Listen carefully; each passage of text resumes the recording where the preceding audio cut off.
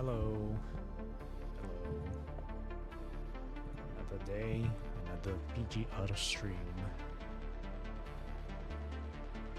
Now we're gonna follow up on the previous chapter, which was chapter 21, Spiral Chronos.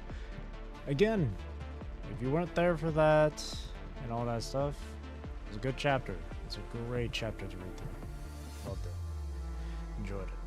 And now we're starting the next what arc of the game, story arc, I guess. Renewal. Do we call it an arc? Renewal arc. Renaissance du Fantastique.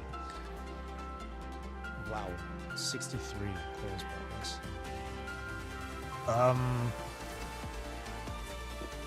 51. That's a lot. That's a lot of combat modes, or battle modes, or whatever. And I don't know how long this will be, but I said it last night during my chapter 21 read-through stream. If this chapter is also really long, like as long as Spiral of Chronos or Cinder Burns, then I'll do this in like 2 parts, obviously. So if I get around like the 50% progress, and it's been like 4 hours, maybe 3 hours, well, 4 hours, around 4 hours or so, then I'll cut off. I'll stop from there and continue on Monday. Right now, at the time of this stream, it is 6:05 p.m.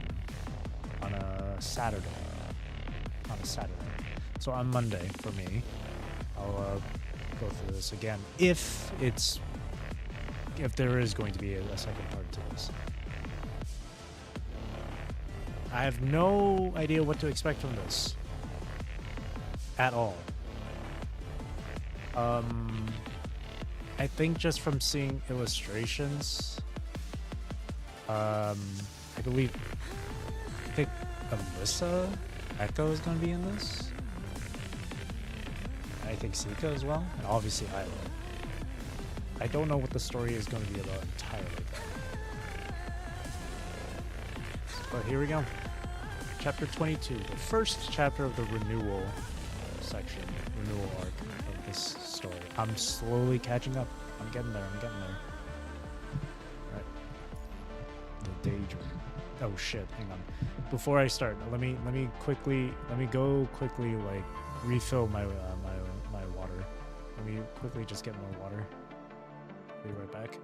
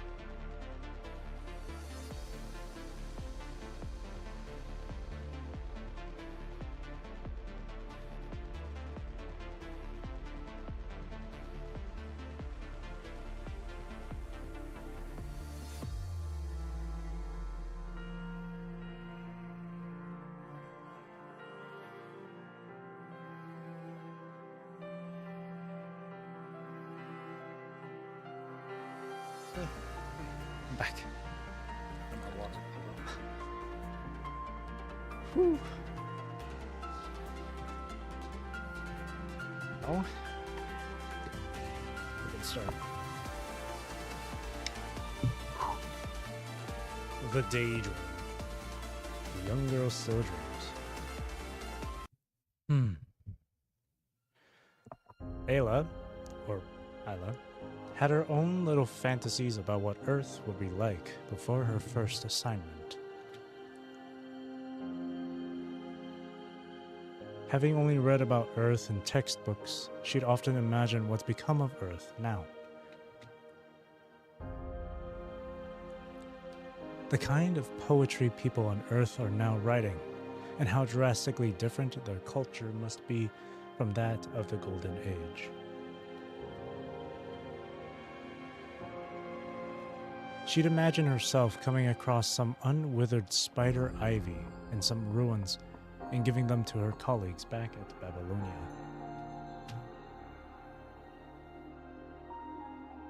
She'd imagine herself traveling through where all the past heroes once fought and commemorating them with a long overdue requiem. Cruel might be reality, and yet she was determined to remember every second of it by heart with her eyes wide open. All the while feeling uplifted by the idea that her artwork would rise to new heights with new experiences.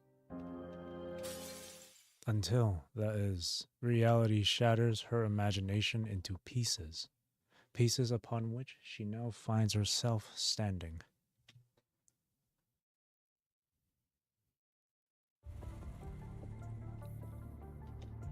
A team of a dozen constructs is now making its way through the wild. They have lost 2 members, and the survivors are not faring well. With severed neural circuits, alloy bones exposed, and coagulated clumps of vital fluid on their skin, several constructs cannot walk without help. The pink-haired member walking at the end of the team is the least damaged, being one of those meant to be protected. She stares blankly at the team, keeping a distance from them. Having sensed the gloom in the air, one of the constructs walking at the front slows down until they reach Isla. How are you holding up, Isla? You did really well for someone who came down for the first time. Thanks. I'm feeling okay. This is Isla's first ever big archaeological assignment since she joined the team.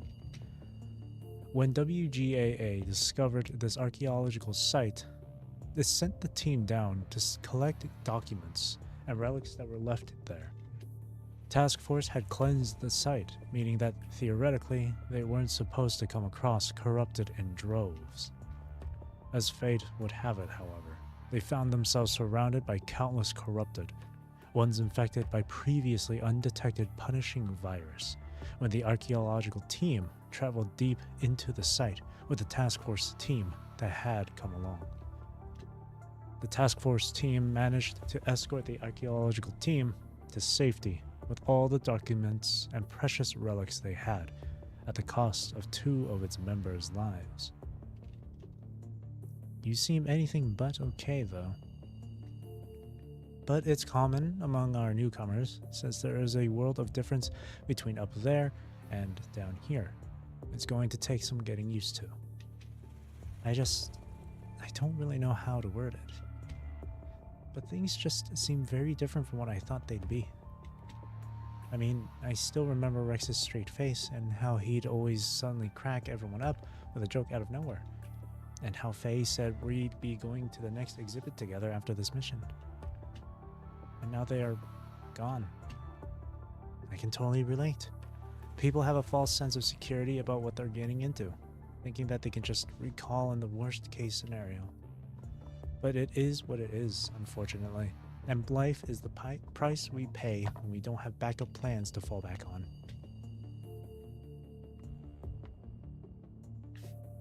Happy early birthday party and good day today. That's right, my birthday is on Tuesday. My birthday's coming up, yeah. So thank you for the really early birthday wish, and good day to you too, Tinkan.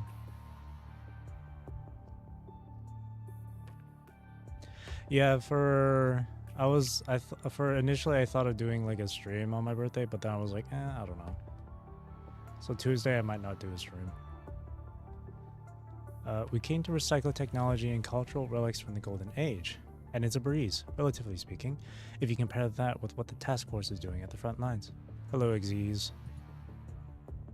but you never know what's coming your way, and this time just so happens to be one of those days. And this is probably just going to get more common down the road. I can submit a withdrawal request for you though, if you're having a hard time adjusting. It happens, and WGAA is okay with that. No, that's not what I mean. I'm not quitting. Seeing that Orpheus has misinterpreted her intention, Isla quickly shakes her head in denial. I just think I'm not up to snuff yet. I thought I was ready and all, but...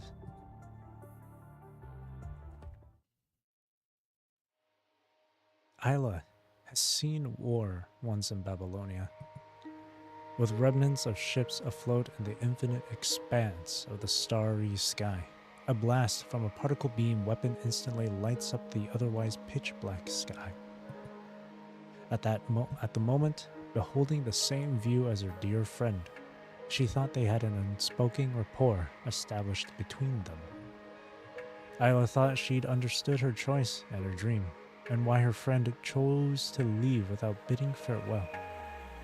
And yet, she now sees that she knew nothing. When her friend was out at Hera Space Station, fighting the corrupted, Isla was sitting by a porthole looking down from Babylonia, in the comfort of a greenhouse where gravity, humidity, and temperature had been adjusted to suitable levels. When she finally got a real taste of reality, however, her legs grew so numb that she wasn't even able to take a step forward. Our past will be rectified as long as we portray the world as it truly is. This is what Isla seemed to have heard when she saw the space station awash in the debris of war. It was a secret message Selena left her, and was the answer that Isla's idealist of a friend had found at the end of her journey. And Isla thought it was a heavenly revelation, and that following her dear friend's path would take her to where she herself wanted to go. But when she saw the punishing torn world with her own eyes, and heard weapons thrust through corrupted... Hey, what are you doing? Just keep moving with whatever you're holding. Our mission is to send you back home safe, guys, so do us a favor and soldier on now. And when she looked at all the blood-stained constructs in the eye, and witnessed people she had only just befriended being torn to pieces, she grew hesitant. She was not as brave as she thought she was.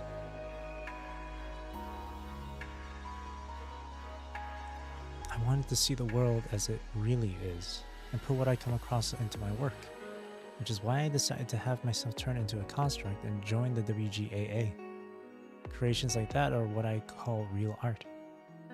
Except it hit me that reality can't necessarily inspire people, and that reality might just be my own imagination of what it is. Because who's to say I'll be able to see the world in its entirety simply because I've come down here, right?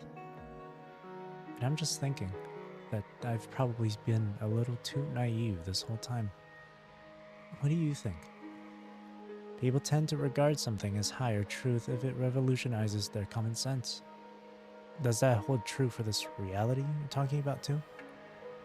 I can't judge your feelings here, and I don't have an answer to your question.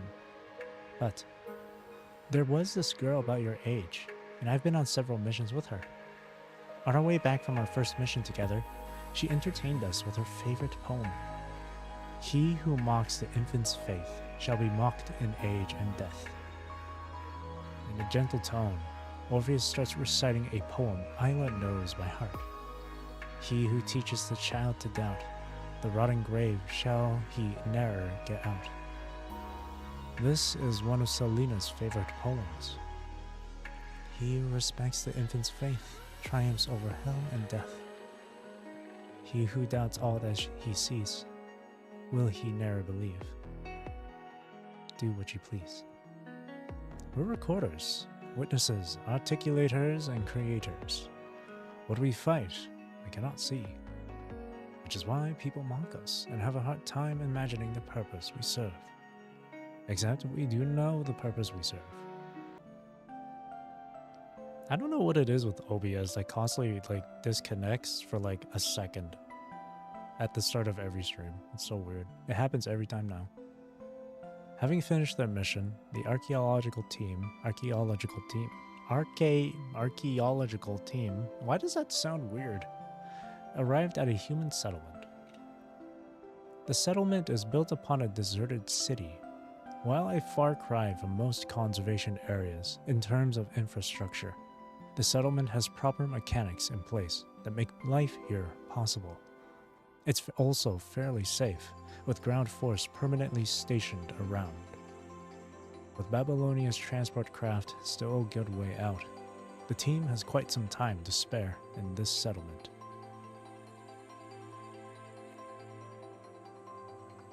Isla walks around the settlement, taking her time observing this place that has been put together by the humans here who had built it with whatever they could get their hands on. When she looks into a simple tent, she sees an old mechanic pick out usable parts from a pile of mechanoid remains sent here by ground force. Passing by a makeshift outdoor kitchen that's really just a cooking range put under an overhanging meat rack, she sees the chef cooking with ingredients she never even thought edible. She sees an old lady sewing an undershirt with a rusted needle, and a man sharpening his hunting instruments with waste parts. Isla beholds the sights quietly, her mind occupied by Orpheus's words from before. "Eat this, you damn thing." There are kids around taking turns being constructs and corrupted with twigs in a make-believe. Hey, it's my turn to be a construct now. Hold on, it's my turn next. Boys will always be boys, huh? With the boys making noises running all over the place, a girl catches Isla's attention. The girl sits quietly by herself at a wooden table with an open notebook in front of her, holding in her hand a hematite that's been cut into the shape of a strip, which she draws with. Occasionally putting her hand under her chin and looking at her picture with a frown, the girl is fully focused on drawing. "Millie," says the words on the cloth badge sewn to her jacket. Ella walks up to the girl and strikes up a conversation. "Hey, I see you're drawing something." Isla can't be sure if Millie has heard her, as Millie keeps her eyes trained squarely on her drawing and agitation. Seeing what's on the paper, however, Isla can't be sure how she would even begin to describe the drawing. "What are you drawing?" "Turtles," says Millie, as she points at a clump on the picture that seems anything but turtle-like. "And there are also birds and dogs, and I've got rabbits here too." "Wow, they certainly look very interesting." "Thanks for not just saying I'm doing a bad job." The girl reads Isla like an open book. "Hey, that's not true at all." "Do you like to draw?" "Well, I guess so. My dad said he found this notebook and gave it to me, and I just draw everything I see now so I get to show him what I saw when he gets home. Patrick and Aaron said my drawings are terrible though, so I decided to stop playing with them. My dad said he used to draw all the time, but he's too busy to teach me." "Well, do you want me to show you how then?" "Are you good?" "None of these people here can draw." "Oh, but you're from Babylonia, right? Patrick said that the constructs from Babylonia are amazing. Are you good at drawing too?" "It depends on the person, but I do know a thing or two about drawing." "Well, here. I have about 70 empty pages left. Try not to use too many of them, though." Isla sits down beside Millie. Ever so carefully, Millie passes Isla her notebook and the hematite crayon. "Hematite? Any idea what you want me to draw? Are you okay with drawing anything? As long as it's something common enough, like kitties or puppies. I'm good with plants like dandelions and hyacinths too." "Well, can you draw me a hydrangea then?" "A what?" "A hydrangea. I only know the name of the flower, but I've never seen it. There was another construct from Babylonia that brought me some hydrangea seeds. She told me hydrangeas have these beautiful blue flowers when they bloom. Have you seen hydrangeas? Are they really that pretty? Isla nods with a smile at Millie, who's looking at her excitedly. Well, I guess you could say I have. And yes, they're pretty when they bloom. Except Isla has never seen an actual hydrangea, other than in the pictures that she came across at Babylonia's education center, which struggles with what little resources it has to raise all the plants it has the pictures for. Isla, however, decides to give it a try anyway, hoping her attempt would give Millie a glimpse into a world she's never before seen. Uneven all over with a dull tip, the hematite crayon Isla is holding hardly makes a convenient tool to draw with. With a tool as unsuitable as this, and a lack of proper instructions, Isla can't imagine anyone making any meaningful progress at all drawing on their own. Now, let's add a bit here and here. And that should do it, I think. Isla shows Millie her finished work. Wow, this is amazing. It looks so real. Are hydrangeas really this pretty? Well, this is based on what I remember of it, and I'm sure it's different from how you imagined it because it's not even blue. But just wait until you see a real hydrangea in your garden. I'm sure it'll be a lot prettier than the one I drew. And drawing is not as difficult as it seems, as I'm sure you realized after seeing me draw just now. To start with, this is what you need to do. Isla shows Millie her ways, which Millie quickly picks up. Where did you learn all this? I've never thought about any of the things you said just now. So, where did you learn all this stuff? Did you have a teacher who taught you this in Babylonia? I'm from the WGAA, and it's an organization at Babylonia. People from the WGAA are experts in art, and that's where I picked up a lot of what I know about drawing. WGAA? What's art anyway? Well, art is... Isla decides not to bombard the kid with the technical definition of art she knows like the back of her hand. Let me see. Millie, what makes you want to show your work to your dad? Huh? Well, because my dad is always happy when I share my drawings with him, and I just want to show him what I see and do out here every day, because he is hardly ever home. I think that's a beautiful reason for you to keep drawing. To me, at least, art is something that's created with motivations like that. Drawing, dancing, writing a novel or poetry are just some examples of art. And there were also movies and manga back in the golden age. Manga? Manga. Wait, I'll be right back. Moments later, Millie comes back with a booklet. This is what you call a manga, right? Because that's what my dad calls it too. Millie gives the paper back to Isla. It's an old one, its pages having yellowed from time, but not so much so that Isla has trouble reading what's in it. Is this from Beautiful Angel? The manga is a series that gained traction during the Golden Age, based on the anime and toys that came before the series itself. It's by the same author that drew Carmen Rider. The girls in the story are amazing. They transform into these beautiful ladies with magical powers and rough up the bad guys. I remember reading a few of these at Babylonia's education center when I was a kid. And boy, was I addicted. Those were good times. Really? I'm so jealous. This is the only one I have. I've read it so many times already, but Dad said he can't find another one. Can I borrow one from you? I can, trade yours with this one.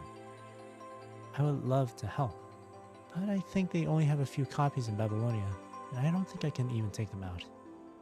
I don't know, but I really want to find out what happens next. At the end of the series, two protagonists are chosen as beautiful angels by the fairy to fight the monsters. The two became friends because of that, and started their journey from there. The story stops there, meaning many craving for a sequel. Well, works like this have never received much attention from the WGAA. These obviously have more business value than they do art value, but I don't think it hurts to preserve them. Say, you wouldn't happen to be able to draw something like this, right? Millie thinks out loud, stopping Isla in her tracks. You're suggesting that I draw manga? Yeah? You like it too, right? I've never tried it, and it requires a totally different set of skills and knowledge. I would be really happy if you could do that for me. And, well, I'd be more than happy to help you with anything if you ever need me to. Millie suddenly lowers her head, seemingly having realized that she's asking for a difficult favor. Hey, here you are, Isla. Time to get moving. Transport craft is here and we're set to go in 10 minutes. Oh, gotcha. Oh, are you leaving? Yes, I'm going back to Babylonia. I see. Well, guess I'll see you next time then. I mean, I don't know when that's going to be, but my dad said he's going to take me to a new conservation area in a few months.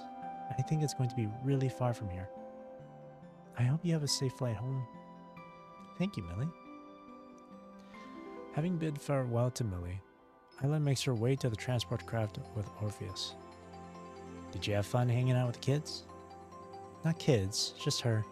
I happened to see her by myself. Most of us from the archaeological team choose to avoid having any contact with people from conservation areas, though. All because we're not task force. People living on Earth think that all constructs from Babylonia are superheroes, but we all know that can't be further from the truth. See, we're nothing without task force's help. Say, how would you define art? Well, caught me by surprise there. Well, let's see. It's not clear-cut, and it depends on which theory you buy into. To me, art is something that's both within and out of our reach. There is this famous author who once wrote in his diary that he decided that one must love and work, and that's it. But then the day after he wrote, he was tired and didn't love and didn't work. He always felt lost in life and doubted the weight of his own words. But he kept going, and his work has become a time-honored part of human civilization. We'll probably never reach his heights, and what we do now might not amount to anything at all. But still, Isla has her own reasons to press forth. She can't say with certainty that nothing will ever change her. For all she knows, she might have a change of mind tomorrow. And she also realizes that her persistence might not take her closer to the answer she came seeking, that she'll never be able to see the impact her work has down the road in this lifetime of hers, and that she'll never be able to find out whether she does serve a higher purpose. What happened today might happen again and again and again and again. She's going to find herself torn apart and put back together. Still, she regrets not that she's chosen this path with a belief so naive. Much like how Millie is excited to show her father her drawings, and how she desires to find out what happens next in the manga series. I'll be right back. Isla, where are you going? Without answering Orpheus, Isla turns around and goes back the way they came. Huh? Hey, thank God you're still around. Did you forget something? Yes, I did, and it's very important. Taking a knee, Isla is now at eye level with Millie. My name is Isla, and I'm from Babylonia's WGAA. Can I borrow your manga? It'd be really helpful when I draw a sequel, says Isla as she points at the manga from the Golden Age. Oh, it takes a few moments for Isla's words to sink in. Really? Are you really going to do that for me? Yep. Here, let's pinky swear. I can't draw it right now, but I'll get to it when I'm back at Babylonia. The girls are going to beat the bad guys and become great friends and save the world together. Oops, forgot to remind you of a spoiler alert there. But hey, who knows what's going to happen, right? So stay tuned. I probably won't be even around when you're done. It's fine. I'll come find you. I'll go through all the conservation areas there are until I find you. Isla realizes that this is probably not a promise she'll be able to keep. Still, it's not a promise she regrets making. And when I do, I'll give you your manga back, along with the new one I will draw for you. I promise. Renaissance du Fantastique, Chapter 22. Bal du Moulin de la Galette. I can't, no, man. Listen, I have a hard time with English. Giving me another language it's rough.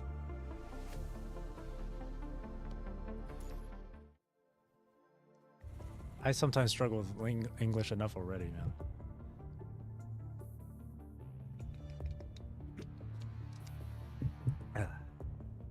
At Babylonia, in WGAA's chairman office, Alan sits before his table, his terminal projecting a virtual screen that shows an encrypted message.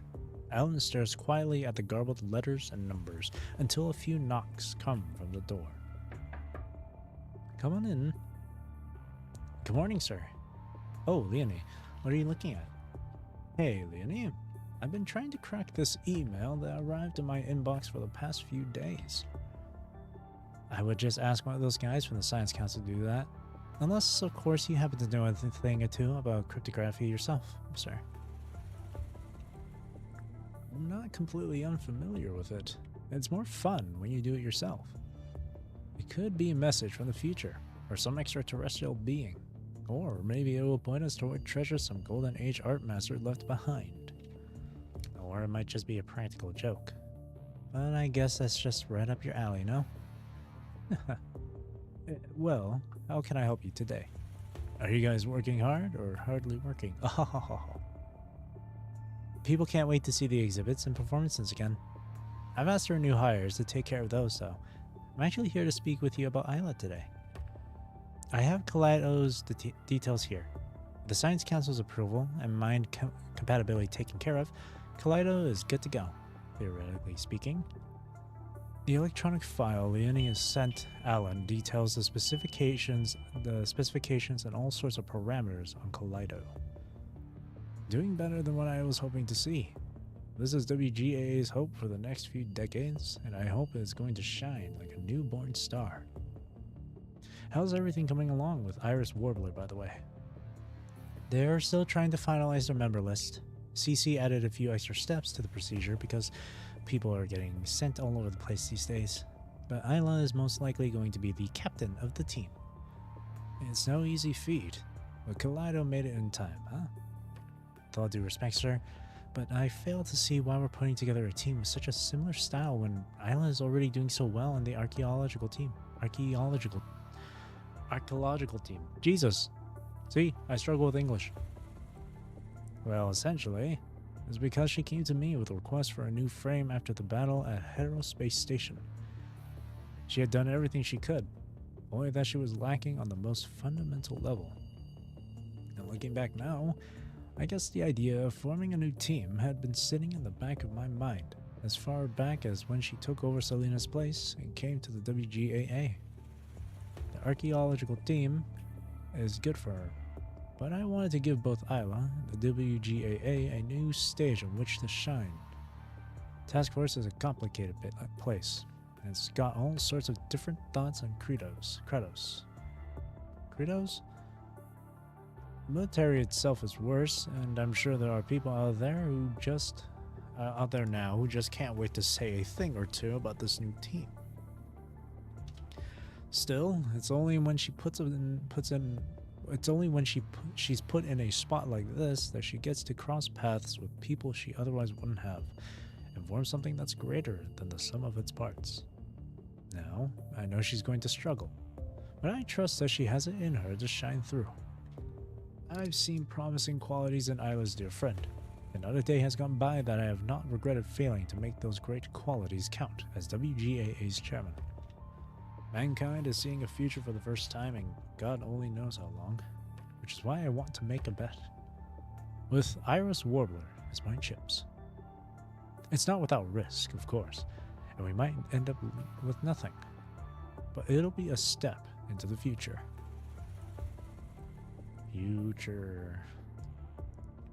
Having traversed a few buildings and hallways, Wells now finds himself standing by the door of a task force meeting room. When he lets himself in, he sees the person waiting for him. Seeing Wells, the young commandant inside rises immediately to salute him. Sika from Task Force, reporting for duty at BST 9 o'clock. How are you doing, sir? I'm guessing it's 9 a.m. if they're doing like 24-hour clock. Thank you for coming at this hour, Commandant. How is everything coming along with the team you've been leading? Freezing momentarily at Wells' question, Sika gives her answer. They've been released from the team, sir. Jessica and Randolph have been sent to Red Scorpion to fill the vacancies of their lost members. As for George, he joined Pelican and is now out on a surface mission. George? And I myself am currently on standby at Babylonia, waiting for CC to notify me of my new assignment. Sika sounds understandably upset, because to commandants, having their team dissolved and reassigned is not unlike having the command center directly criticize them for their lack of leadership. Making headway there, I see. They have my best wishes wherever they go, of course. Sir, I understand I'm just getting my feet wet and am still a far cry from some of the best commandants we have here. But still, I saw potential in Apodidae, and all I needed was just a bit more time to... It was an appropriate decision that came out of the staff's evaluation regarding team performances. Randolph, Jessica, and George are obviously excellent constructs with respectable experiences under their belt. As a whole, Apodidae left much to be as desired as an elite battle squad, which is why assigning them to teams in desperate need of new members was the most logical course of action to make. Every soldier needs to shine with their best potential. Making that possible for them is the primary principle on which we base our assignment decisions. Yes, sir. I understand that I have nothing but my own lack of leadership to blame for failing to bring out the best of my team in the battles we've been through. But I've learned a great deal from Vanessa ever since, and with that, I'm ready to redeem myself. Come next battle, I'm certain that I'll be able to... Sika? Wells cuts her short. You see Usubeni as your goal, don't you? Well, I kept a close eye on your academic performance as the tactical instructor for your class.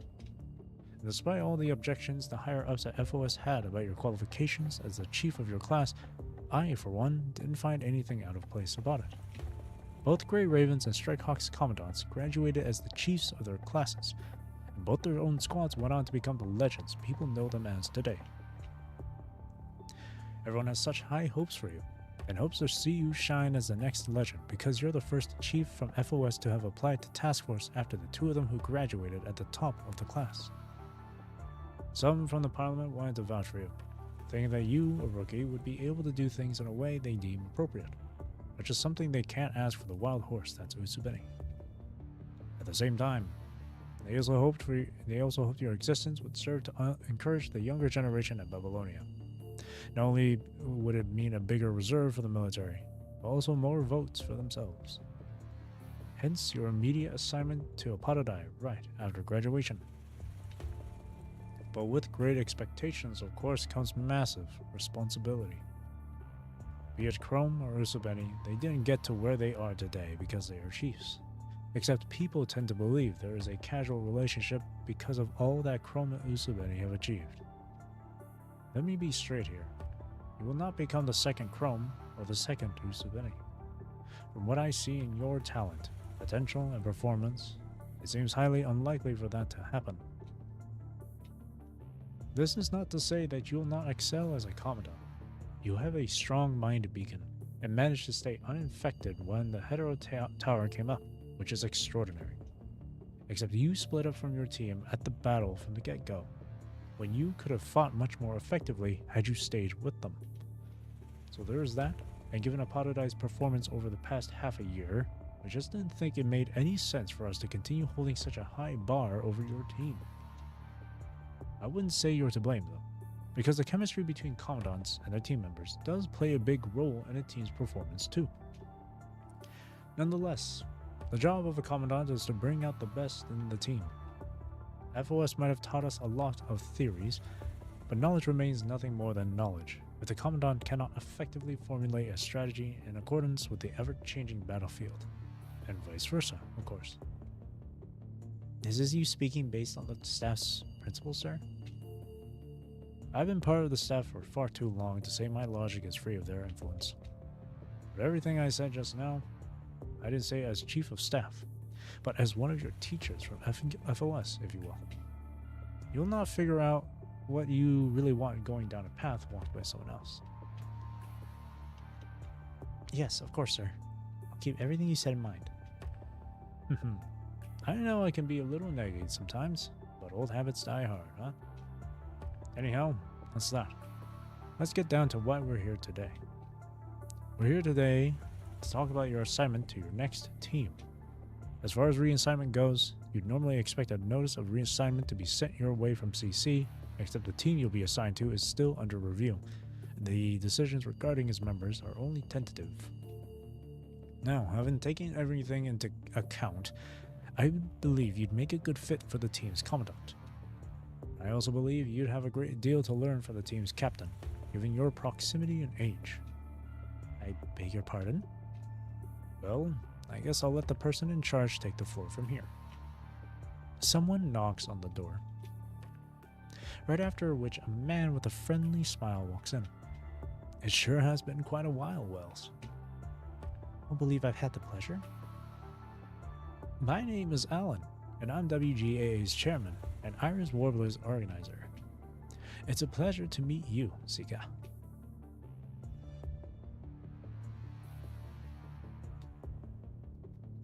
Moments of darkness later, visual module is back and running.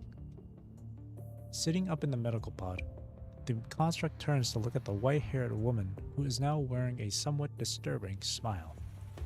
We're done with your routine treatments, Orichalcum. Guess this is the last time I'll be seeing you here.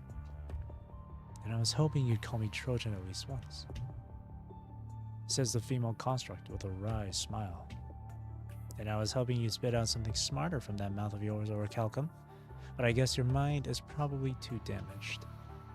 Come on, I just thought we'd be on first name terms by now. Ignoring what Vesalius said, Trojan gets out of the medical pod. Your mind is 26.13% permanently damaged. Concerning the limitations of your frame, there is no way we can bring this number down any further. It's a miracle you're still alive at all with such severe damage, and the frame's infection from punishing has affected its stability and damaged your memory from that period. Unless we get you a new frame. It's not without risk, of course, but I just wanted to see if we could run a little interesting experiment on you. Well, even if I can't recall what happened, they probably got backup copies of Babylonia anyway. Although, I'm sure they're all classified at this point. Oh, like I care. Noticing that Trojan is looking this way, Vesalius remarks coldly. The only reason I helped you fix your mind is because I was part of the team that developed Orichalcum.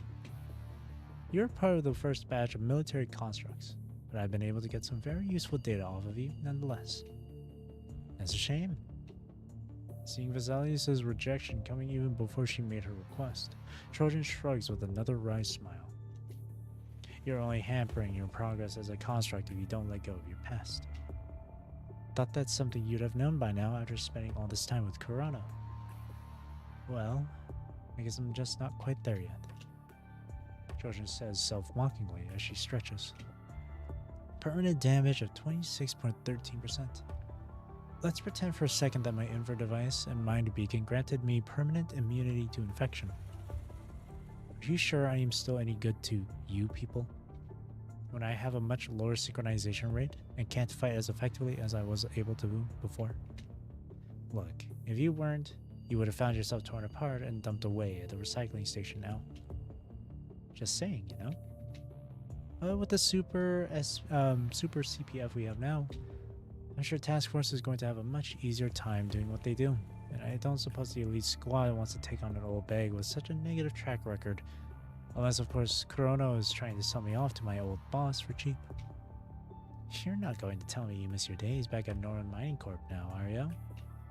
I'd be happy to keep you around as a guinea pig, though. But that's not my decision to make. See, they are trying to. Actually, forget it. I'm not getting myself involved in this. By the way, would you happen to be interested in art? Says Vesalius, with a smile that seems even more evil now. Question mark?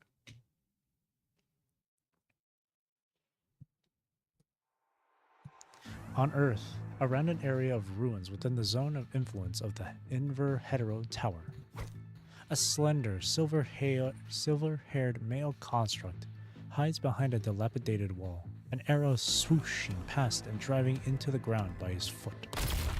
A split second later, the bomb in the arrowhead explodes with an ear-splitting bang. Oh, it's Diesel. The construct dodges sideways just in time to avoid the explosion, before turning backward to shoot an arrow at his pursuer. Judging by the sound of a muffled explosion from afar, the construct knows that his attack has been dodged too. Knowing it's only a matter of time before his pursuer catches up again, he heads into the depths of the ruins. Give me a break already. Guess Babylonia really enjoys hunting down defectors, huh? Did I give myself away back when I did that thing I didn't have to?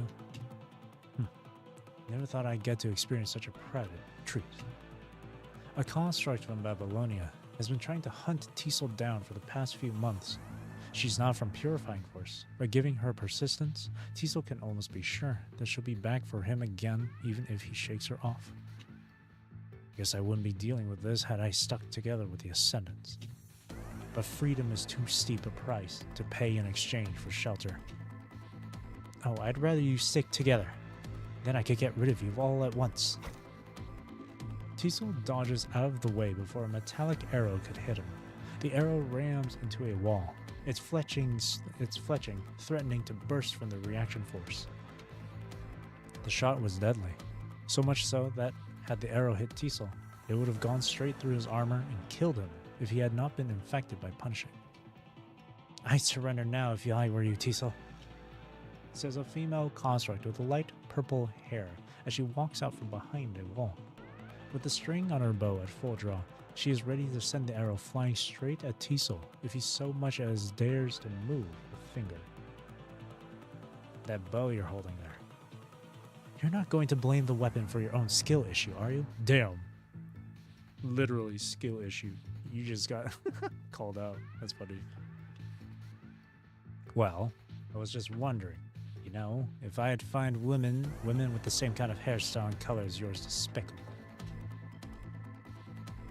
And do me a favor and stop calling me Teasel. That's not the name I go by anymore. You think I came all the way here to chit-chat? Tell me where the other defectors are, and I just might spare your life for you to make an appearance at the court-martial. So you think they're going to give me an open and fair trial for what I have done if they catch me, huh? No, they aren't, because they died to get their hands on a transcendent they can use as a puppet. Kamu from Strikehawk is an exception, but I, Teasel from Agrit, won't be so lucky.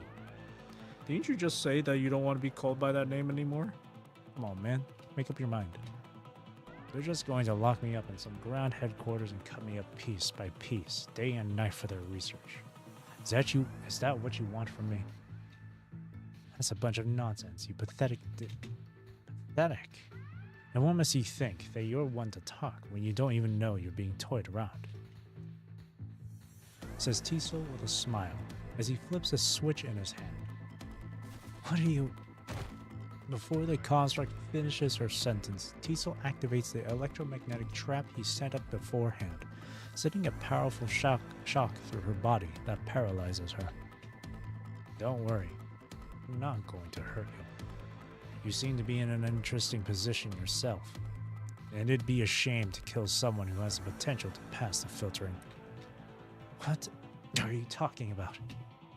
There's no point in being here any longer, so I'm going to have a talk with our Miss Rookie first. Farewell, and let's hope we get to work together next time we see each other. You never know. Damn it. The construct watches Teasel leave, unable to stop him. Alyssa looks so cool. 3 hours later, the electromagnetic trap finally becomes ineffective. 3 hours? Work together. Cut the crap. With her body numb, she's on the ground, gasping for air. Help. Help us. Help us. She rubs her head, waiting for her mind to fully recover from the paralysis. He got away again. She thought she could catch at least one defector within the period Commander Nicola had set. Now the intel from the Purifying Force is all wasted. She is not originally a member of the Purifying Force. It is only because of her obsession for the defectors that compelled her to take this mission off the hands of the busy Purifying Force. Her legs are still numb. She gives up on trying to stand and lies down on the ground instead. The aquamarine Inverhero Tower reflects on the horizon. The huge tower is like a mirage, silently looming over all on the ground.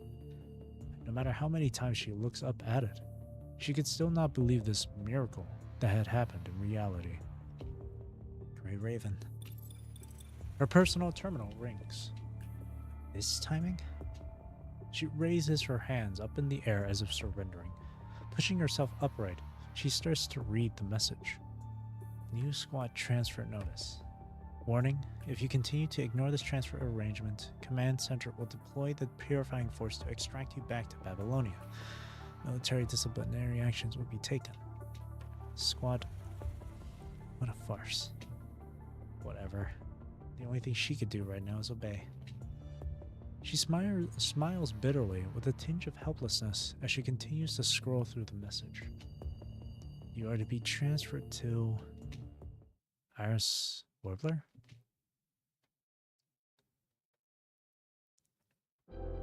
Babylonia, WGAA. That's enough for today, Usbeni. Look at her.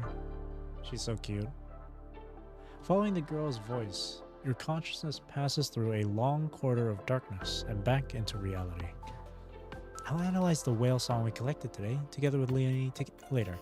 As usual, I'll send you the results afterward. Thank you, Isla. I'm the one who should be thanking you. That time with Hamlet was already a close call. On top of that, you've only just recovered. So wait, what? Recitativo was technically canon then? Or am I missing? You want whatever? It's whatever.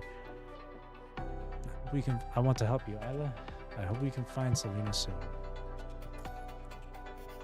After using Capriccio and Hamlet to verify the possibility of a remote connection, you would often visit the WGAA to help Isla search for whale song signals on Earth. It is not an easy process. Although you are the best choice for performing a remote connection with Selena, you were only able to do so back then thanks to the help of Hamlet. It is not an easy feat to replicate. Even when you are able to establish a temporary and unstable remote connection, most you can capture are enigmatic noises. There's not much that is actually useful. Moreover, you are a commandant of the task force. You cannot visit the WGAA every day. At the very least, you have to spend more time on the Star of Life than the WGAA. Has progress been slow lately? Rather than slow, I'd say no progress at all. The area we can locate relying on whale songs is limited. Even if we use the technology of the Science Council, we still cannot increase the accuracy of it. And the whale songs are usually delayed. There's around a month's gap between the emission of the song and its capture and analysis. By the time the results are available, it is often too late to conduct surface searches. At least I've tried it over a dozen times, and I've never succeeded.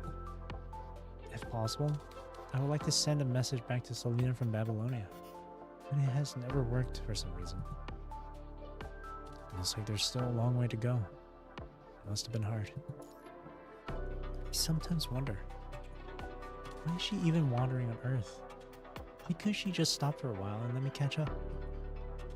Has she already forgotten me? Forgotten everything we've been through? Isla. Truthfully speaking, if we cannot improve the accuracy of the positioning system, the chances of actually finding Selena are close to zero. My friends at the WGA never said it out loud. I'm pretty sure they tried to convince me to give up. To be honest, I'm not doing this under the impression that I'll definitely be able to find her. The data doesn't lie. I can't just ignore that and be 100% confident in what I'm doing. But even after so long, I still don't want to give up. No matter how she is now, no matter how different she is from the Selena in my memories, no matter why she is wandering on Earth, I just want her to know that there is a place she can always come home to here. All I have now is not even a wish, but merely an obsession. You won't be wrong to call me stubborn. Me too, Isla. Also, if we do find her, I'll have to let her know all the hardships she's put us through. I won't shut up about it for 3 months. No, at least half a year.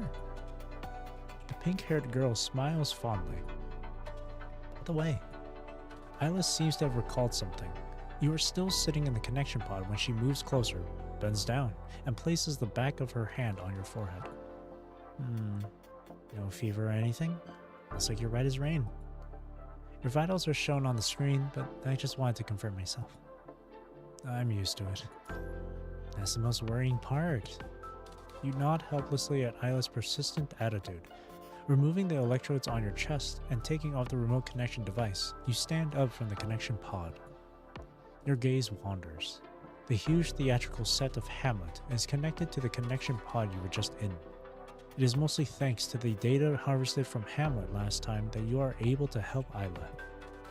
Isla and Leonie from the WGAA had performed some technical upgrades to Hamlet, allowing it to capture whale song signals on the surface more easily and visualize the information. It is a shame that only you can see its messages.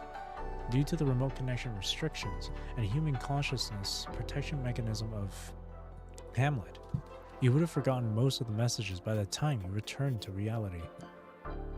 As if you had a dream, but you cannot recall anything from it, your memory slipping away through your fingers like sand. Every time you recover from this state of immersion, it would leave you feeling helpless for quite some time. Isla continues to find and organize useful parts of the whale song on the terminal. This has been her life for the past few years since Selena disappeared, and no one knows how long it will still go on for. Grasping onto the tiny threads of hope, she frantically searches for hints of her dear friend. She must have experienced countless failures, countless disappointments, and countless moments of helplessness. Even so, she has yet to despair. Being able to smile every day while sustaining this obsession, where does her motivation come from? Right. After spacing out and staring blankly at Isla for a while, you gather your wandering thoughts and ask about something else you noticed. Isla, what's with this frame? The frame Isla is using today is not her usual Brilliance frame. Compared to Brilliance, this frame is more refined. It also looks more like the combat frames used by the task force, but there are still bits of extravagance to its design. It is clear that Isla had a hand in designing this frame. Oh, you mean Kaleido? It just passed the consciousness adaptation test. I'm just testing out and calibrating as I go. It feels quite different from your previous frame. Of course. This was made in reference to task force construct data. Kaleido is more focused on the combat aspect. Although it's nothing compared to the specialized frames Lucia and the others have, it is the work of the most talented designer of the WGAA, so that counts for something. Leonie even bragged about it in front of Asimov when I went to do the consciousness adaptation test at the Science Council. It's just that I might have been able to help you with the Hetero Tower if this frame had been finished earlier. It's the thought that counts. But why a combat-focused frame? So that I can battle, of course. Isla throws a few punches in the air to demonstrate. Cute. Well, I guess I just want to be prepared, just in case. Brilliance is a good frame, but I feel it lacks in some departments if I'm to officially carry out missions on Earth. Officially carry out missions on Earth? You're joining the task force? I guess you can say that. More precisely, it's a new squad founded with the help of the WGAA. On paper, it belongs to the task force. A new squad. Oh, you don't know, Commandant? Then let me tell you more. In the past, the archaeological missions of the WGAA were carried out by teams with members from both the task force and the archaeological team, as the constructs of the archaeological team are not made for combat. They require the protection of the task force. It has always been like this, until Selena disappeared. The chairman has been trying to remedy the situation since then. He's been thinking if we can form a specialist squad from a commandant like the task force does for more dangerous missions, maybe we can lower the chance of these incidents from happening. And recently, probably due to the successful reversal of the Hetero Tower, his idea is becoming a reality. After all, the WGAA is also responsible for retrieving scientific technology from the Golden Age. With the increase of search area, these kinds of missions are rising in importance. And the chairman even agreed to a bunch of extra conditions, such as paying for all the expenses of running the team and deepening our cooperation with the Science Council. Anyway, they've finalized the squad, and I'll, of course, be a part of it as the representative of the WGAA. Need to show some support, am I right? So, your new frame was developed specifically for that.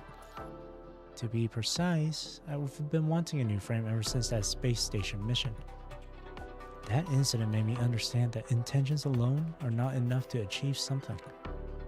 When in a pinch, even artists have to pick up a sword rather than a brush. You've all done it. Monet, Vereshchagen, and even Vlaminck. Isla pats her own chest with confidence. It looks like she has already prepared for the future. You have to admit that there are times when you envy Isla's optimistic personality.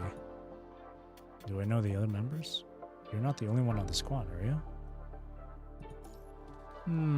Maybe you'll have heard of the Commandant? You know what? I can introduce them to you later if you want to meet them, Commandant. All of a sudden, your personal terminal on your wrist rings, interrupting Isla.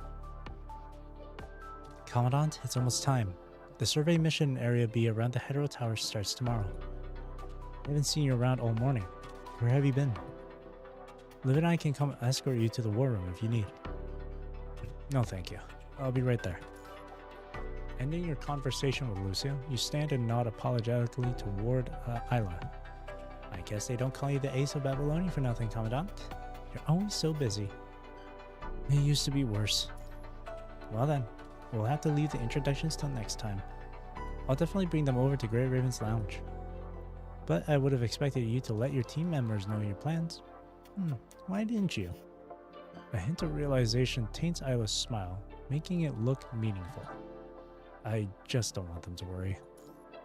You did not hide your schedule on purpose, but ever since you last got discharged from the hospital, the members of Grey Raven, especially Liv, have been very strictly monitoring your health situation. Even pulling an all-nighter will be met with a cold shoulder. If you tell Liv that you've been going to the WGAA and attempting special remote connections, you shudder at the thought. I'll see you later then, Isla. Guess the next time we'll meet is after the mission. Oh, wait a second, Commandant. Yes? You are about to leave when Isla runs over to you. She extends her arms and pulls you into a hug. What's wrong? Confusion hits you together with this ambush of hers. But Isla does not pay any mind to your slightly embarrassed expression. She closes her eyes and continues to hug you close. She only let go after 10 seconds or so. Alright, that should do it. What? I just want to express my gratitude to you, Commandant. And, I guess, to encourage myself. No need to mind it, Commandant. You're going to be late if you don't get going soon. Soft mountains. The ticking clock on your personal terminal urges you to hurry. You leave the WGAA before you could thoroughly think about the meaning of the hug.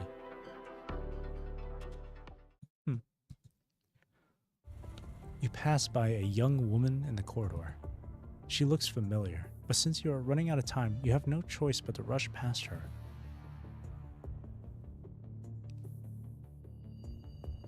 Was that? Last time you met, I was quite nervous back then. I must have left a bad impression. Why the long face? Startled by a low voice next to her ear, Sika turns to find a female construct with short purple and blue hair speaking to her. You are? Purple? I don't really see purple on her. Purple and blue hair. Trojan, my number BPO 74. If I'm not mistaken, you're my new commandant, right? Trojan. Hello, I'm Sika.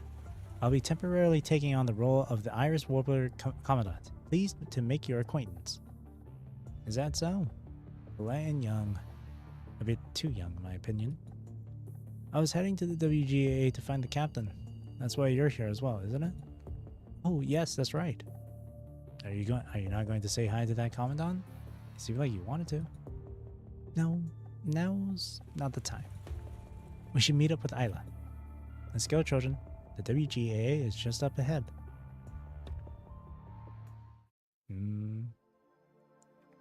Alrighty. Colorblind. I'm just gonna be right back. BRB.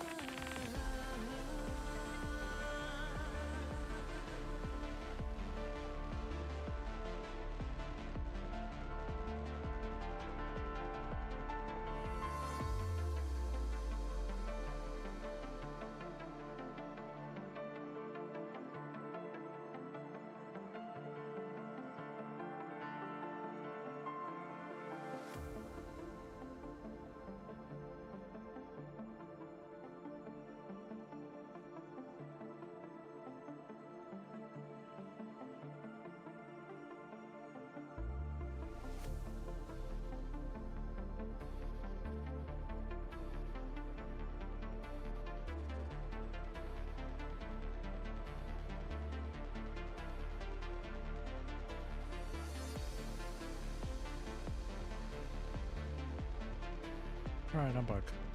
I just got myself a little biscuit to munch on. Hang on. Let me finish eating the biscuit and then I'll continue reading.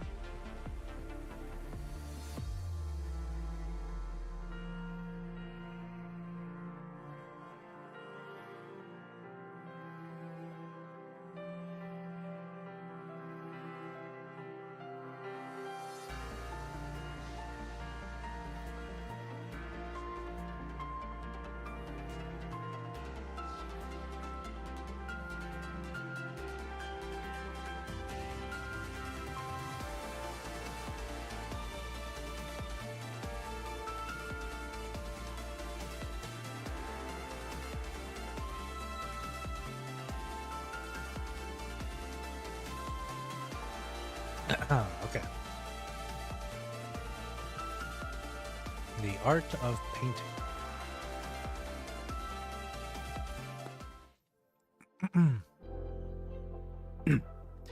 A few days later at the WGAA, two new faces now occupy Isla's studio.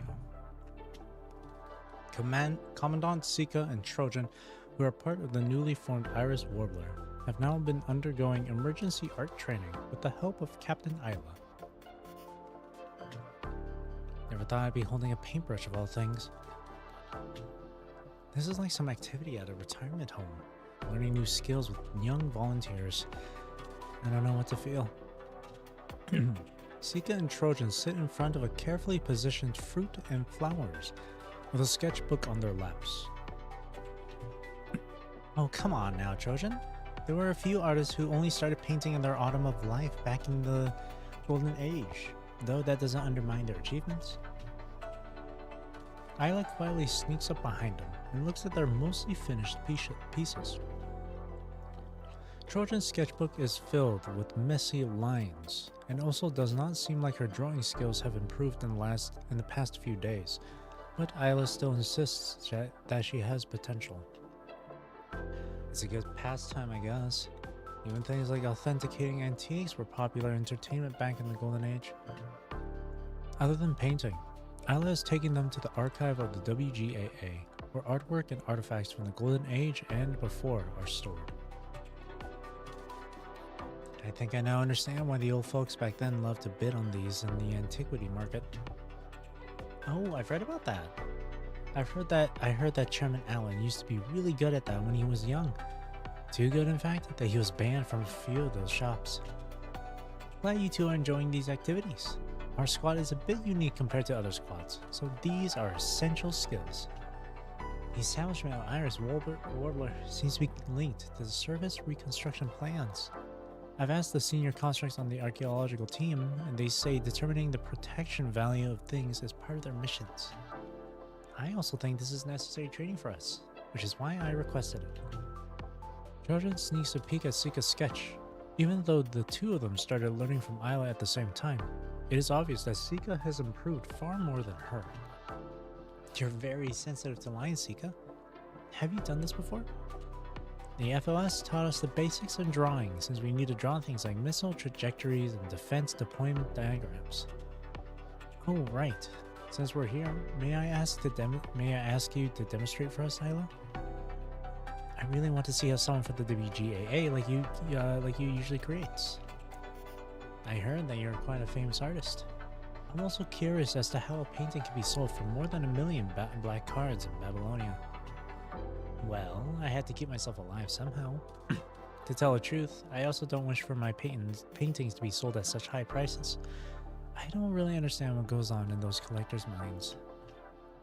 But I needed new brushes, and the WGAA needed funds for its operation, so I guess I was doing my part as a member. It's very realistic. Well, I guess we can end today's lesson like this. Isla nods and takes out her easel. After positioning the drawing board, she clips on a piece of drawing paper. She completely shifts into work mode as she puts on her beret. Taking out all the necessary drawing tools from her toolbox, Isla starts creating her masterpiece based on the items Sika had been sketching.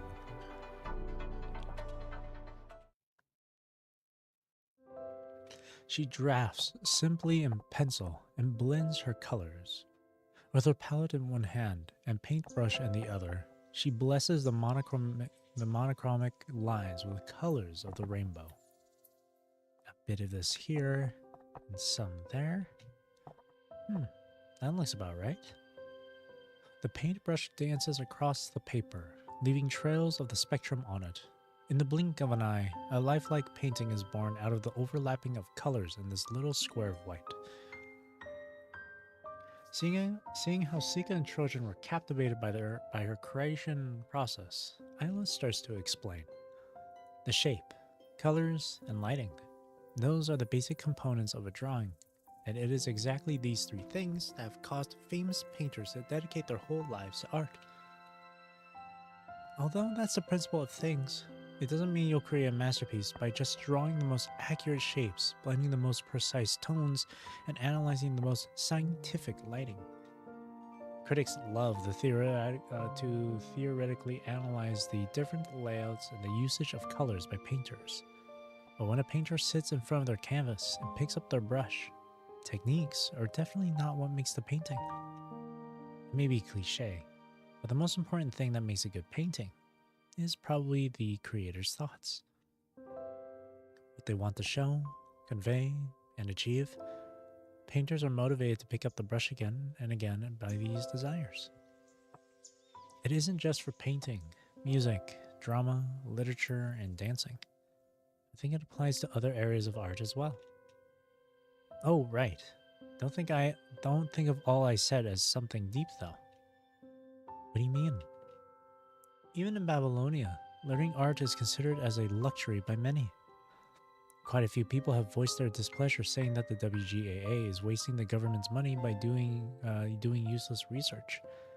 After all, art and music can't defeat the corrupted and ascendants. But art does not exist to be a castle in the air. It shouldn't be worshipped by the people. Rather, it should be part of life, something within reach. Even when war rages on, art should not be a luxury limited to only a lucky few. I want everyone to know that creating art is not some mysterious magic. What you two were doing just now is also a kind of creation. I think that is one of the WGAA's purpose of existence. A lot of members are working hard toward this goal. With that, Isla paints her last stroke on this spontaneous piece.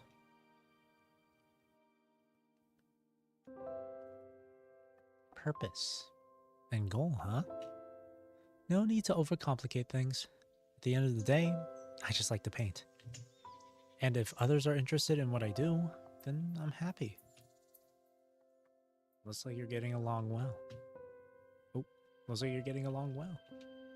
A middle-aged man with long gray hair appears at the doorway. God knows how long he has been standing there.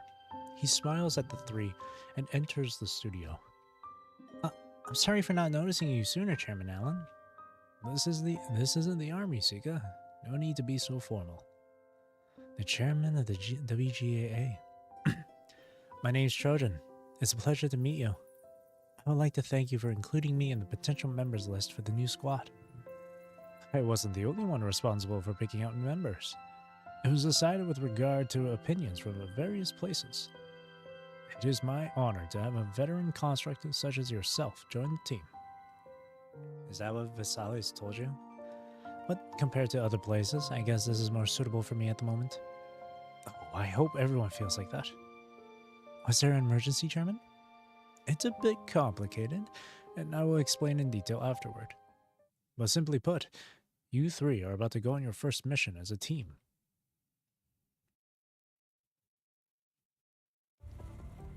How was it? Can you get a more detailed analysis report? No. Due to an unknown electromagnetic signal disruption, we will not be able to obtain more precise information. We don't deploy the task force to survey the area. Signal disruption. Can you find out the source? Also, have there been any attempts at communication? We've tried sending commonly encrypted radio waves, but we have yet to receive a response. According to high-definition photos taken by our drone, this area does not display human activity. On the contrary, though little in amount, we have detected mechanoid activity in the city. Corrupted mechanoids. Impossible. This area is still under the influence of the Hetero Tower. Even if there was punishing virus there before, the concentration of the virus should have dropped to a safe level now. Wells, what's going on? Coming in belated, Hassan asks Wells, what's the current situation with the abnormal signals the satellites detected before? One can only assume right now without a survey report from the task force on the front line. We're still trying to decrypt the signal, but one thing we can be sure of is that this encryption method is not used by any known forces on the surface, nor is it something from the Golden Age. Could it be the Ascendants? They can control the virus, so it's not unusual for them to operate in low viral intensity zones. That is a possibility, but they do not appear in the Hero Tower battle before. What would they be trying to achieve by sending us a signal from somewhere like that at this time? No matter who it is, the fact that we cannot decrypt this means we shouldn't let our guard down. From what we can see in the videos taken by the drones, we need to immediately deploy the task force to investigate this area. Where's Commander Nicola? We think that this kind of mission should be carried out by elite squads like Cerberus or Caribou. Grey Raven and Strikehawk can also be considered if we don't need confidentiality. Nicola is currently organizing the general survey at work surrounding the Hetero Tower, so he doesn't have time to take care of this. And all the squads you've just mentioned are already carrying out missions in their respective areas. Considering the casualty rate of the task force in the Hetero Tower battle, a lot of squads are still recovering. To tell the truth, there are not many who are available right now. What about Simon's Dark Ares? It's already past the observation period of Noan, and Simon has already recovered from the confusion brought on by the Hetero Tower. Palma and Lillian seem to be doing fine as well. Noan is a bit of a special case. If we cannot say for sure this isn't related to the Ascendants, then it's best not to send Dark Ares on a mission on the surface. You have a point. In that case, even though this isn't technically their job, maybe the Purifying Force could. No need to stress, Wells. Don't we have a newly formed squad that ticks all the boxes? Are you referring to the one with a member from the WGAA? Iris Warbler is still under probation and its members are just provisional. How's that ticking all the boxes? Is that so? It's a perfect squad in my opinion. Even though Captain Isla is from the WGAA, she has sufficient experience on the surface and has aided the task force on numerous occasions. Trojan is a veteran construct who has been serving Babylonia since the start. While the last one may be inexperienced, Nicholas seems to think highly of her. As for the Commandant, an FOS chief handpicked by you. Even experienced squads pale in comparison to this team setup. You can't be serious, President Hassan. But most importantly, this was requested by the chairman of the WGAA. Alan, you requested for Iris Warbler to take on this mission? Ah, that's right, Wells. General. Alan enters the room under Wells' bewildered gaze. Falling behind him are the three members of Iris Warbler with Isla as their lead. I think Iris Warbler is the most suitable for this mission. Since they are still under probation, why not test them with a field mission? Furthermore, the location of this mission. You can't deny its relevance to the WGAA.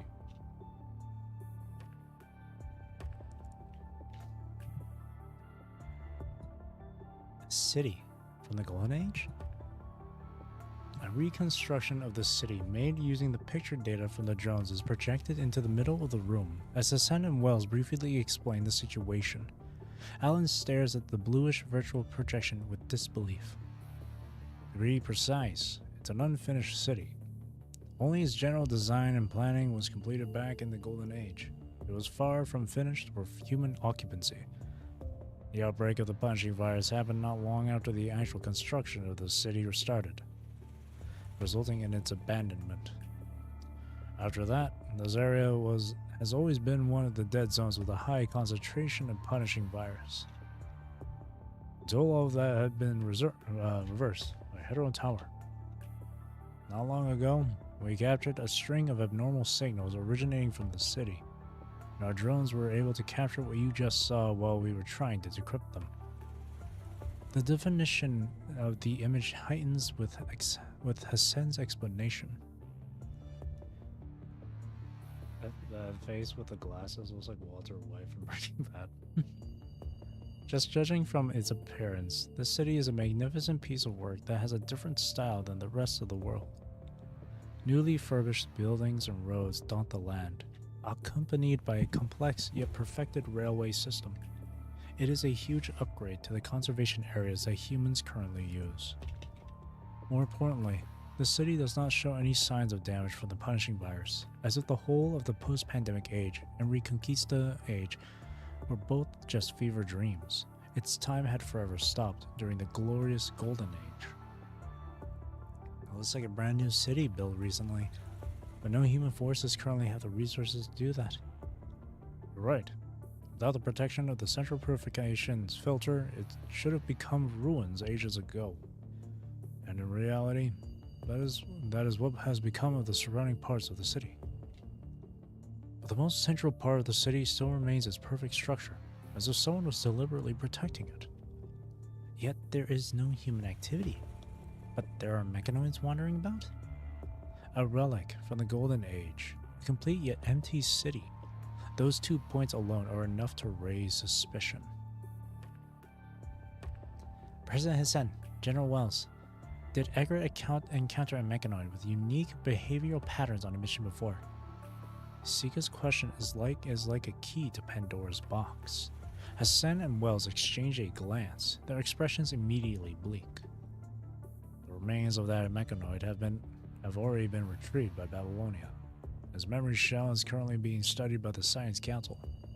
According to Asimov, a lot of unusual codes have been found in its neural circuit. It is currently unknown if that is the cause for its odd behavior. The situation of that orphanage does provide a lot to consider. Are you implying that this city has been maintained by an abnormal mechanoid like the orphanage Egret investigated? Commandant Vanessa told me the in-depth details of that mission. Although there's a large difference in the scale of things, with the information we currently have, I think we shouldn't rule out this possibility. Nevertheless, we need a squad down there for recon. From what Chairman Allen has been saying, Iris Warbler is the best choice for this mission as you have links to the WGAA. That's right. Retrieving relics from the Golden Age, which were abandoned during the Great Evacuation, has always been the WGA's responsibility. This city itself signifies the end of the Golden Age. It is the last crystallization of human civilization before the coming of the post-pandemic age.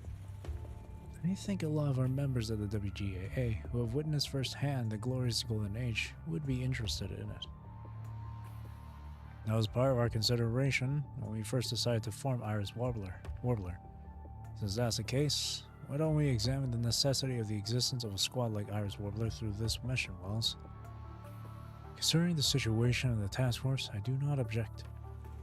And, as Chairman Allen has said, the city's relevance to the WGAA is undeniable. So it would make sense for the investigation to be carried out by WGAA members. Isla, what do you think as a member of the WGAA and the captain of Iris Warbler? Isla stares at the three-dimensional projection in the center of the room and the coordinates displayed next to it. Her lips are pursed, and a complicated glow takes over her pink eyes. Isla, did you notice something? Although they have not known each other for long, this is the first time Sika sees Isla, who is always smiling and bubbling with positivity, display such serious emotions. The city's coordinates. It's the same as where Selena's whale song signals we found a few days ago originated. Coincidence? Or... She closes her eyes, and with a hand on her chest, she calms herself down and reverts back to her normal self. I don't think there's a problem, General Wells. And our Commandant looks like she's eager to go on the mission. Isla winks at Sika. Although Sika is still confused by the fleeting expression that graced Isla's face, she replies with a determined gaze. Iris Warbler will take care of this mission.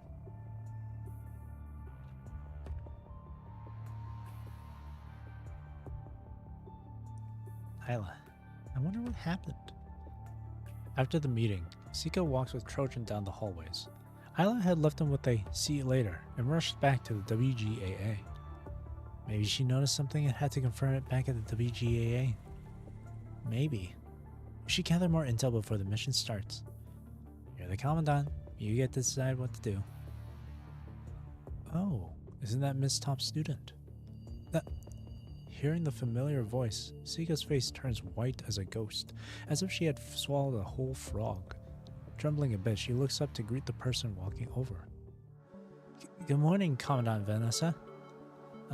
Isn't it about time you stopped with the Miss Top Student thing? What? Are you not satisfied with my praise, Miss Top Student? Vanessa chuckles as she emphasizes pronouncing the nickname. Or is it that you're keeping your distance from me now that your training period is over? I guess that is to be expected from our new chief. You must look down on a normal commandant like me who can only flaunt around her experience. It's not the case at all. I respect you a lot, Commandant Vanessa. Vanessa, the Egret Commandant. That's right. She's also my senior FOS, although she was already graduating by the time I got into the academy. When I first came to the task force after graduating, I trained under her for a while. She has always taken good care of me and taught me a lot. She's a really good senior. Is that so? Vanessa frowns in disdain at Trojan's dubious gaze. No, I was just bullying her. I don't agree with that. Those were the times, pushing all the troublesome paperwork onto her, taking it out on her when I'm in a bad mood. It's hard to find such a perfect doormat nowadays. Right. Do you remember when you first came over and were scolded by me for messing up the layout of the mission report? You were hiding in the lounge and secretly crying at night. Wait, there's no need to bring that up. Such a complicated relationship. Alright, enough with the nostalgia, Miss Top Student. I heard that your original squad was disbanded and you were sent to the WGAA. Well, it's more like the WGA is only providing assistance, and the squad still belongs to the task force. Whatever. It suits well for a nobody like you, digging up pottery somewhere where there are no enemies. Thought you'd be of any use on the actual battlefield anyway. If I was your commanding officer, you wouldn't even qualify as cannon fodder. Are self-proclaimed elites impertinent like you? I'm just speaking the truth. Useless trash should stay where they belong. I'm not the one thinking that, but the general staff who disbanded your little squad. Listen up. I'm not just targeting you alone. I heard the efficiency of the new commandants this year has decreased by 30%. But I guess if someone like you was chief, then the FOS really isn't what it used to be. The Babylonia generation. I won't be surprised if humanity ends at the hands of your generation. If I was an instructor at the FOS, I would never have let you unrealistic idealists graduate in the first place. Damn. Enough of this. I have more important things to do. Vanessa waves the files in her hand. It contains information about a lot of constructs. It seems like she is currently recruiting a new member for Egret. Goodbye, Miss Top Student. I've heard of her before, but actually meeting her in person, that was an experience. Trojan shrugs with a sigh after Vanessa leaves. It's alright, I'm used to it. Vanessa is like that to everyone. And she's right most of the time, so no one can refute it. At the end of the day, only actions can make someone change their mind. Well, it's good that you're all fired up now. Alright, let's get a move on. She cheers for herself quietly and leaves the conference room together with Trojan.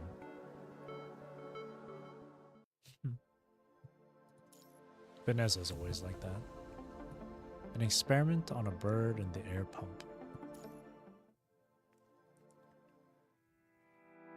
As if standing in front of infinite black backlit mirrors, each mirror reflects a helpless and confused self. One knows that nothing can be grasped, but one still tries in vain. Like a moth chasing after a flame, never reaching the destination it intends to. The World Government United Army, the 3rd Artillery Regiment, the Construct Company, including Captain LeBron, a total of 127 fearless warriors. Your sacrifice will be remembered, and we will carry on the road you paved for us, until the day we claim back our homeland. May you rest in peace, humanity's children. Kapow! Deafening salutes and gunshots fill the air. A string in her chest tightens with each gunshot. She got first again. Is she someone like Langston or New Sabeni?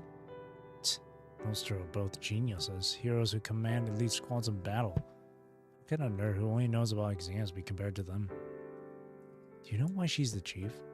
Because she's from the LeBron family, that famous military family from the Golden Age. The higher-ups want her in the HQ, that's why. Really? And the FOS allows this? But I heard she's not going to work in the HQ, but as a commandant. That's what my friend said. Her dad works in intelligence, so I bet it's true. But even as a commandant, do you seriously think she's going to go fight on the front line? The string tightens. With your results, the Academy thinks working in the General Staff directly under HQ is your best choice. Also, even though it's unconventional, the Control Court and the higher-ups of Judicial Court have expressed an interest in you. But you seem determined to go through with your decision. If you insist, then the Academy will respect your decision. Titans. Lastly, oh, is that Hans? That looks like Hans. Rest in peace, Hans. Lastly, the FOS Military College grants Sika LeBron the title of Chief. Young people, we hope that you will carry on the will of our heroes and become the cornerstones of our future. Titans. The front line has collapsed. Abandon the scouts and vanguard. Tighten the battle line. We can only prevail if we strengthen our defenses against this wave of attack.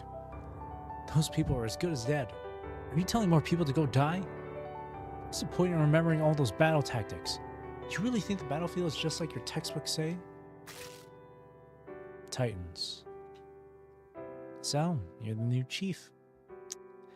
I'll just call you Ms. Top Student to not confuse you with the others. Objectively speaking, it's not entirely your fault that the casualty numbers were higher than expected. Our first priority is to protect this land, and since they were more corrupted than expected, it makes sense to send out some unlucky souls to fill the gaps. But what was it with that pathetic attitude of yours? Was it necessary to look that miserable just because a few more constructs died? You can't even get your priorities straight. I don't understand how the HQ thinks you're fit to be a commandant in the first place. I don't need someone who can't command their subordinates properly on the front lines. Summarize today's battle report and then take your pathetic little squad to the benches. Go be friends with the medics or something, I don't care. Always tightening. And then, I thought all of us chiefs were outstanding. It looks like there were exceptions. The general staff is disbanding the squad. It's the end of the line. The tightened string snaps. Only wandering on this endless path. Only revolving around an unknown light. Since when? Mechanically and numbly marching forward, considering it as her responsibility. When she finally comes to her senses, she can hardly even remember the reason that led her to confusion in the first place. I think having a dream is a wonderful thing. No matter how hard to achieve or how childish the dream is. No matter the inevitable failures one must face on this path, the non-existent results that await one. Even then, I think these idiots who work hard toward these unrealistic goals shine the brightest of all.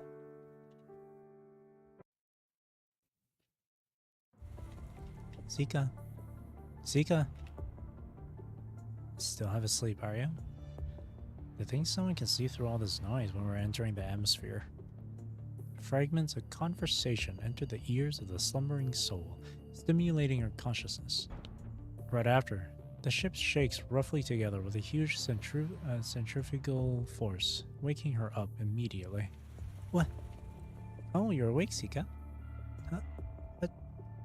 Wait, I fell asleep? When? Have we already reached our destination? Embarrassed by her little slip-up so early in the mission, Sika frantically looks around. If it weren't for the seatbelt restraining her to her seat, she would have fallen right off. Relax, there's still 1 hour till landing. We just encountered some cumulus clouds, so we had to climb up a bit. We still haven't gone to the troposphere yet. Did you pull an all-nighter last night? You could take this chance to catch up on some sleep. No, I did it to organize the mission information. If I rest now, then it would be pointless. I know it's a bit late, but let's go over the mission details. Sika shakes her head to keep herself awake. She unbuckles her seatbelt and makes her way toward the tactical terminal, pulling up all sorts of information she has gathered in the past few days. Unknown City 1. It was named Constellia in the Golden Age, based on the word constellation. The chief designer was Mikel Vasari. He was an important member of the WGAA back in the Golden Age and also a renowned architect. Constellia's construction was ceased due to the outbreak of the punishing virus, and Mikel himself had passed away due to illness a year before the outbreak. Constellia has now been rediscovered by Babylonia, and it is estimated that 20% of the original design had been constructed. Even then, it's quite a sight. If our speculation is correct and that the city is being maintained by an abnormal mechanoid, then we'll have to be prepared for a fight. Although it's not the corrupted, we cannot underestimate the threat level of this mission. Then I can put this to good use. Isla nods with some thought, and then proceeds to pull out a storage box from a hidden space under the tactical terminal. After entering the password, the box opens with a click as sublimated dry ice dissipates. That's high-frequency electric knives against the corrupted, wide-area electromagnetic stun grenade, tactical pistol for commandants, multi-purpose grenade launcher with special ammo, all kinds of tactical equipment. How did you get your hands on these? Aren't these the latest trial weapons from the Science Council? We didn't think our squad's weapon quota could cast these. Hehe. Let's just say I know someone in the WGAA who has links to the weapon development department. The people at the Science Council said that as long as we are willing to pay a slight trial fee, then they'll lend us these. After all, they do want data on these weapons in actual combat. Power of money. But why go through all the trouble? Well, this is our first mission as a team, so of course we should be more prepared. And I know you care about this mission very much, Sika. How can I not do my part as captain when our commandant's working so hard? There are a lot of weapons for commandants here. Take your pick, Sika. Isla gestures towards the weapons, just like the witch who had led Hansel and Gretel into the candy house, telling them the candy was all theirs to eat. Having lots of weapons doesn't mean it's better. We also have to consider the portability. Sika quickly shakes her hands, but her gaze is captured by something else in the box. Oh, I can hear you gulping from here. The new CI charged pistol. The 7th generation as well. We were still using the 6th generation back at the FOS. Oh, there are more add-ons to choose from now? And the safety's been moved here. Trojan helplessly glanced at Sika, whose attention is completely occupied by the new weapons in front of her. Trojan then shoots a suspicious gaze over at Isla, who had just casually pulled out all these weapons. I thought the WGAA consisted of peace-loving, harmless artists, and from how your frame is constructed, it seems that someone there is very familiar with construct technology. People join the WGAA because they like art, but apart from that, everyone has their own story. The WGA would also welcome you two if you ever discover your passion for art. Trojan chuckles at Isla's invitation and starts to pick out a suitable weapon from the present box. This frame's exclusive weapon should be made by Vesalius. I can't imagine her just sharing her designs.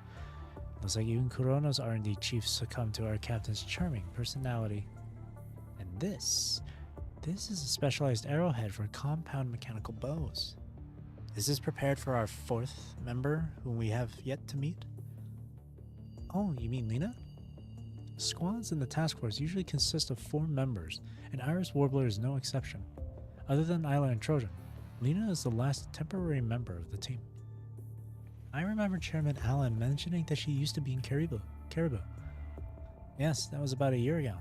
Due to Caribou's unique status, their member details are highly confidential, so this is all we know. Artemis is an explosion. Kaboom. After withdrawing from Caribou, she has been carrying out missions alone on the surface, rarely returning to Babylonia. And because HQ never updated her personal profile, I don't know what she looks like.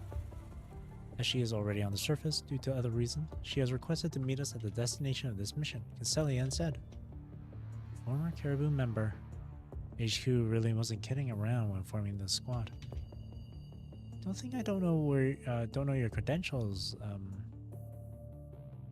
What? Don't think I don't know your credentials. You are credentials? Your credentials don't pale in comparison to theirs, Trojan. You've been serving Babylonia since the Acadia evacuation, if I can recall correctly. If we're only talking about service time, then similar to the current captain of the Purifying Force. But she was still fighting on the front lines not too long ago. She's way stronger than me. Due to the sequela of mind damage from previous missions, I am no longer suitable to fight on the front lines. What kind of mission can lead to such serious injuries? Your resume also didn't state which squad you served. I don't know. I can't even remember that.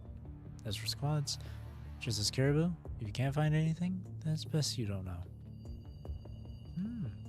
Just like how there's always one or two members with a mysterious past on teams who save everyone at crucial moments with mysterious powers no one knows about. Where did you learn about that weird knowledge? If a time like that ever comes up, run. Don't count on me to be able to save us all.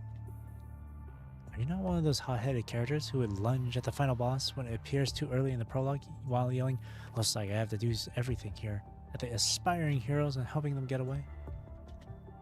No. Or are you one of those who look like the experienced seniors on the side of justice, but are actually a double agent who works for the final boss and has planned to fake their death in an important battle where they would later assume a false identity and go against the protagonist? I have to say, you're quite imaginative, and neither of those scenarios sounds like a good ending for me. This sounds more dramatic if our story is a novel or a movie. Dramatic plot and complex character relationships have always been what captivates readers and the audience. If you say so. Anyway, we should focus on the mission first. Not being able to follow Isla's train of thought, Trojan decides to direct the conversation back to the mission. We're almost above our destination. At Trojan's reminder, the three of them walk over to the window and look out. Bursting out of the clouds, the transport craft steadily descends into the troposphere. The three start to catch glimpses of Castelia through the window. Last man-made city of the Golden Age. Hints of nervousness can be heard from Sika's voice. This is her first mission after her original squad was disbanded. She does not want this mission to be a failure either. Don't worry. Captivated by the soft whisper by her ear, she turns to look at Isla, who is quietly staring at the window. Those words of comfort were so soft, as if they were never spoken at all. Placing her hand on the window, Isla stares at the mirage of a city, like a seasoned adventurer who finally found the new world. A question pops up in Sika's mind. What is the cause of this expression on her face? But this is swept away by the engines roaring as they land. Alright, I wonder what awaits us. I wonder too. The Boulevard Montmartre at night. Even when they stepped foot on the ground, the sight in front of them still seems unreal. What surrounds the city is a bunch of ruins, just as Babylonia's intel had stated. Originally, Castelia was supposed to stretch on for tens of thousands of square kilometers, a scale as large as Kowloon. The numbered cities from the post-pandemic age are like children's sand castles in comparisons. But the unattained glory of the past is merely an unachievable fantasy to current humans. Castelia, a shooting star that graced humanity at the end of the Golden Age, has long disappeared from the pages of history with the outbreak of the punishing virus. But now, though it may be small, a miracle has happened without people noticing. As if time reversal magic has been cast on the city, the further into the ruins they go, the more orderly their surroundings become. Until the point they reach an invisible line that separates the areas. As they cross the line, all the weeds and trash on the ground are replaced by neatly planned roads. Crumbled buildings with battered walls are now brand new skyscrapers. It's as if this city is alive and hidden in the wilderness. Yet, the most surprising part is not how out of place this city is, but the strange tower standing at the center of all this contradiction. Windmill? Oh, it really is. The huge blades of the tower spin slowly like a vortex, attracting the eyes of visitors. Although we've seen the vague outlines of it in the images, this is more than I imagined. If one is to judge purely based on visual impact, then the hetero tower made of punishing virus would have won. Yet the windmill in the distance exudes solemnity and beauty. I know that Golden Age cities tend to favor exaggerated landmarks, but a windmill is a first for me. When we talk about windmills... Oh, you're thinking of Don Quixote, right? Fantasizing to be a famous knight, Don Quixote mistook a windmill to be a giant and charged at it with his spear, only to crash into a wall again and again. Doesn't seem positive just from the synopsis. What was their intention to make the most eye-catching building in a city like that? I don't know. You're not even going to try and explain it. There are 1,000 hamlets if there are 1,000 readers. My interpretation may not be what the designer had intended. And we just got here. There's a limit to the information we can gather by just looking at the tower. This kind of tall buildings are usually used as electromagnetic wave towers. According to Babylonia, the only reason why we were not able to detect the city earlier is because the tower was sending out deceiving signals. That windmill may be some sort of huge electromagnetic interference device. It may also function as a central purification filter, looking at the low punishing virus concentration here. Huh. If the windmill is the center of the city, then we should be able to find answers there. You're technically right, but it's not so simple. Turning toward the direction of the voice, they see a construct with short lilac hair walking over. Are you members of Iris Warbler? You're half an hour late. Do none of you own a working watch? You're Nina, Isla, Sika, and children. She does not answer Isla's question. Instead, she quickly inspects the members of the squad. I already know about you and Iris Warbler, so we can skip the introductions. I will be joining this mission as a reserve member. Pleasure to be working with you. She gives an expressionless nod, not showing a bit of pleasure on her face. Welcome to the squad. Isla smiles as usual and reaches out her hand. Facing the palm awaiting her, Lena purses her lips and briefly shakes Isla's hand before quickly withdrawing her hand. Enough of the introductions. Let's get to the main event. Let me share with you some intel I gathered on this city. You've already started exploring the city? Yes, I'm a construct built for recon work, and I have been here for a few days already, so I took the opportunity to investigate the city a bit. After comparing my intel with Babylonia's, let me answer some queries you may have first. To start off with, how the city came to be. As the general staff had suspected, the city is indeed currently maintained by mechanoids, and according to my observations, their AI levels have exceeded their original threshold. Then it really is like the orphanage. Not quite. In most areas, the mechanoids are not aggressive toward outsiders. Their behavioral pattern is a bit unique. At least to me, it's a bit incomprehensible. But, based on my observation, there's nothing of interest in the outer parts. It may look glamorous, yet there's nothing but empty shells inside.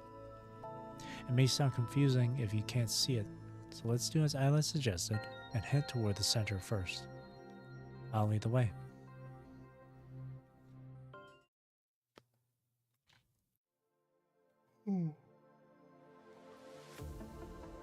Excuse me. Under Lena's lead, Iris Warbler sets off for the windmill by walking along the main road. Isla suggests a short break as they reach a plaza near the windmill. They are almost at the core of Constellia, and they have yet to encounter a single mechanoid up till this point, but the spinning windmill, the flashing building lights, and the irregularly changing signal lights all signify that this city is currently operating due to some unknown existence.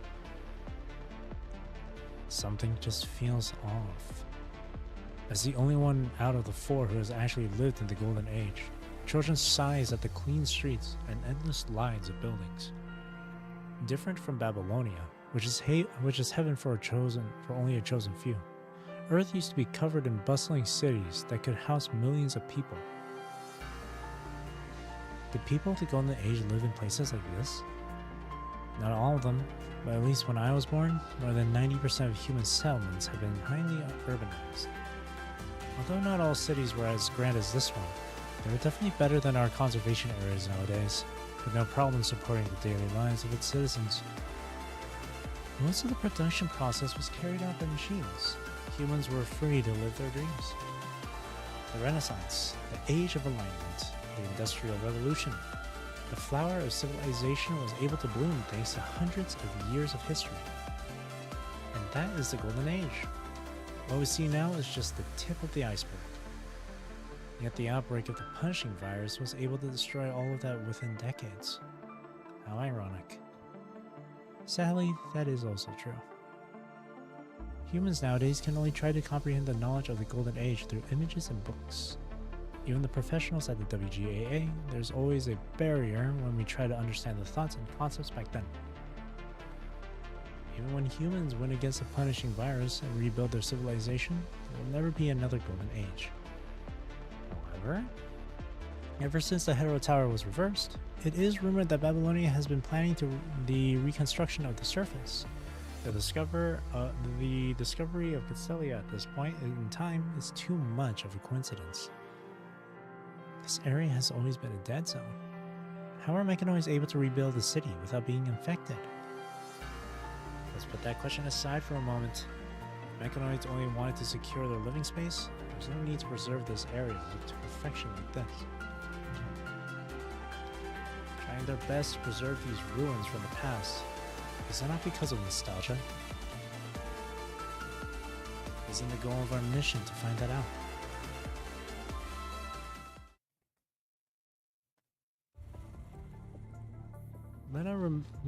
I always call her Lena.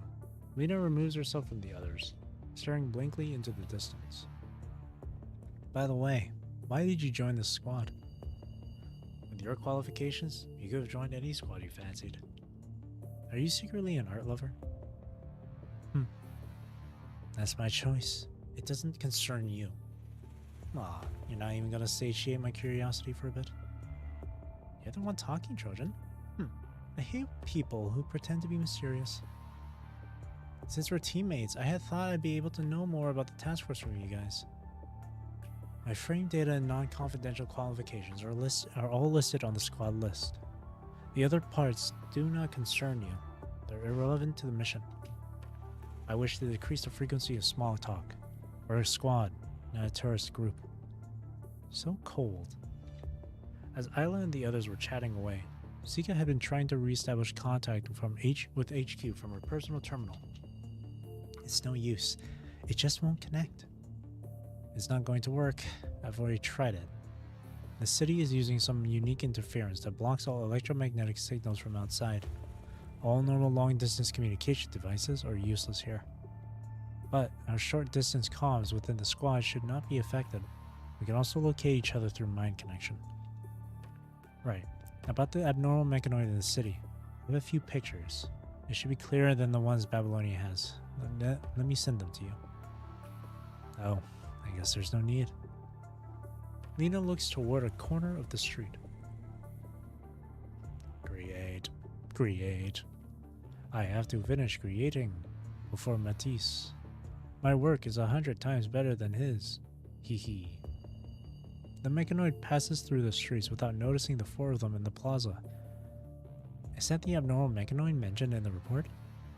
Since he's here, why don't we follow him? It's part of our investigations. You're right. We should record his behavioral patterns.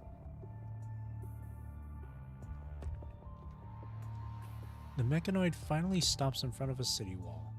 The wall is already covered in all kinds of colors and shapes. He activates the spray paint module connected to his arm and splatters new colors on these rainbow walls. As long as I can cover this wall with my colors, then Area B2 will belong to us, the fantastical mechanical impressionists. Those damn surrealist mechanical fauvists. Thinking they can surpass me in the understanding of colors by using new palette modules. What a joke. I, the great Bazil, will not permit that. Will not permit that. A bit of color here, and then edit this part. The fantastical mechanical impressionists will reclaim the city while you cowards are too scared to come out. Ah ha ha ha ha ha. That laugh sounds so evil. Is that really something a mechanoid can generate? In a corner, the members of Iris Warbler are observing this mechanoid who calls himself Bazil. And is he painting? Wondrous, isn't it? A lot of mechanoids here do that. Did you notice those incomprehensible ads and graffiti when we were walking on the streets? Those are all their masterpieces. These mechanoids seem to possess a deep obsession with art. They even have different factions who occupy different areas of the city. Mechanoids obsessed with art.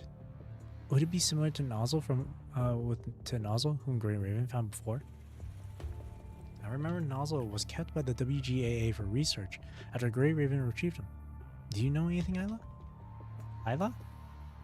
Just as Sika turns to ask Isla for her opinions, Isla has already stepped out of their hiding place. The pink-haired construct storms toward the doodling Bazil, her eyes filled with rage that could melt even steel. Ugh, I can't stand this anymore. Isla raises her fists and shouts toward the mechanoid. Hey, you! What do you think you're doing? What? Startled by Isla's sudden outburst, Bazil frantically tries to scurry away without a specific direction in mind. He ends up crashing into the wall with a bang and falling over as he loses his balance. The whole scene is quite comedic. This wall was originally covered with someone else's art, was it not? You should ruin others' work without permission. For real, know how that fucking feels. I don't know what kind of ideals war you have going on, or if it's a personal grudge. But if you can't pay the minimal respect toward other creators, then don't expect others to respect your work. I'm sorry. Don't take me away. I don't want to be disassembled. Lena is dumbfounded by Isla's actions. Is that what they call the rage of artists? This is the first time I've seen Isla so angry. Either way, let's go.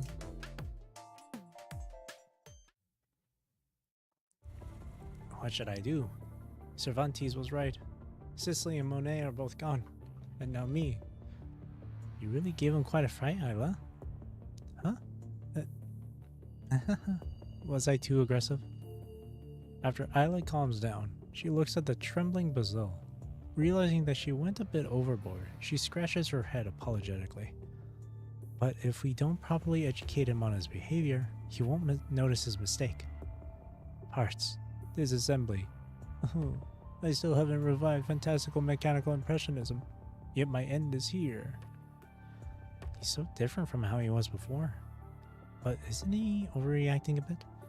I didn't say anything that scary. We're not going to do anything to you. Really? Are you not constructs from Babylonia? The ones who want to bring us back and dissect us for research? We are from Babylonia, but we wouldn't do anything like that without reason. No, since he's an abnormal and mechanoid of the city, isn't it our responsibility to send a sample back to the Science Council? Chojin, stop teasing him like that. At least for now, we just want to find out more about the city. But he did mention other mechanoids being abducted. I think that's not a lie. If these mechanoids are trying to avoid being captured by someone, then what we saw before makes sense. Are there other teams here carrying out missions other than us? If that's the case, HQ would have notified us. And the mechanoid he referred to as Cervantes. He seemed to know that Babylonia was going to send someone over. Well, to be fair, we were invited over. You're Bazil, right? Who is this Cervantes you speak of? And what is it about Babylonia abducting mechanoids? If you answer our questions truthfully, we will let you go. Isla kneels down and smiles at Bazil. Cervantes is our spiritual leader. We followed him here and rebuilt the abandoned city to how it is now.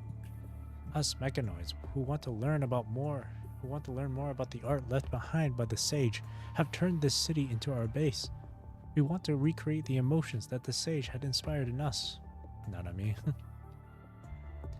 But Cervantes never joins us. He's always in his museums, and the tower left behind from the Golden Age. 2 months ago, he suddenly announced that people from Babylonia would be coming to the city and told us to hide. He even went as far as to ask us to leave the city. But the streets are a battlefield. If we don't occupy it, it will be occupied by those surrealist mechanical fauvists and multi-dimensional mechanical cubists. Us fantastical mechanical impressionists are the originals and most traditional. We cannot lose to those who came after.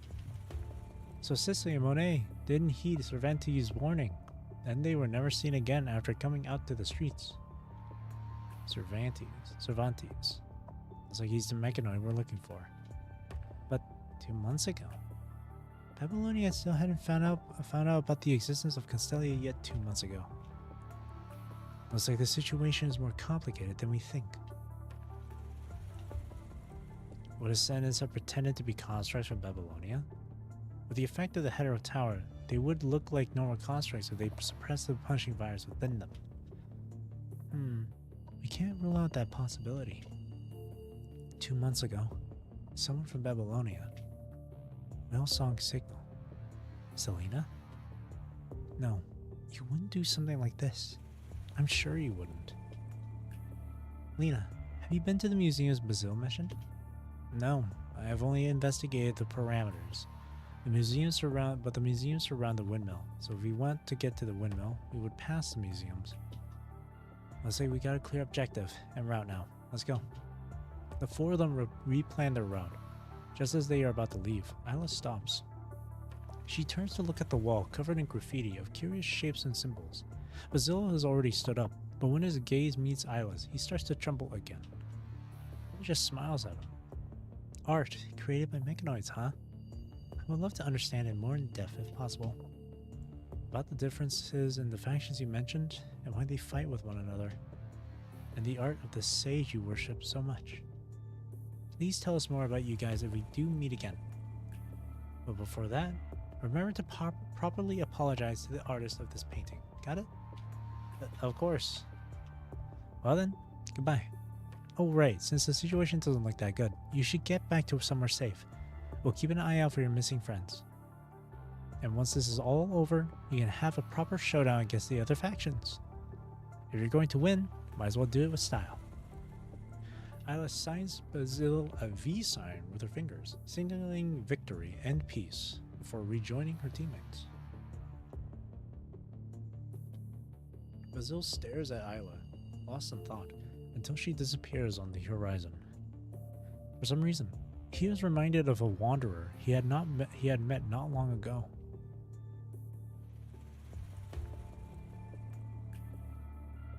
Oh!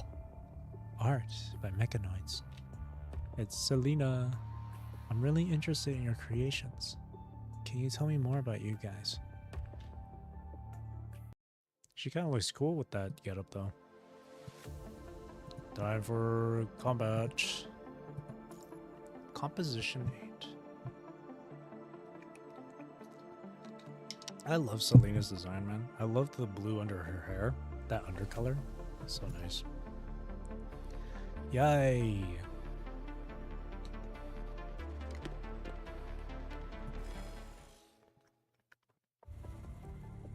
The extension of the red carpet stops at a shut door.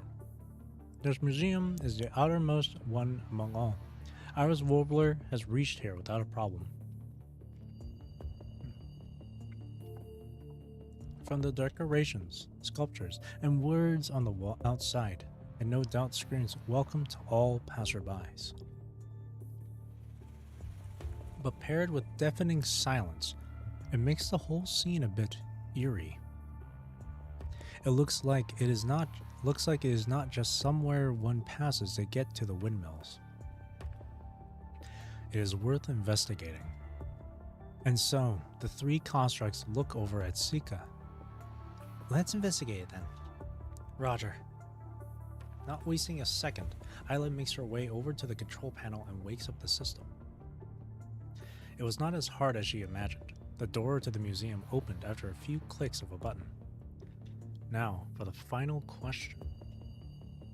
Who should be the vanguard in this limited space? Looking at Sika, who is deep in thought, Trojan steps forward. Even though she keeps insisting that she isn't at her prime anymore, she's still a tank. Leave it to me. Alice shouts passionately as she enters the museum. Lena and Trojan glance at each other until the latter shrugs. Since she has a new frame, let her lead. It is a good chance to observe firsthand what Kaleido can do. Kaleido.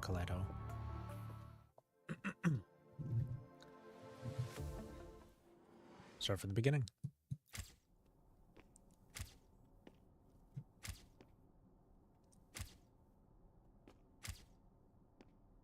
Oh, cute, the little piggy thing on the back. So, this is the art museum. Or whatever this little plushie is behind her, this little keychain thing. Welcome, visitors. That's not creepy. Allow me to take you through the exhibition. This guy's got abs. This way, please.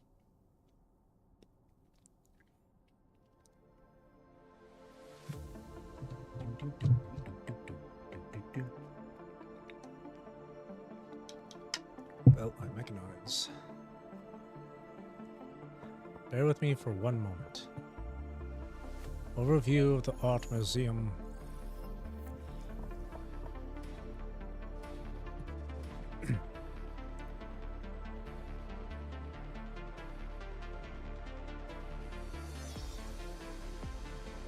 Follow this order and start your tour.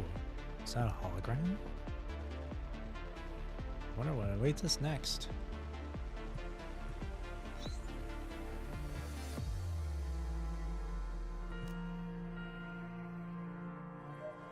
Recreating data. Rosetta?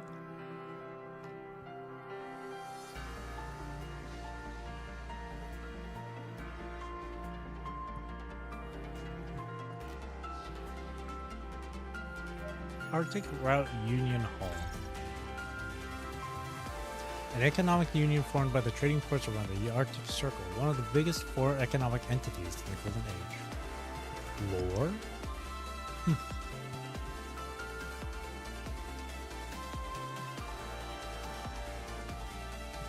The drill's in front of her? Yeah, it's cute.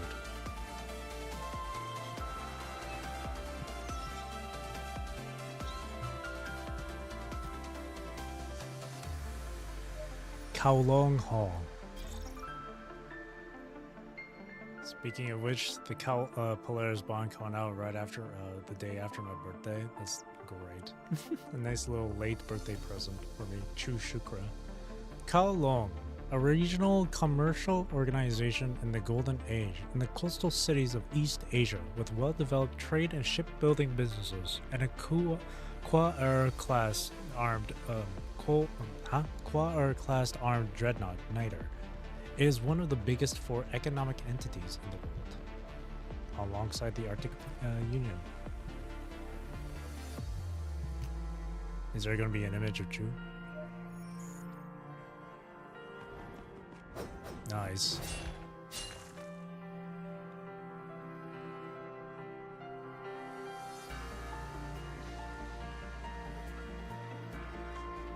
Kowloon. Origin in the Golden Age.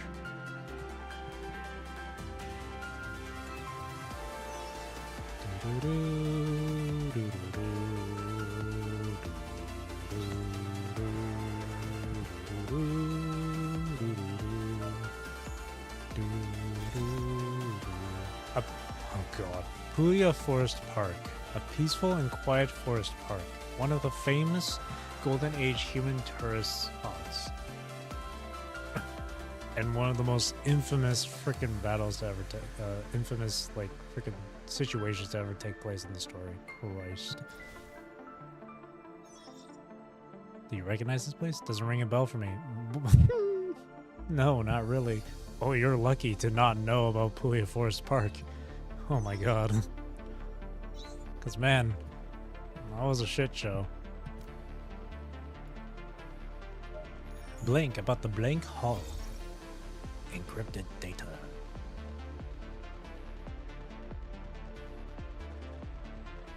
Interesting. And I know that in this music that's playing, what's the song called again? I forgot what it's called again. Infinite Gallery. It has different themes of the other songs. Like right now it's playing Narwhal. And then afterwards it's Hikari and then Edenness. And then Revelation. And then the gallery just now here in game kind of went in that order too. See, right here's Hikari. And then Edenness was playing during like Evernight Beach. And that was where Puglia Forest Park was and it was set in Puglia Forest Park. And if Revelations was next, then this right here. It's kind of hard to see when the image is like distorted like that, but data encrypted. Is this a bug? Possibly. That Justin statue doesn't seem smart.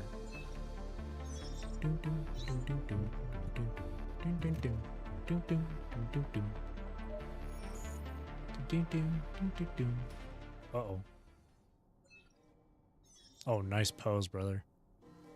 Oh, hell yeah. Classics. Get ready for battle.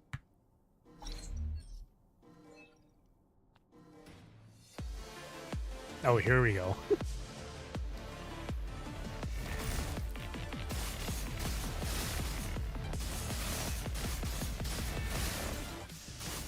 Here's Revelations.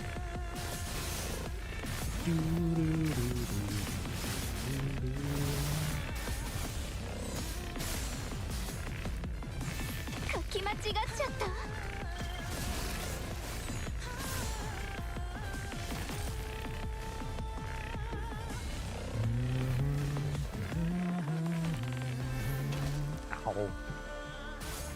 インスピレーションエクスプロージョン私の神髄見せてあげるイマジネーションに共感しなさい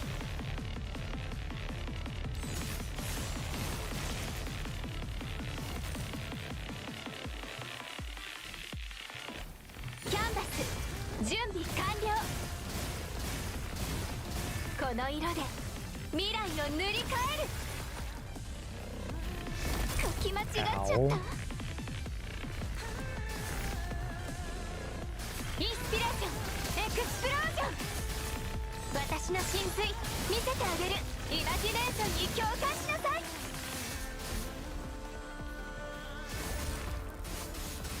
キャンバス準備完了この色で未来を塗り替える God, the music is so good.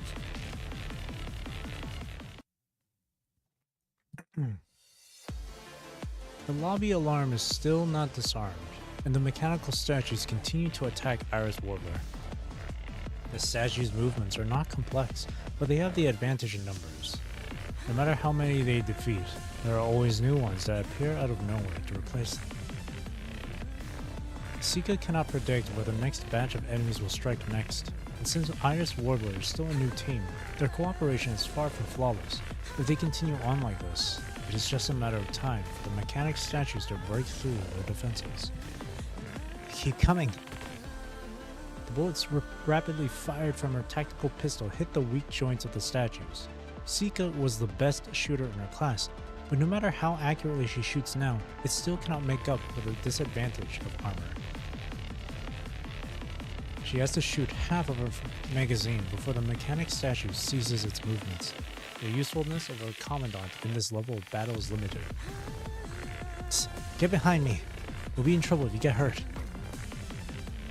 The alloy arrow soars through the air and pierces through the few statues in front of Sika with force. This isn't ending anytime soon. We need to find a way to make him stop. Sparks fly from the beam blade and a heavy tonfas as they hit the statues. Ayla and Trojan have been bearing most of the burden as vanguards. Isla can still manage with her new frame, but the sequela of mind damage is starting to show for Trojan as time goes on. We probably activated the security system in the museum. If we talking about Golden Age formats, then these security statues are most probably remotely linked to the system. Thanks for the info, but what's the point? The point is, we can hack the firewall of the museum and shut off the alarm, and the statue won't move anymore. Does anyone here have a frame that has hacking functions? Heads up, not me. I may have the same name as a famous computer virus. But don't expect an old relic from the Golden Age like me to be able to hack. That's funny. This is the first time I've seen people that say they're useless with such confidence. Fine, I'll hack the system, but I'm not a support type, so I'll have to use more primitive methods. Hang in there till I get back. Relying on the spatial data from the scan, Lena finds a hidden node port in the lobby. She takes out a specialized arrow from her quiver. This arrow contains a mini terminal, which can utilize the construct's computing power to break through from outside. She plugs this arrow, which is connected to her frame, into the port. Instantly, a large amount of data swarms her mind. She focuses on processing these data shards, trying to find a point for her to penetrate through. Damn it, this frame. With Lena lost as an offensive asset, Sika had to get Isla and Trojan to shrink the defense area. But that also implies that the enemies will attack more frequently. As a commandant, she could feel the continuous turmoil in Trojan's mind. I don't feel like there's an increase in enemies. That's the system's level 2 security protocol. It detected me trying to hack it through the port. Give me some more time. Waves after waves of mechanic statues appear with no end in sight. They seem to have determined Lena to be the strongest threat, targeting their attacks at Lena, making it harder for Isla and Trojan to defend. If only I can help. Lena, you're 11 o'clock. Enemies are heading over. Trojan hits a statue in the head with her tonfa as she turns to warn Lena, but she is already at her limits, trying to take care of the mechanoids in front of her and cannot take on anymore. Damn it, just a bit more. Don't worry, I got you covered. Idiot, what are you doing? Sika already lunged toward the statue before Lena could finish her sentence. She is nimble as an apodidae. Her tactical dagger slips into her hand, and she accurately stamps the statue in its neck joint. The dagger emits an electromagnetic pulse, instantly demobilizing the statue. Clutch. Not wasting a second, she turns and pounces onto another mechanoid, rapidly pulling the trigger and shooting directly into the statue's chest. Annihilating 2 statues in a row with a surprisingly imposing manner, Sika grits her teeth and shoots at nearby statues with a pistol.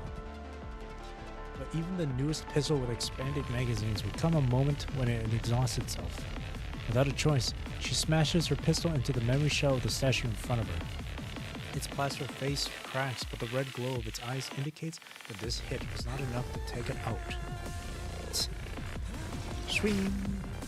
A howling spark shines in front of Sika. An ice blue energy stream swipes past, blasting away the mechanoids in front of Sika like a lawnmower. Not far away, the muzzle of Isla's gun is sizzling with white smoke, indicating that the energy blast was shot from it. Why didn't you take that out earlier? Well, this is my last resort. Because it was made according to the blast hammer data of Sire. I didn't know if it'd work or not. Terranita insisted I add this function when I was brainstorming this new frame. I really should think of it when I get back. The beam blade flickers, as if this one hit has used up all its stored up energy. Alright, and disarm! Just as Lena announced this, the blaring alarm finally stops, and the remaining statues cease their attacks. Sika, are you alright? Isla half kneels and extends her hand to Sika, helping her up. Yes, I'm fine. Sorry, I didn't expect them to suddenly attack us like that and I panicked. It's not your fault. They seemed pretty normal at the beginning. I don't recall us doing anything that could have reached them. I don't think we triggered the alarm. Or this is a trap set by the mechanoid called Cervantes. Isla studies the scattered statue pieces on the ground. After a series of fierce battles, this meticulously designed space is now in ruins. Spending so much effort in curating this museum and just letting it get destroyed as a battlefield to get rid of intruders? Just as she gets lost in thought, a small wave of quarreling can be heard from behind. What in the world were you thinking back there? Why did you protect me? The usually calm and collected Lena is now furiously shouting at Sika. What if you get seriously injured? What should the constructs connected to you do then? Her eyes are clouded by a complicated haze, as if what she is seeing is not Sika who's standing in front of her, but a past memory she does not dare to recall. You're not a newbie on their first mission. Do you not possess a bit of common sense?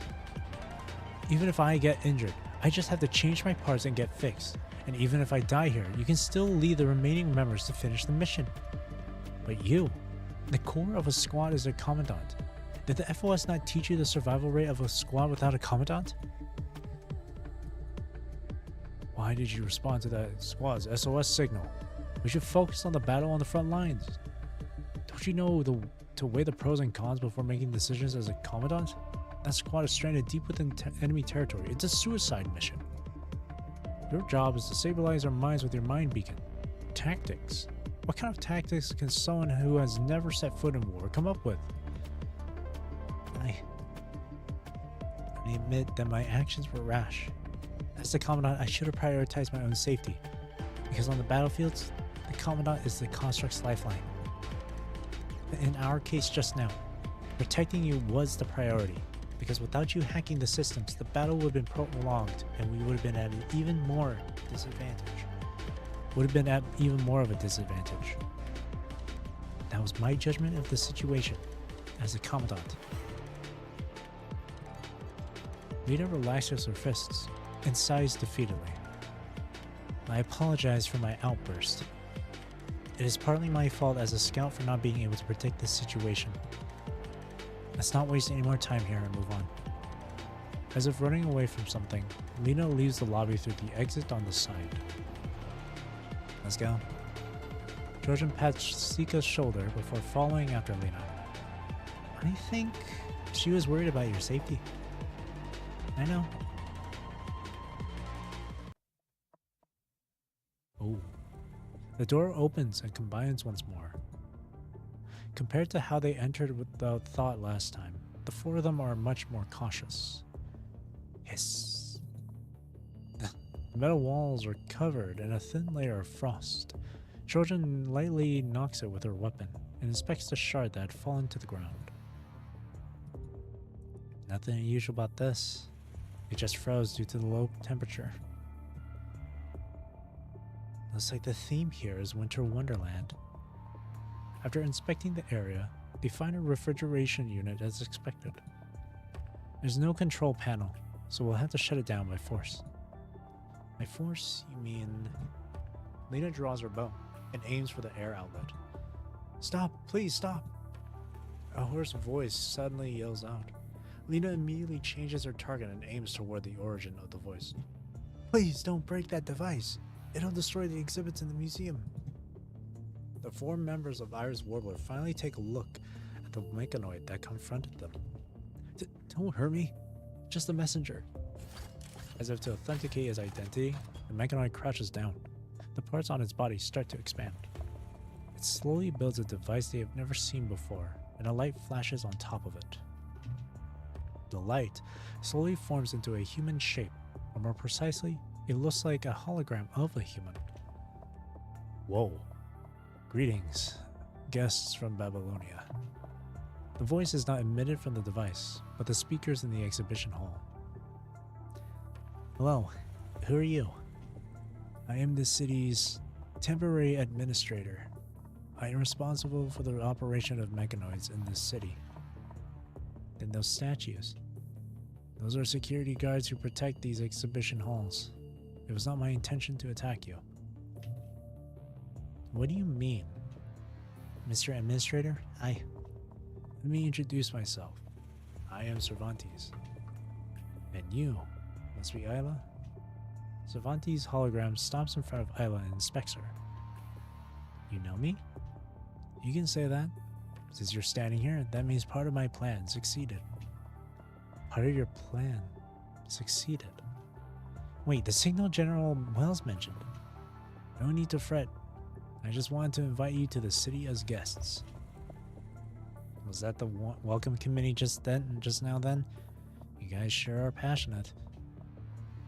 Cervantes does not explain, nor does he seem to want to explain.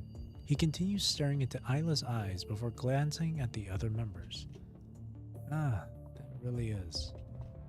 Seeker quietly sneaks over to Lena's side as Cervantes keeps sizing them up. Lena, can you determine where he really is?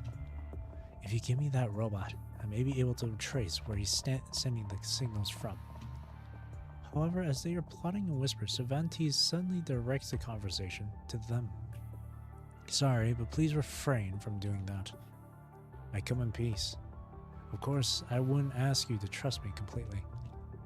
The situation of the city is currently a bit complicated, although I do not disapprove of it. Cervantes, if you really mean us no harm, then please answer our questions honestly. What is your plan?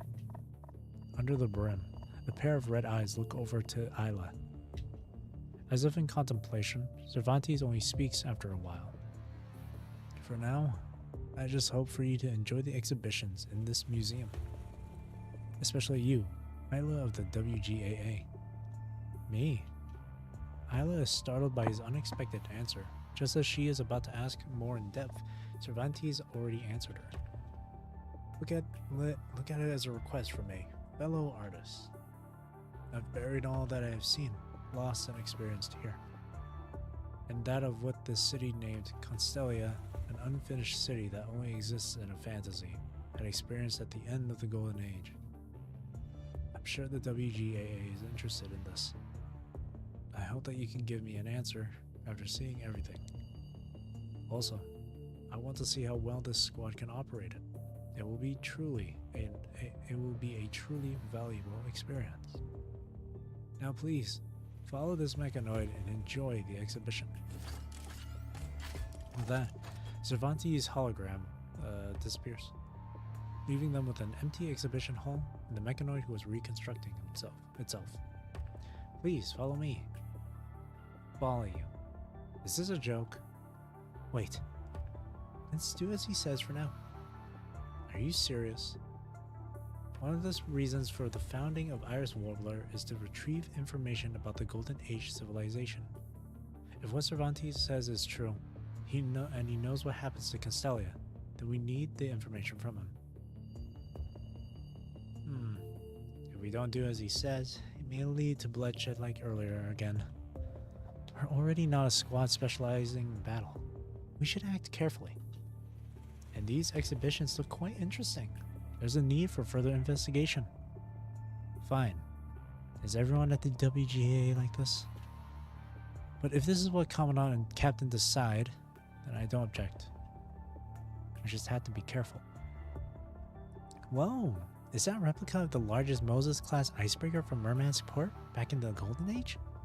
Or, before Lena could even finish her sentence, Isla's attention is already fully captivated by the exhibits in the hall. But wait, Isla, we need to maintain information. Let's be the ones on guard and leave the investigating to them. Lena pinches the bridge of her nose as she tries to soothe this headache induced by the recklessness while she follows them. Winter landscape. Please follow me. Beepity boopity bop. So this is Arctic Union route. And then the next section I'm guessing is going to be Cologne based.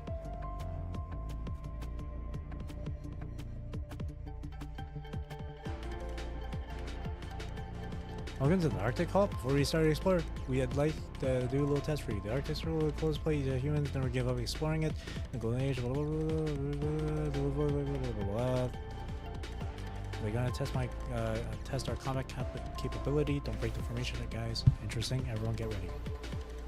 Is in charge of the halls. Squidbot. Squids might get along with that kid.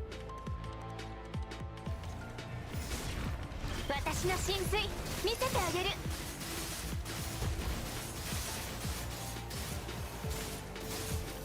書き間違っちゃった。イマジネーションに共感しなさい。 Data recorded. Acquiring data. Battle power is 24.36% above the expected value. Speculator reason. The leading construct's performance was further enhanced in the Arctic Hall's environment. Kururin. Preparing phase 2 of the test. Starting now.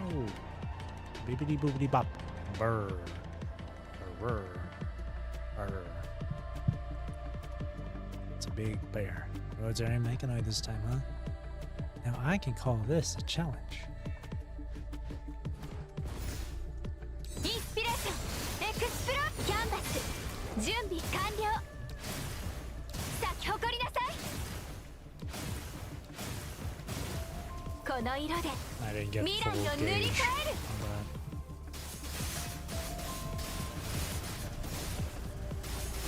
that. 書き間違っちゃった。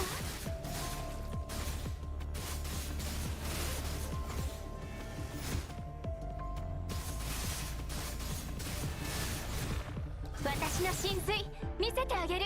Data recorded. Pairing data, calculation error. Induction failed. A total of 28 mismatches with the previous simulation result have been found. Has the Arctic Route Union, been fighting these bionics all along? Analysis failed. Analysis failed.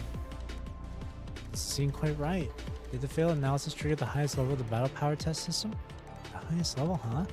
Guess we can't hold back then.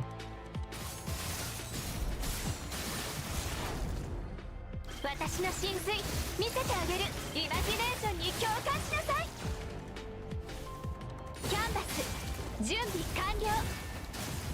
咲き誇りなさい。この色で未来を塗り替える。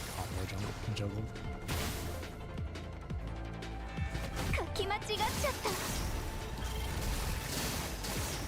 イマジネーションに共感しなさい。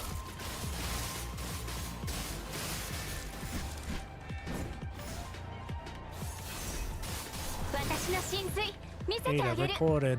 You have defeated 4 waves of bionics. Your performance is better than 69.2% of mechanoid visitors. Speculator reason. Analysis declined. Test over. Granting access to hall. Restoring the exhibits for test purpose. Dear visitor, I sincerely invite you to explore this hall. Once you have finished, you can come to me anytime so I can take you to the second section of this hall. Finally, it's over. Let's check this hall out before entering the next stage. Cool. Rabbits. Rushing the unknown after the huge tide. Memory shells are completely broken, can't be fixed. Emberia, the forest guards, the ascendants, Babylonia. Oops.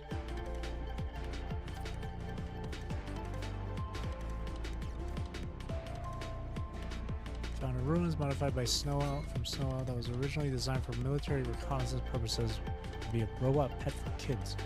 It said that humans will put flowers in the muzzles to express their desire for peace, conflicts, and meaningless behaviors. But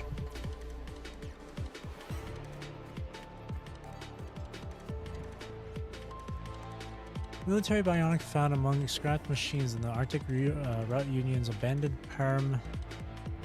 paramilitary industrial base. As a mechanoid without logic circuit capable of deep learning, it was designed solely for strategic attacks. Order, obedience, discipline, violence, subdue. Was this how the Arctic Route Union achieved? Was this how the Arctic Route Union achieved unification?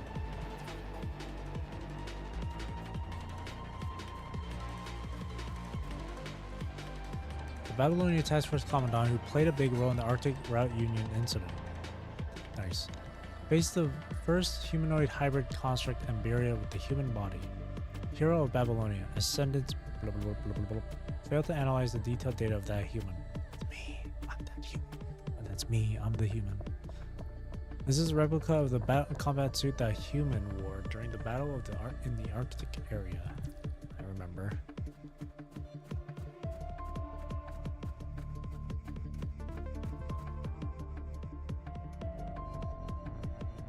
Narwhal. Derek. Details unknown.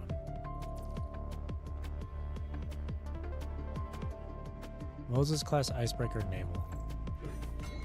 One of the Arctic Route Union's biggest Moses-class icebreakers, equipped with 2 RPNF 310 nuclear reactors, capacity 80 persons, tonnage 35,550 tons, load 100k tons.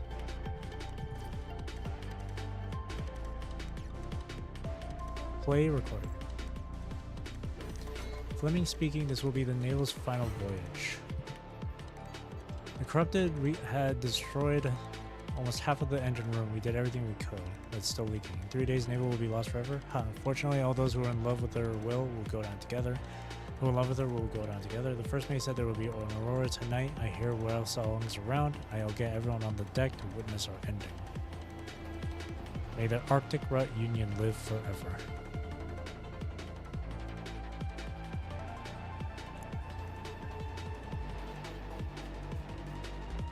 What would you like to do? Head deeper into the hull. Understood. Please get ready. Hunters in the snow.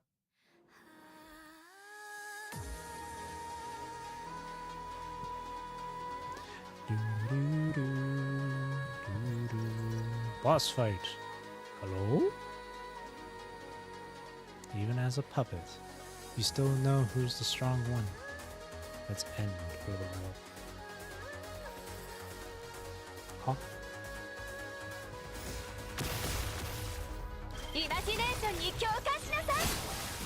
Wow, that's a lot of damage.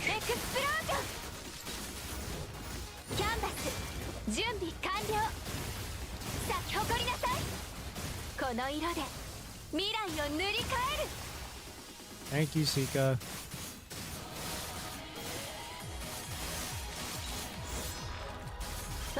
Inspiration explosion.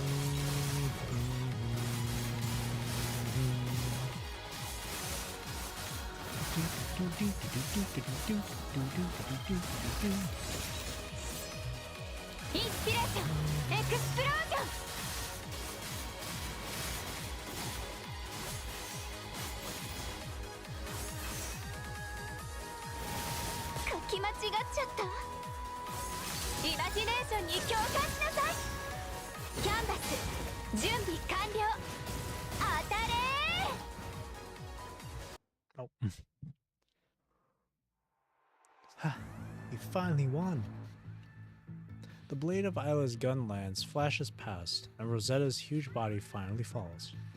Seiko holds the empty grenade gun. Her body quivers due to exhaustion. The weapon box you were carrying all this time. This is what wasn't it? And ammo for Isla's weapon and spare arrows for Lena. Oh, I brought this gun just in case since I'm more familiar with this kind of weapon. It wouldn't have worked earlier when we were inside. I'm glad I was able to help now. I'm impressed that you can even identify its behavioral patterns so quickly. If it wasn't for your plan, this would have been a tough fight. Oh, no. It's only because Rosetta is in Babylonia and I had the honor of meeting her a few times when I was training under Vanessa. Humanoid hybrid constructs are still very rare nowadays, so I had recorded down all of her information and battle data. Classic valedictorian thing to do. Rosetta is someone who can fight against the strongest ascendant, Alpha. Even though this is not the real thing, it was still very overwhelming. That mechanoid really is something to be able to make this look exactly like the real deal. I also don't understand why he made a replica in the first place. But if we need a representative for an Arctic Route Union themed exhibition, then Rosetta is the most suitable. I'm wary of the technology he possesses. Although I've never seen the real Rosetta in action, this imposter showed some quite destructive power. And together with those statues earlier, Babylonia has to go against that? He not only reconstructed a whole city, he also possesses the battle data of Babylonian constructs and the technology to recreate it all. Exposing all this to Babylonia just to use Constellia as bait to have the WGAA send members over to investigate? I don't know. There's too little for us to conclude right now. At least, as he has said, he doesn't wish to harm us. Now we can only do as he said and explore these exhibits, though this feeling like being led on a wild goose chase is a bit unpleasant. Well, the road is always rocky on the way to fight the final boss. That aside, I think we cooperated pretty well just now. Sika's commanding is more calm than before too. That helped quite a bit. I'll give her 5 out of 10. Don't let it get to her head. From afar, Lena returns to the others after inspecting the area. It's commendable that she thought of using specialized electromagnetic shells to restrict the enemy's movements. But if it hadn't worked, or if it was not created completely according to Rosetta's original data, then you would have exposed yourself to danger. You could have used me for remote restriction, increasing the battle's efficiency. I found something interesting. Without waiting for Sika to react, Lena throws something over to Ayla. What's this? Ayla opens her hand. A small data chip lays in her palm. The silver-white chip shines like the fake snow on the ground. According to my scan results, this chip should have memory data on it. You can read it with the port us constructs have. This is Cervantes? Looks like this is the thing he said he left behind. There may be valuable information on it. Then should we decide who reads it? The three of them all look in the same direction. Alright, I'll do it. That was fun. Whoa, 90 black cards. That's a lot. 23%.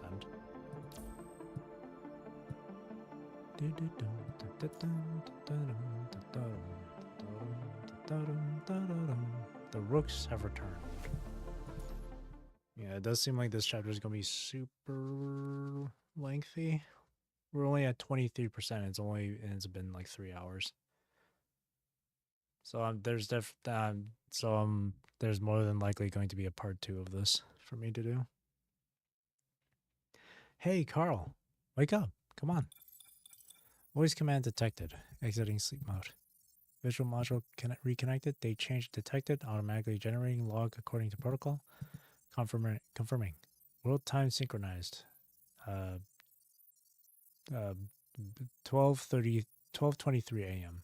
UTC +4. Personality simulation online. Load complete. Saving log in text form. Yesterday was the 23rd day since we left Murmansk port. According to plan, the Moses-class icebreaker naval left Barentshavet on the 22nd day and entered the border of the Greenland Sea and the Norwegian Sea. After periodically ingesting diphenhydramine, Mikkel's condition of seasickness has improved. It is the 7th time he has tried to paint on the decks. He persisted for 30 minutes this time, but ultimately had to stop due to the strong wind. In the evening, Captain Fleming caught a cod that weighs 2 pounds. That weighs 2 pounds, and he enjoyed sashimi together with Mikkel. Daily alcohol consumption is 23% over the doctor's recommended amount. I received a verbal promise when trying to stop Mikkel from consuming more, but according to the past 6 months, there is an 89% chance that he will not keep his promise. That would be, 4 o'clock? 4:47 p.m. UTC +4. Mikkel went back to his room to sleep. 21 minutes later, that is average sleep time. Recording complete, releasing cache. Restarting log mode. Good morning, Mikkel. Oh, this is not your usual waking time. Is there an emergency? Ha ha ha ha, of course it's an emergency. We're about to venture into the target sea area. The captain says the weather will be good for the next few days. Everyone's excited. You look very happy, Mikkel. I was still missing land a few days ago, but now my love is for the sea. Humans are really fickle, aren't we, Carl? 3 months ago, you said you would stab your eyes with a pencil if you had to watch another one of those rubbish films by UC Entertainment. 2 weeks later, you secretly went to see the premiere of Beyond the Wild by yourself. I think this supports your idea. Main character... I like Michael. Our main character wasn't that good, but there was a little boy in one of the supporting roles who blew us away with his acting. Wait, how'd you know I went to watch it? I thought I hid it from you. Different from humans, mechanoids have more ways to obtain information.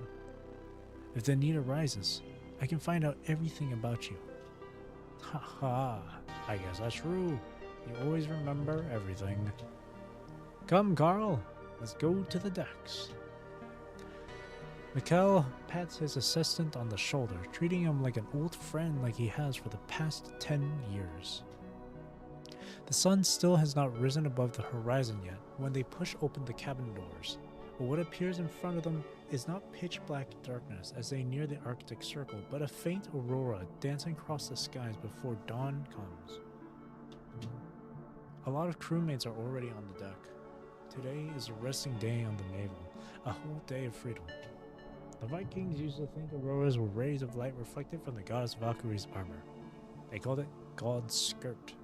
The aurora is believed to lead the souls of dead warriors to Valhalla, where they would bask in eternal glory. This is an old myth passed on for generations way before the establishment of the Arctic Route Union. Even now, a lot of people in the Union still believe it's true. What about you, Carl? What do you think the aurora represents? Mechanoids do not believe in religion, so naturally, he does not believe there is a palace of the gods up above the auroras.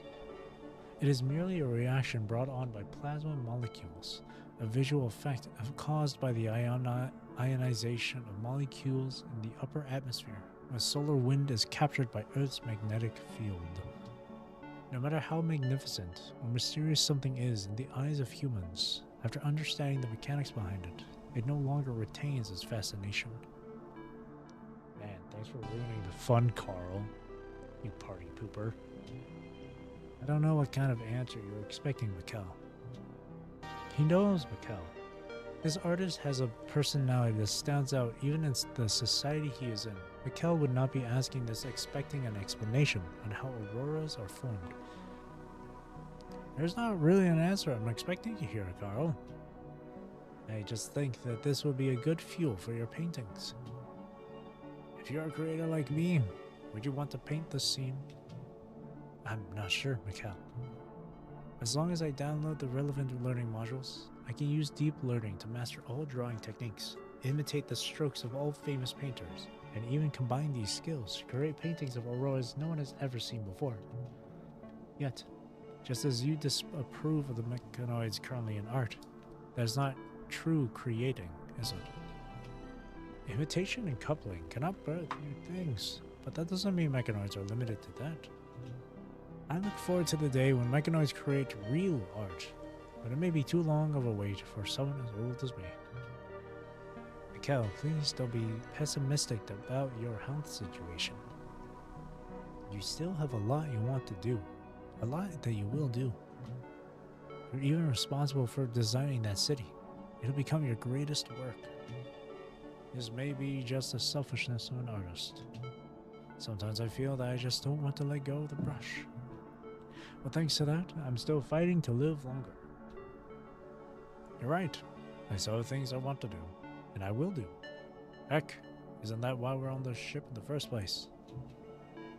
I'm sure you'll be able to return satisfied from this trip.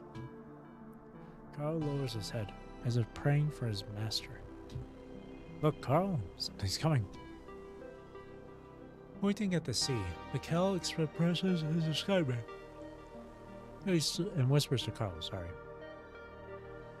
Carl's eyes do not capture anything abnormal. Unlike humans, mechanoids do not possess intuition or the sixth sense. They do not know what it feels like to have a premonition. He remains silent. His logical circuits cannot comprehend how he got the same conclusion as Mikkel, ignoring all the rigid rules of coding. The quiet deck is down, as the crewmates all hold their breaths. Their hands freeze mid-air while holding their alcohol. Like the first cry of the world, a huge black and white silhouette jumps out of the water. A humpback whale. Huge waves are stirred up by the whale, splashing onto Carl and Mikkel, and also all the crewmates on the deck. The crewmates cheer enthusiastically. They drink in glee, singing sea shanties from the Viking times, celebrating the scene they just witnessed under the auroras of dawn. After the Arctic Route Union was founded, all whale hunting activity was banned around the world, and the people devised a new rule. The whales became new nautical guardians. Every time people see a whale, they celebrate to commemorate the encounter. Carl, do you know why whales leap out of the water? About that, there's not a definitive biological explanation yet. Maybe it is for communication, or it is a part of their respiration cycle. There are also people who think they get rid of parasites this way. And do you know why humans celebrate it like this? I cannot fully comprehend the psychological reasons behind this action, but I think it may be similar to the feeling when people see the aurora. When did you learn to be ambiguous, Carl? Mikkel smiles meaningfully at Carl. Carl once again finds himself unable to analyze Mikkel's current feelings. What we see isn't the whale, but ourselves. We think we are observing the world around us, but in truth, we're all merely looking at ourselves. Ourselves? What did you see, Carl? What was it that you saw when the whale burst through the waters? I saw. Recording stopped.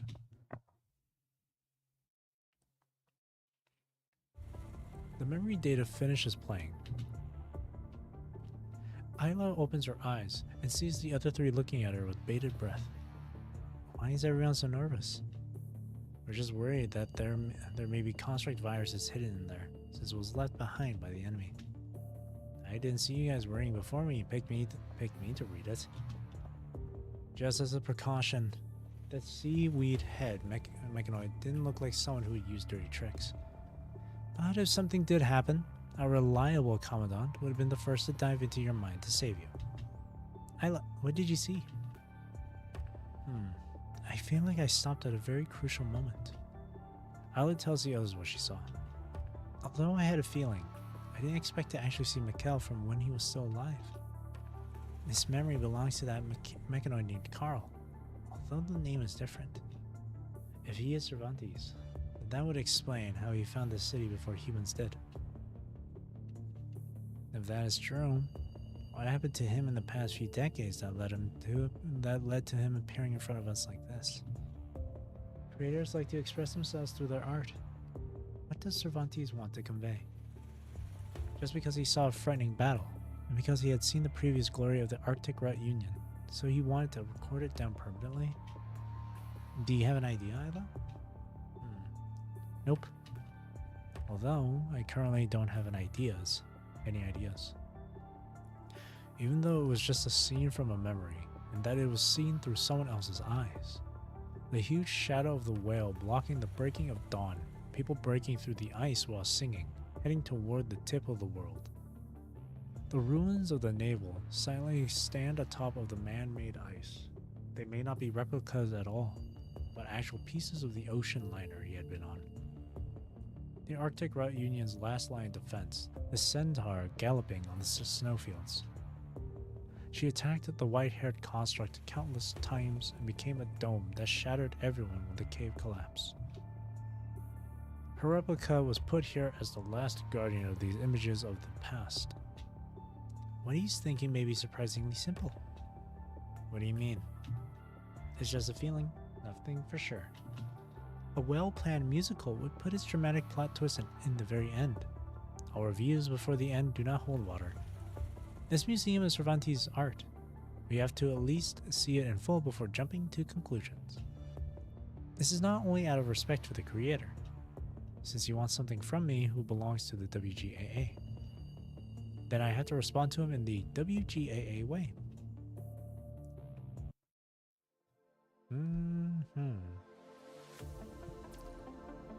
24%. I'm 15 of 63 nodes. Holy hell. Or am I counting that right? Right? No. 2, 3.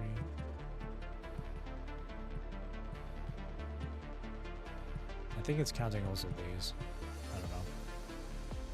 Oh, man. 15 out of 63. That's long one, yeah. Unless there's a hidden... No, there's no hidden story to this. Isle of the Dead. In a pitch-black hall, a meticulously decorated knight armor is placed in the center of the room. Under the thick visor of the lifeless armor, light flashes irregularly as if it has a consciousness of its own.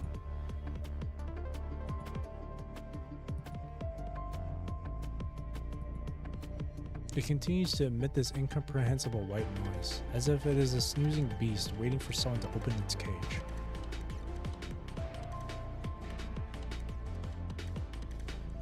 The taciturn construct stands alone on the edge of the tower. He looks down to the surrounding buildings, yet his eyes are not looking at anywhere specific. Excuse me. Even though he gave his all to reconstruct the city, he does not care for it at all. In human civilization, there is an emotion called homesick. People develop special feelings for the place they were raised in, and when they are away from that place, those emotions get amplified. As a mechanoid assembled and activated in this city, I think it makes sense for me to stay here. But he is different. I do not understand the art he is obsessed with. But since we are now back at this place after this time, it means the duty we must fulfill is coming to an end. Why does he still look lost? Looking at his figure, this question comes up in my memory shell. It should not be something I should worry about. Oh, who are you? Dulcinea? Cervantes. Is something the matter, Dulcinea? Cervantes. You requested for everyone to refrain from going onto the streets for the time being, but some mechanoids are not satisfied by this. As far as I know, a few mechanoids have already snuck out of your designated safe areas to create. I'm not their actual administrator. They have the right to do as they please. Don't worry, I have a backup plan. Now is just not the time for it yet. Once this is over, I will lead all the mechanoids who are willing away. I don't understand, Cervantes. The church has technology that can make the city undetectable to all humans. Not only for the church, Constellia is a natural habitat for mechanoids. When you left the Church of Machina and came here all those years ago, you spent a few years' time to create an environment suitable for us. Yet, now you invite Babylonia here. Why? The city is just a shell. It doesn't represent anything. Mechanoids, however, have infinite time. We can always recreate another city that is exactly the same down to the last pebble.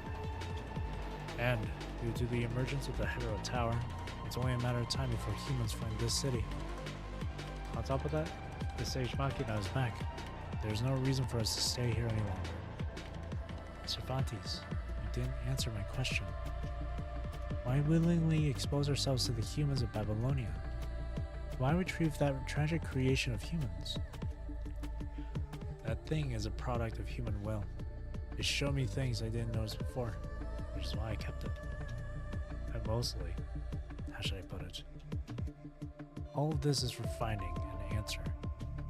An answer? I've been lots of places. I've been to lots of places over the years, and have witnessed the actions of humans after the outbreak of the punishing virus. The International Space Station, Magdalek, Cologne, the underground cavern of City 75, Puglia Forest Park, Imperium, Lunar Base, the Red Tide. Even though they were never united, even though there are countless conflicts every time, and even though they all have different ideals and goals. For a lot of mechanoids of the church, humans are weak and hopeless, contradicting and incomprehensible. But they can always turn a crisis around at crucial moments, creating unexpected miracles. That includes things that cannot be calculated.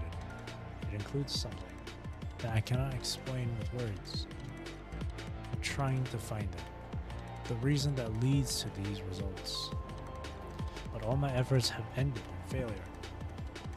Until the hetero tower was reversed, I finally confirmed this and accepted it. Since I cannot find the answer as a mechanoid, why not ask the humans who already have the answers? Us mechanoids, we excel in recreation, not discovery. But what makes you think the humans will do as you ask? No, they will. At least that person from the WGAA will. She will prove to me the results of their hard work of many years.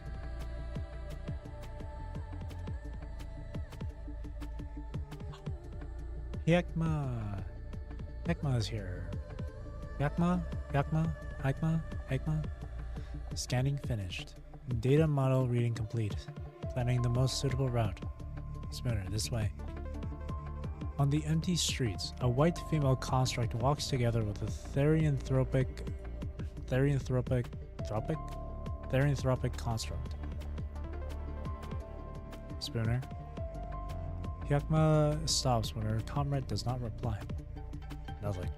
This place is just very impressive. Well, it is the city for the Golden Age, so even just a part of it will be... It's recreated quite accurately. Are you in awe and jealous of your senior's achievement as a successor? You really like to hit where it hurts recently. Is this Zero's bad influence? Compared to before, I think my empathetic abilities have increased, so I'm currently testing it. So, was I right? I think you should look up what empathetic actually means. But I have to admit, that mechanoid Cervantes really is something else.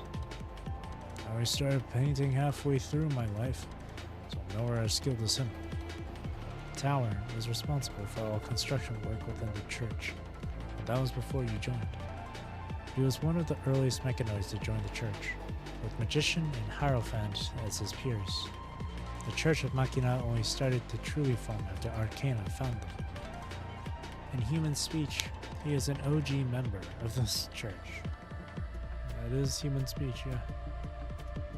So, the sage wants us to bring Cervantes back to the church. Nah. Sage said she needs to gather our scattered comrades for the path she believes in.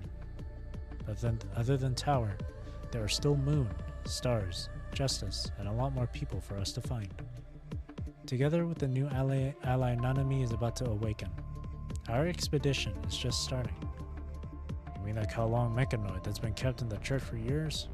I don't know if she has regained consciousness yet or not. She will, and under the sage's guidance, we will be reunited. She raises her head, looking over to the windmill tower not far ahead, or far away.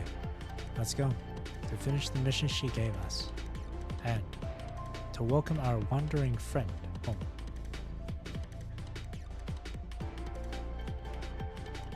Hidden in the shadows in a corner. You mean those two just now aren't the members of Babylonia mentioned? A girl with her figure mostly hidden by a cloak stands next to a mechanoid. After listening to his whispers, the wanderer-looking girl lowers her head in contemplation and mumbles to herself. Babylonia. Now where have I heard that before? And Isla. Did they come for it? Or... But since the music has sounded and curtains have been pulled, it would be rude for the audience to leave halfway, right? Why is she gotta look so mysterious? Come on. Las Meninas.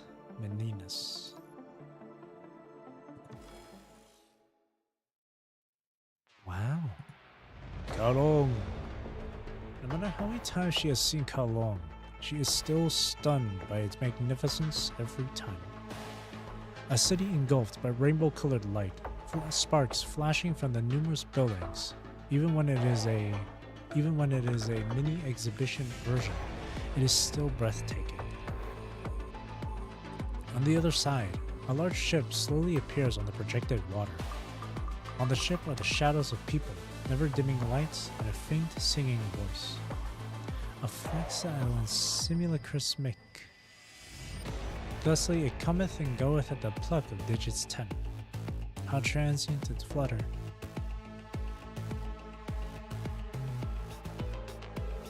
That is the Niter. I can't believe Cervantes was able to recreate both Cao Long and the Niter. With this layout, do we have to separate into two groups and visit different exhibition halls? But Sika looks from left to right indecisively. On her left, Isla is staring at the exhibition hall in front of her, eager to rush in, while Trojan is just standing there without expressing much interest. On her right, Lena holds onto her bow, mindlessly cleaning it. Her gaze sometimes wanders over to Trojan and Sika. Lena? Does anything matter? No, nothing. Her gaze drops as she continues to wipe the non-existent dust off her bow. So, how should we divide? Any suggestions, Isla? As the only member from the WGAA, Isla is the one who understands Cervantes the most, which was why Sika asked Isla. Huh? Me? Brought back to her senses by Sika's voice, Isla turns with her arms folded and looks at her teammates who are in different mentalities. According to my understanding of Cao Long and the Niter, Cao Long should be the main route, while the Niter should be the side quest. From the experiences before, I can see that Cervantes put in a lot of thought while recreating these exhibitions. He prioritized authenticity. So why don't Trojan and I visit the Cao Long exhibition, and Sika and Lena can check out the Niter. Trojan's not her best due to frame issues, but she can balance out my inexperience. While Lena has both experience and power, so you can familiarize yourself with Sika. What do you think, Sika? I think that's sensible, right, Lena? Lena frowns, not exactly satisfied with this grouping. She purses her lips and unconsciously tightens her grip on her weapon. On a personal level, she does not want to deepen her connection with this overly young commandant. Rash, youthful, all talk with no action. She is not good with this kind of people, but her gaze lingers on Trojan for a second before quickly averting it. A dated frame, from Corona, and a mysterious past. Lena? It's nothing. Lena lowers her gaze as if to hide. I do not object. I'll go over to the Niter with Commandant. Then it's settled. Isla and Trojan will go to the Cao Long exhibition, while Lena and I will investigate the Niter exhibition. And we'll reconvene here. That's a heads up. After confirming the assembly point, Sika and Lena head off first to the Niter exhibition, and Lena seems to be explaining something to Sika on the way. Seeing the two off, Trojan asks uncertainly, are those two really going to be fine?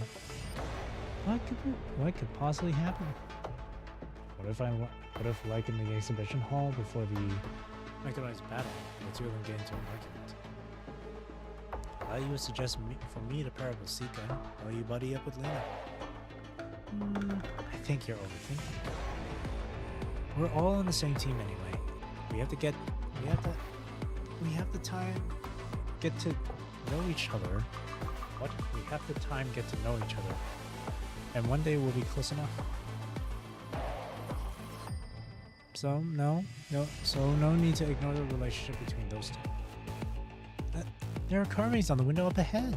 Is that the legendary ancient Cao Long window frame patterns? Isla runs over excitedly. Trojan glances over in the direction of Sika and Lena once more, before following Isla deeper into the exhibition.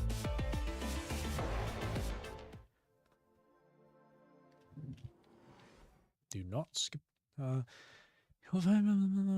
May include puzzles. You can choose whether to skip them or not based on your own preference. Yeah, sure. Oh. Pay attention to the surroundings. Cao Long War Dance. Oh god, okay. Great start.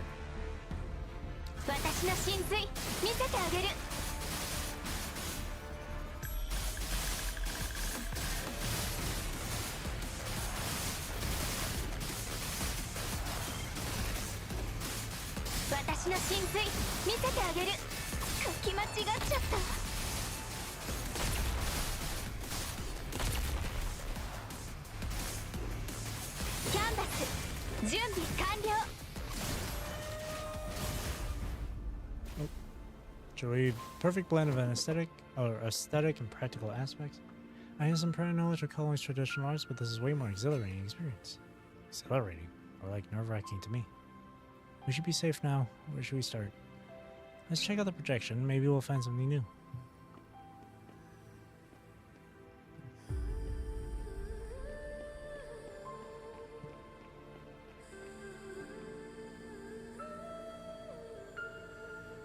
Oh, whoa. Introduction. Welcome to the Kowloon Hall. Here you will find the essence of the art and culture of Kowloon. This hall showcases a variety of unique Kowloon artifacts, including traditional calligraphy, ancient mythological relics, and traditional musical and dance instruments. You can also interact with me to watch traditional Kowloon musical and dance performance. I wish you a pleasant experience in this hall.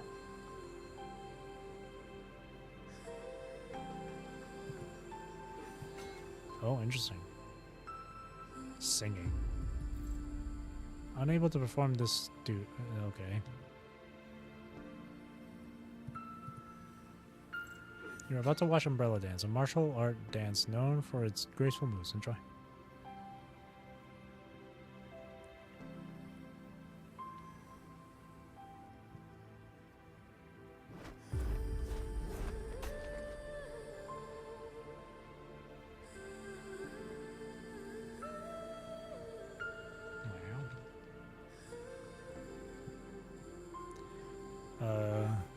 Gucci.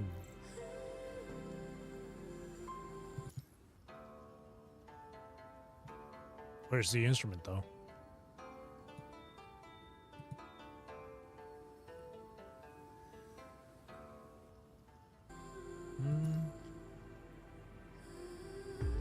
Scan visitor.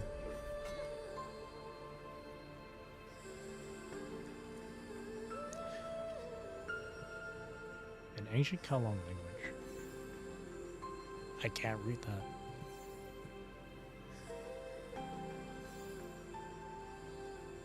The text is cut off at the bottom. I can't read that.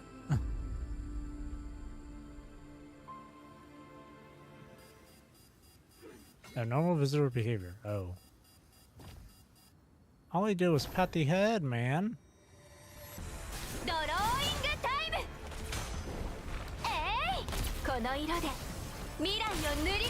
Just wanted to pat its head, man. Okay, there we go. We got them.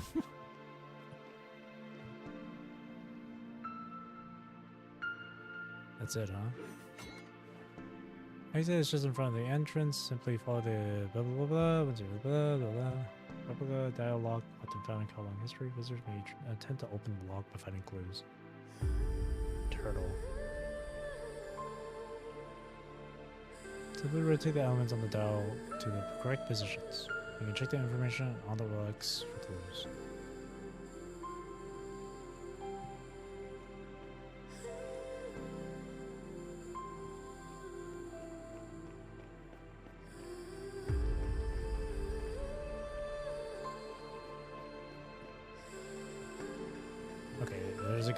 It's a good thing I know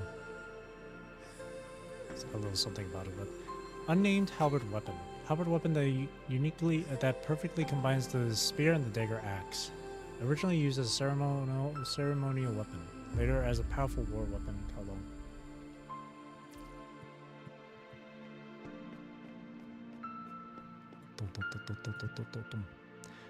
Drum.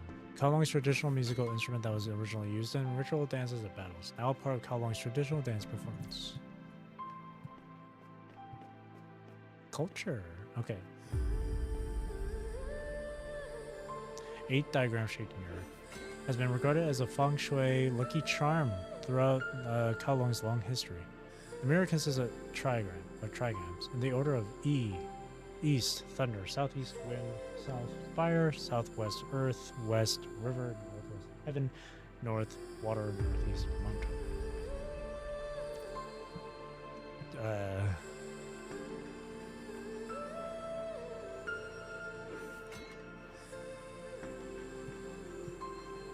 See, I see it saying tiger, dragon, turtle, phoenix. I see the markings up there too. Okay, I do know about the 4 auspices. I do know about the 4 auspices. Tortoise of the north, phoenix of the south, tiger of the west, dragon of the east. I know that. I know that much.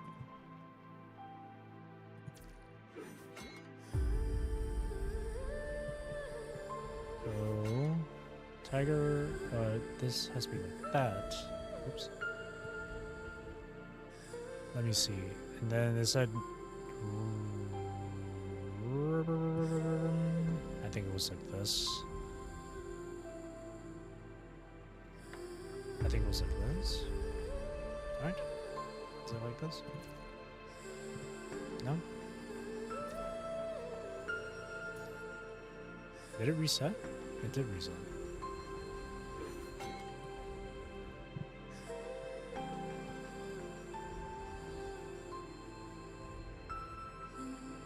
Isn't it like this? Oops. What? Don't. There we go.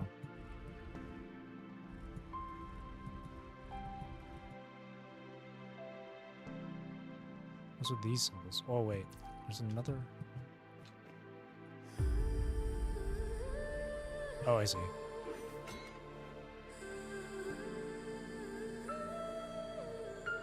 Okay, as long as Southwest has the...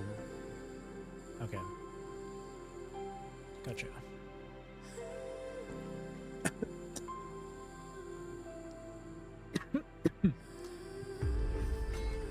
Oh, stop. It's like this. Southwest is supposed to be like this. Cool.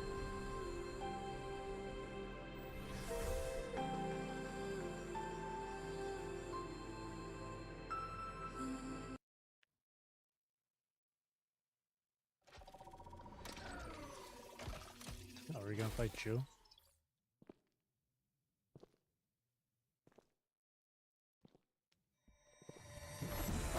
No, I wasn't ready. Hold on.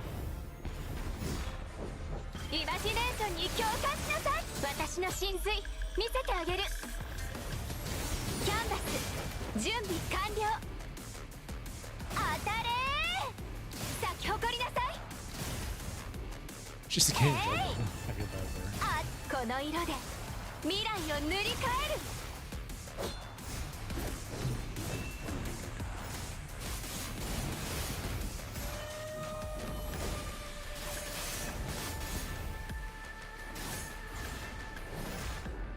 私の神髄見せてあげる。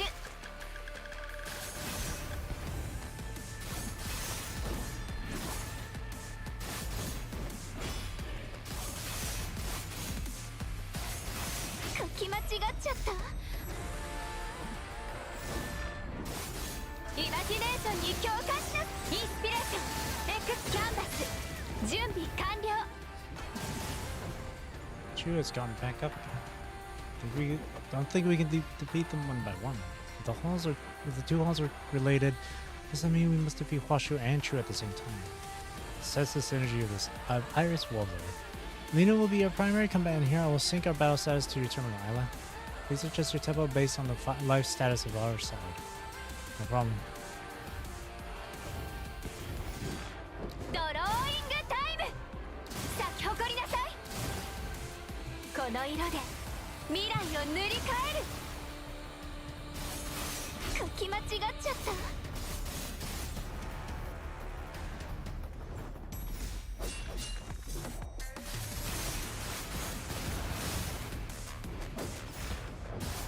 イマジネーションに共感しなさい。書き間違っちゃった。Ahoo.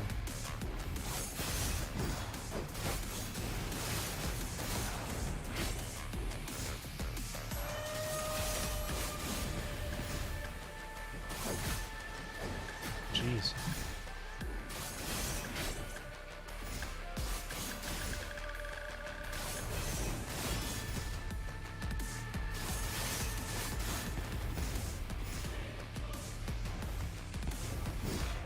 Imagination に共感しなさい。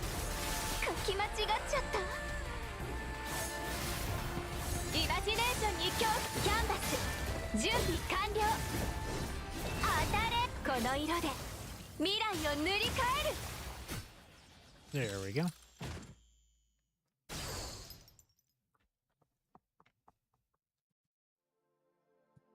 Isla now. This should end it. With a graceful flourish of her tonfas, Trojan dislodges the glaive from Chu's grip, and then Isla executes the coup de grace. The sharp blade weaves an elegant dance across the body of Chu, delivering a weighty strike that is potent enough to render her immobilized. The wound opens up to expose the metallic intricacies within that sizzle and crackle with electric sparks. As her vulnerability is laid bare, she is finally stripped of the facade of ease she once held. This is the Edenist part of the song, by the way. Impressive. It seems that the fight on the other side has ended as well. Visitors, the victory is in your hands now. She can talk? Visitors, do you find it peculiar that I possess the ability to engage in conversation? I thought you can only say those preset lines. After all, you made a fair point indeed. I'm a seemingly authentic imposter. In fact, perhaps even worse than that. I am merely granted a resemblance to the original. With an implanted personality that appears plausible, I am nothing more than a counterfeit, created solely for the purpose of conforming to the impression of this particular exhibition hall. I have never laid eyes upon the real Kalong. The only genuine connection I have with that place is through the physical materials used to constructing my body. Cervantes acquired them from Kalong in the pursuit of precision and intricate details. But are you aware you're not that Jew? That is not something you would discern right from the start. Initially, I only existed as a mere imitator, tasked with reenacting a specific piece of history, performing a specific moment repeatedly. However, at some point, I started to have this dream. It's a dream about a grand metropolis standing proudly by the sea, inhabited by peaceful and prosperous people, and the supreme who vows to safeguard her land at any cost. That dream became a haunting phantom within my mind, compelling me to question my true identity. So, what was the conclusion you drew? Nothing. I am nothing more than an empty vessel, a decorative stage, merely serving as a means rather than a purpose. Just like a dot of color on a canvas, I am not deserving of any distinct significance. Then why do you... If playing your role is all you want, why are you sharing this with us? You ask me why. Perhaps I simply seek an end to that endless dream. I deliberately introduced a flaw into this flawless facsimile, and only in this way am I able to pose a question as to who I truly am. A question that has haunted me for a long time, yet remains unanswered till this day. If you have ever been to the real Kowloon, please tell me, what is the present life like for the people in Kowloon? Does the city still revel in the splendor it once enjoyed during the Golden Age? Is the queen named Shu truly a wise leader? What kind of future awaits Kowloon under her guidance? I'm sorry, I'm not sure if I'm in a position to give you answers. However, I know quite a few individuals from Kowloon, and from their perspective, it seems that Kowloon is progressing in the direction anticipated. There were, are, and will be countless hindrances and adversities on that path, but the people of Kowloon never speak of giving up, not even once. That's all I can tell you. I see. That would suffice. Congratulations, visitors. I hope you can provide the answer that gentleman seeks. With a smile, Chu extends her arm, and places a data chip in Isla's hand. Then she closes her eyes. In a solemn moment, accompanied by the sound of termination, this unnamed vessel ceases to move. Silently, Isla accepts the object that Chu bestows upon her in the final moments of her existence. Another fragment of Cervantes' memory data. May I be the one to read it this time too? Of course. Isla nods and proceeds to insert the chip into the data port on her frame. Confirming world time synchronized. 2:47 a.m. UTC +8.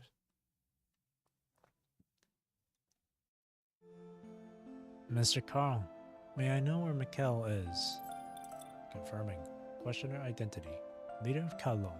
Confirming coordinates of Mikkel's location. Error. No transponder signal detected. A new recording has been added to the message box. Play. I will be strolling through around Kalong today. No need to look for me. From Mikkel. Verifying original schedule. Private meeting with the leader of Kalong. Operation error, slight overload, and emotion module detected. Initiating self-repair process. Confirming. Level 2 emergency confirmed. Initiating search for solutions. Conflict. Unable to activate corresponding measures due to limited operational range. Switching to emergency behavior mode. Initiating system soft reboot. I regret to inform you that Mikkel is currently unavailable. It appears that he embarked on a sightseeing excursion within Kalong early this morning. I take responsibility for not confirming the schedule with Mikkel in advance. Lady Chu, if this has resulted in any inconvenience or caused you any distress, I will personally discuss the matter with Mikkel to arrange appropriate compensation. They would be unnecessary. This wasn't seen as an official meeting anyway. No diplomatic affairs involved. Furthermore, it was the views and culture of Kowloon that enticed Mikkel. As the leader of the city, I consider it a source of delight and honor.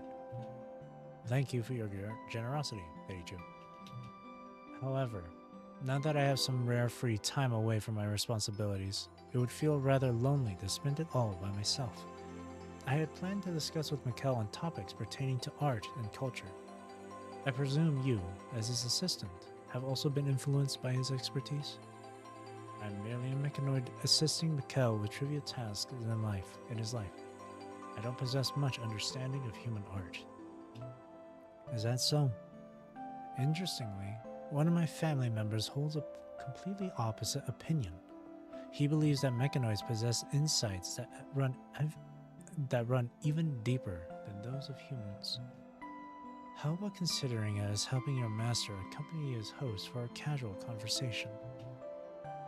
I am delighted to be of service. He does not understand why Chu insists on inviting him for a talk, but given the present circumstances, he finds no reason to decline.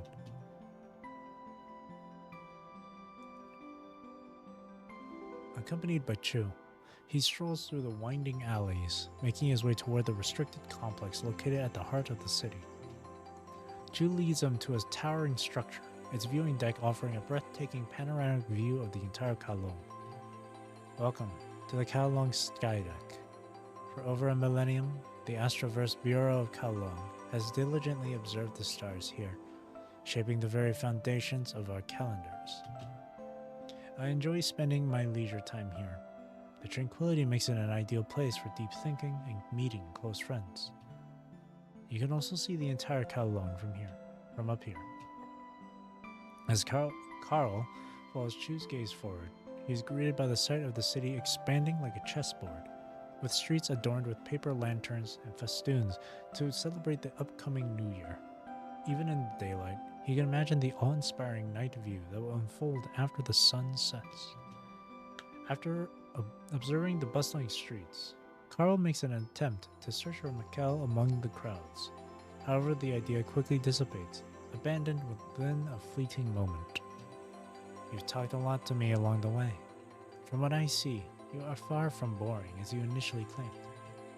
I'm simply echoing what I heard from Mikkel.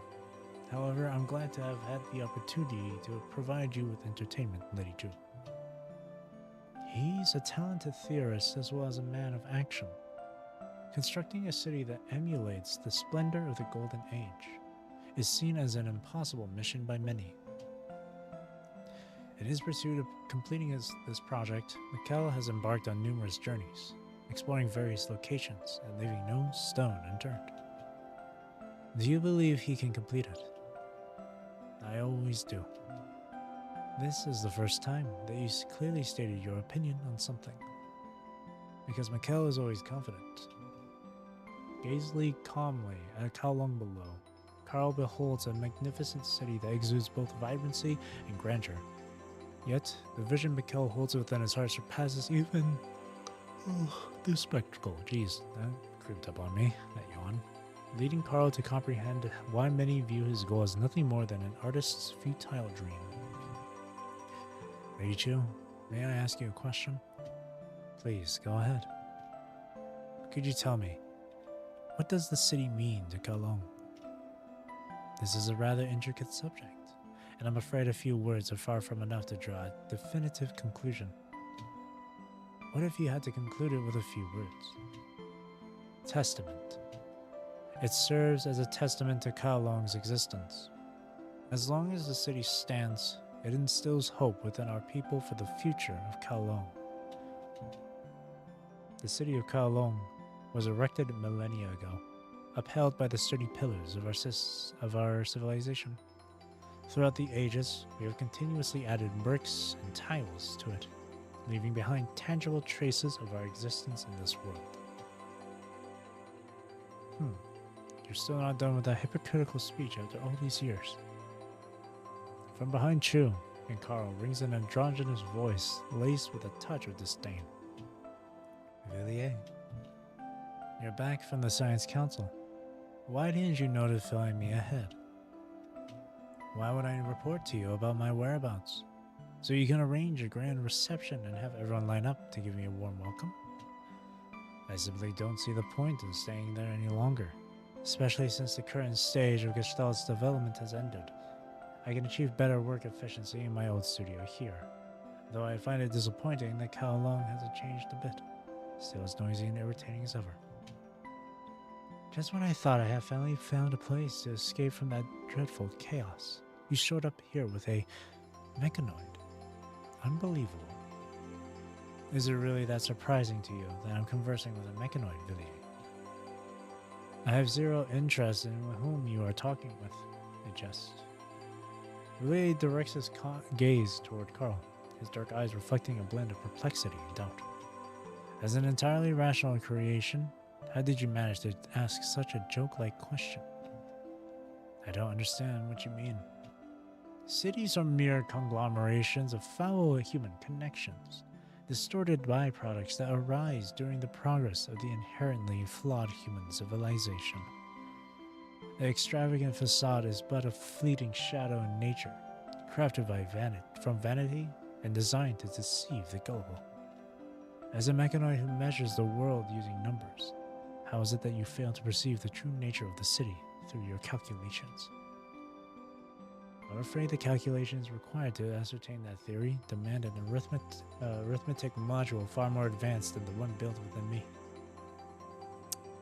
Forget it then. It would be utterly absurd for me to expect an antiquated piece with an outdated model to meet my ideal standards. Villiers, suppose you succeeded in constructing your ideal creation. How can you be certain that it will arrive at the same conclusion as you? Would you also find yourself disappointed if its calculations were to defy your expectations? That's a meaningless sophistry. Villiers, the angular young man, displays a frown and turns away in disdain, choosing to depart. Silently, Carl observes as Villiers walks away. Still, Villiers' opinion is not entirely unjust. There are far more things hidden underneath Kowloon's ostentatious facade. If that's true, why don't you advocate for a superior societal model to replace the existing one? It's only natural for mechanoids to seek the replacement of the old with something new, I presume. In reality, there isn't a particular intricate reason for not doing so, or rather, we don't require one. We simply made the choice to become what we are today. Recording stopped.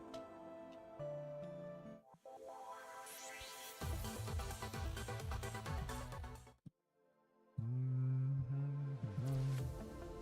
35%. Moonlit night on the Dnieper. Yeah, I'll get to around 50% and then call it a night. That mechanoid called Cervantes actually visited Kowloon and met the real Joe. Considering there are 2 exhibition halls dedicated to Kowloon, it is likely that he also visited the Niter after the outbreak of the punching virus. Now that I think about the Arctic Hall and the unexplored ones awaiting us ahead, he may even have traversed around the entire world. It seems that he seems to have a strong obsession with a particular thing. Indeed, his actions such as returning to Constellia, building these exhibitions, and all the other endeavors he has undertaken toward us, they are likely driven by a specific intention. While there is currently no direct evidence, it is plausible that his motivation is related to the person he served, Mikhail Vasari, the designer of Constellia. Mikhail, he was from the WGA, right? Shouldn't you guys have more knowledge about him than anyone else?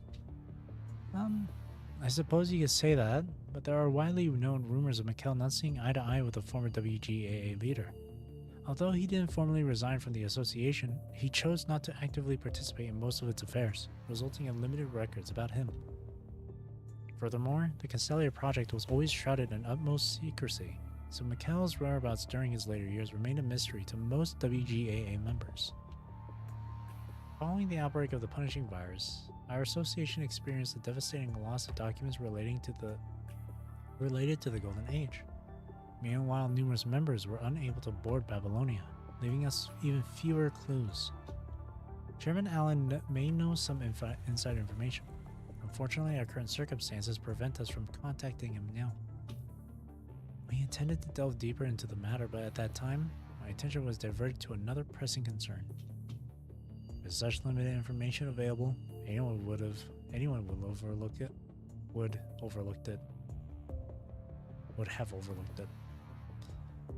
3 days ago, I could never have imagined that I would find myself on a mission within an art museum. That's true. I had imagined that we might come across a horde of malevolent robots who had seized control of the city, operating towering machines larger than themselves and engaging in daily turf wars. Or the city would unfold as a colossal mechanical citadel, concealing a subterranean zero-point anti-gravity engine capable of transforming it into a fully armed floating fortress upon activation. Were you going to alter the entire world's settings? If anomalies like the Hetero Tower can occur in this world, why should giant robots and floating cities be considered implausible? Even if they were to exist, you think you would be able to handle the situation by yourselves? Well, at least we could cheer for the heroes who step forward, right? I would work on a big set of paintings and name it something like Epic Encounter, Grey Raven versus the Great Airborne Fortress, or New Strike Hawk Saga, Operation Meteorite. So the idea of handling it by yourself is not even your consideration? I'm a painter. What else do you expect from a painter other than creating artwork? I don't even know where to start. My criticism. Traversing through the hall where they had just completed the challenge, Isla and Trojan proceed toward the corridor leading to another Kowloon hall. Upon entering, they are greeted by the sight of two exhausted figures leaning against the wall side by side, as motionless as two dolls running out of power. You're already here. Great work, guys. Sika and Lena remain silent, or to be precise, their exhaustion has rendered them unable to provide any response. Lena, they are here. Time to move. Shut your mouth and let me rest a bit longer. Even their argument lacks its usual vigor. After about 15 minutes, Sika and Lena finally struggle up from the ground. You both don't appear injured. What drained so much of you? She's the one who's physically drained. As for me, think of it mental damage. Lena covers her forehead, displaying evident reluctance to recall her fighting experience with Sika. She ran outside the safe range I marked for her every single time we engaged with enemies, even rushing recklessly ahead of me a few times. The strategies she proposed all could potentially cost her own life.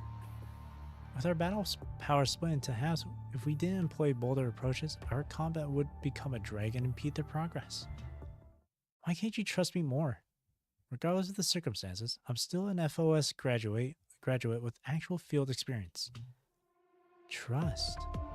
You expect me to blindly trust you after just meeting you? Are you that naive to believe that you can entrust your life to a construct whose name you just learned? How the heck do they depict the relationship between constructs and commandants in FOS? Like a big happy family or what? A commandant's role is to dish out orders, not to cozy up for buddy-buddy relationship. Relying on the assumption of blind trust for your strategies is a major screw-up right from the start. Don't you know about all the messed up situations that happen because people put too much trust in combat strategies?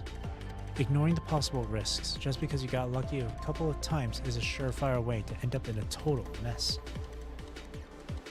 Lena's rapid-fire interrogations leave Sika dumbfounded, causing her to struggle to respond. The girl attempts to argue back almost instinctively, but with a noticeably weaker demeanor. But it shouldn't be like that. There are squads like Great Raven, the one led by Uzabeni, Kalong, Hulia Forest Park, the Hero Tower. They've set so many examples. We may spend our entire life in pursuit of an elusive answer. We cannot define the true value of our struggles and efforts. But here we are, still eagerly anticipating the arrival of each new day. Because humans never walk alone. I could never have made it this far relying on my own strength. My teammates, my instructor, my comrades. They are the sole reason I stand here today. Your father was one of the first soldiers who chose to become a construct during the post-pandemic age, hard-earning the title of a hero in Babylonia. However, no one expected that his daughter would desire to follow in his footsteps. Unfortunately, it appears that your Tantalum 193 affinity does not reach the required level. We are unable to transform you into a construct as you hoped. Perhaps you can consider aiming to become a commandant instead. This way, you can still contribute significantly to humanity. The assault warfare against City 74 concluded as a resounding success, with the Grey Raven squad once again playing a crucial role. Grey Raven? How to earn constructs' trust? Why would you want to do that? Constructs are items, tools, or measures employed to achieve victories. You're not supposed to play the friendship game with them. Are you seriously gonna feel sorry for broken tools? Having too much empathy never makes a good commandant. Just look at the Suzaku squad, Exhibit A. We all know what happened to that commandant and his teammates. By the way, don't even utter a single word about Grey Raven in front of me. Do you see the scar? This is the proof of what they did to me. If you dare say you want to become a commandant like that, get out of my sight immediately. Trust you. I have neither the interest nor the time to invest in building a relationship with someone who's still wearing a diaper. I was wondering about the deal with an FOS chief. Turned out we were here to babysit of all things. Stay behind us in every battle. It'll save us a lot of trouble and give you more experience. At least your profile can look prettier. Let me be straight here.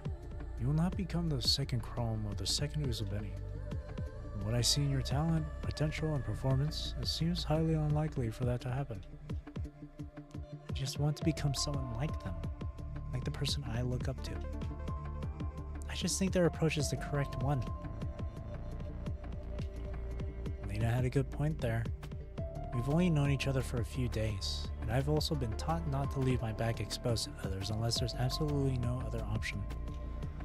Not to mention, being a human made of flesh, you should definitely be more mindful of these things on the surface.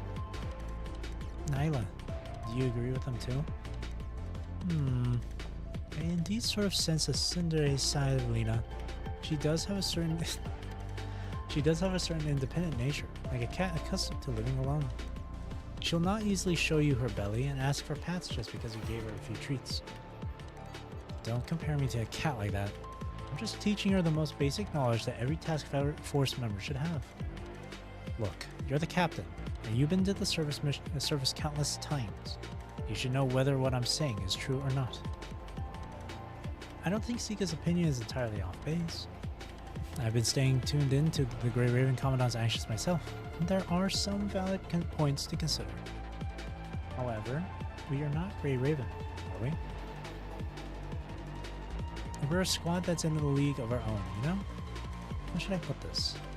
It's like our members have these complicated backgrounds, and the path we're about to venture on is no walk in the park. The future of this squad is still uncertain, no doubt about it. But amidst all the uncertainty, it's crucial for you to have a clear understanding of what needs to be done to guide Iris Warbler toward its destined path. After all, you are the Commandant of Iris Warbler.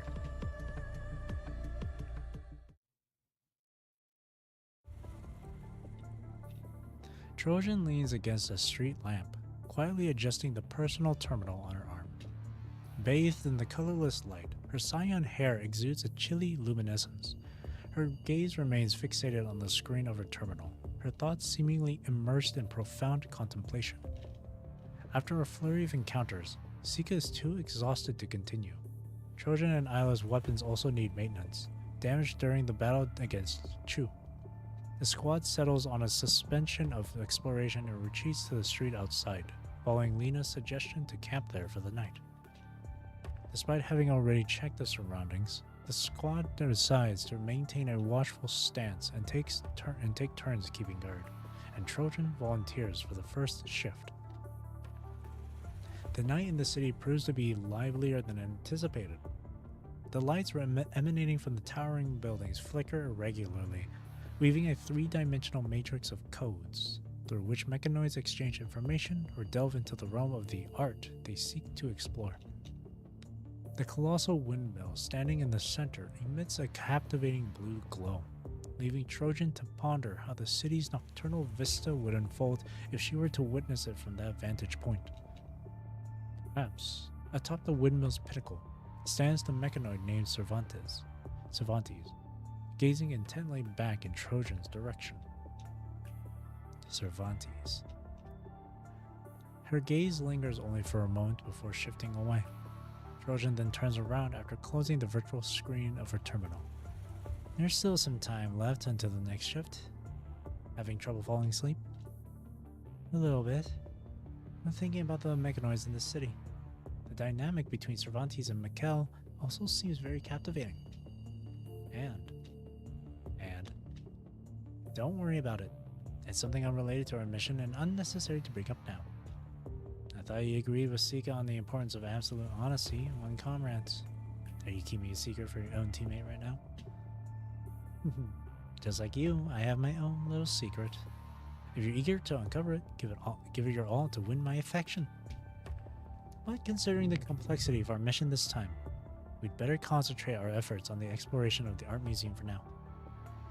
Can't help but feel a tad uneasy about Cervantes' memory data and what Basil mentioned regarding people from Babylonia. You're always so upbeat, and I thought these things wouldn't bother you at all. And what about you? You always seem lost in thought with a solemn expression while gazing into the distance. Are you going to let worries and troubles consume your mind? Well, it's not like I'm never bothered. I just find that things feel better when approached with a positive mindset. Is this how you view our squad? Absolutely. This is my first time being part of the task force for a surface mission. I'm not over with the excitement yet. Moreover, don't you think everyone in our squad has so much untapped potential? Sure, those battles before were tough, but we all pulled through in the end. The same goes for you, Trojan. Oh, we haven't properly celebrated our flawless teamwork back in the Kowloon Hall. Now, give me a high five. Having said that, Isla extends her hand with a beaming smile, waiting for Trojan to reciprocate. Do I really have to? Trojan lets out a sigh, but then raises her arm to give Isla's palm a gentle tap. Just to give you a heads up, I'm pretty much on the same page as Lena. The last time I heard the word comrade was way back in my teenage days, flipping through a picture book during the Golden Age. It's true that we may not become comrades, or rather, it's just not possible for most people in the world to become comrades. It's already a miracle of miracles to encounter a close friend whom you can trust with your life. And even if you do find such a person, there's no guarantee they'll stick around forever. However, even if we can't become comrades, we're still teammates, aren't we? We may have completely different motives and intentions, but at least we are working toward the same goal. That's good enough.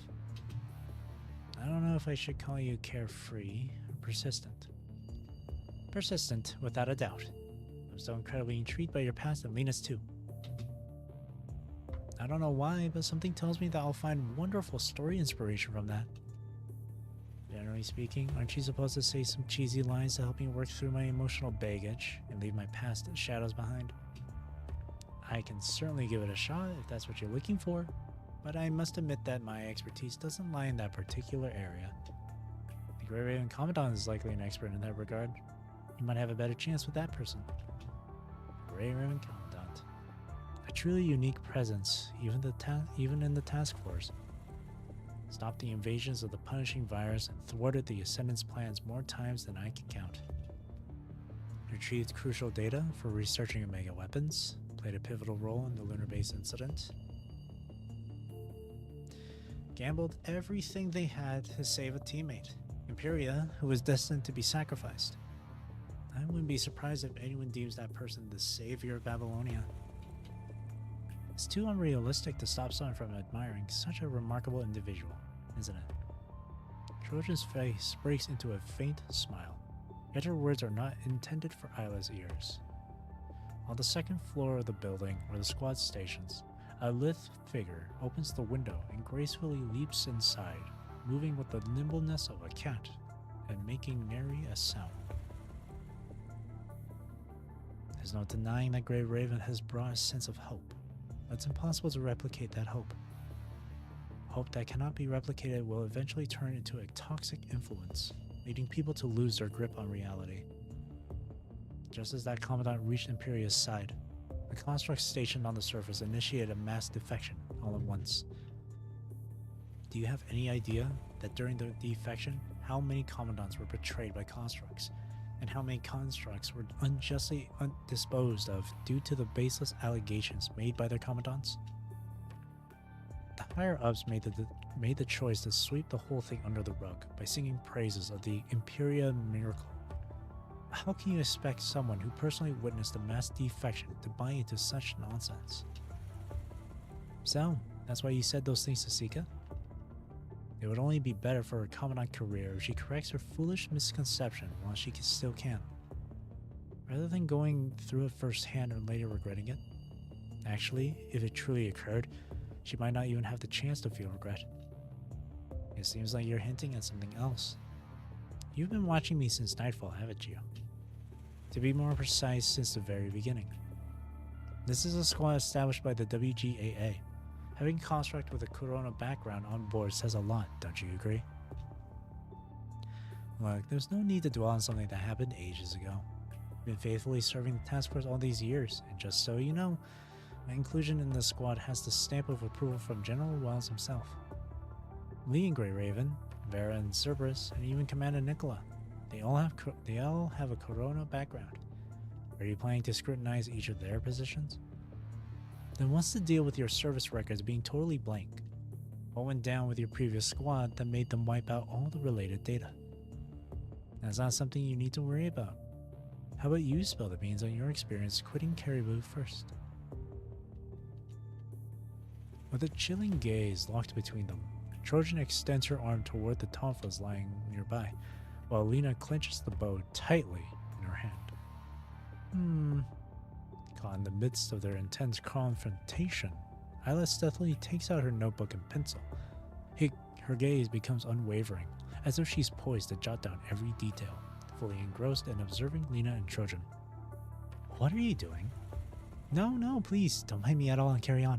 I just don't want to miss any juicy bits. Are you two going to keep on exposing each other's deepest, darkest secrets from the past?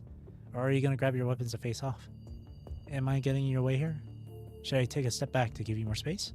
Or do you want me to play judge? Honestly, I'm cool with whatever. I love her so much. Rather than diffusing the tension, Isla appears to be stoking the flames, her excitement reminiscent of a reporter on the verge of witnessing a sensational event. As her captain, shouldn't you step in and prevent this impending clash? You know, say something heartfelt, ease the tension, and act like nothing ever went down. I know, but to let things unfold in a more captivating way, I'll do my best to resist the urge and see where it leads you. You're not going to let up until you get an answer out of me, huh? We got bigger fish to fry, don't we? Realizing that Isla has no intention of making peace, Trojan resigns herself to the situation, mustering a smile and making a gesture of temporary reconciliation toward Lena. Alright, but just remember, this is a warning. When our mission ends, Lena shifts her gaze away from Trojan, focusing it instead on the windmill in the distance.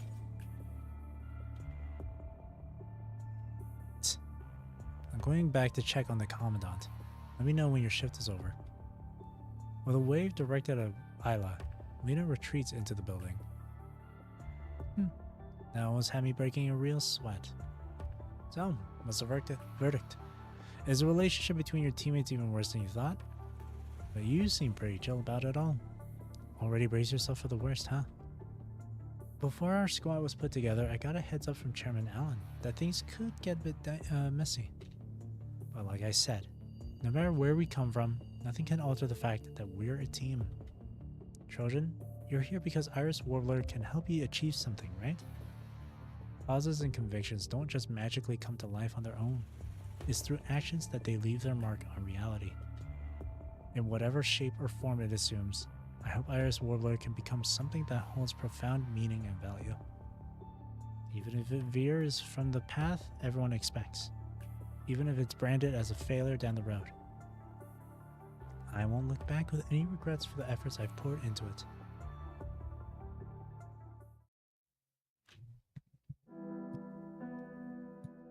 The moon softly illuminates the dim room through the window, casting a soft glow that accentuates a small badge.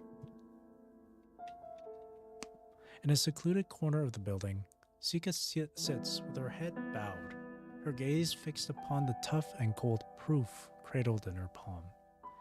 Etched with a silver FOS symbol, the bottom of the badge bears the SL, the initials of her name. To this day, the memory still vaguely lingers of the audience's glances when she received this badge, symbolizing the prestigious title of Chief during her graduation ceremony. Those glances were filled with envy, jealousy, despise, disbelief, and even shades of sarcasm and contempt. Deep down inside, she is acutely aware of her own unworthiness for that honor, a truth that resonates within her more profoundly than anyone else could comprehend. Even so, she still wants to. You're requesting a transfer out of the squad. Yes, sir. Three of us all agree that Patadai doesn't hold much promise for the future, even if we choose to stay. Applications have already been submitted by commandants seeking personal reinforcements for their squads. Considering the circumstances, I believe the General Staff has no grounds to reject our transfer this time. Our cooperation with the Commandant didn't go that well. She struggled to adapt to our combat style. If I remember correctly, she sent you to escort the engineering force to Conservation Area 27 during the Herald Tower mission. However, instead of promptly contacting her after completing the task, you opted to proceed independently. Can you give me an explanation? During that period, the service communications were severed. And it wasn't just our squad that experienced the loss of contact with teammates. As per military protocol, constructs are granted the authority to make certain decisions in situations where they lose contact with their commandants. However, the investigation conducted by the Communication Center reveals that your transponders were operational, and the Commandant has been making efforts to request your coordinates. I trust the General Staff is well aware of the intense electromagnetic interference that occurred during that period. General, are you insinuating that we intentionally disregarded their communication requests from the Commandant? That's not what I said.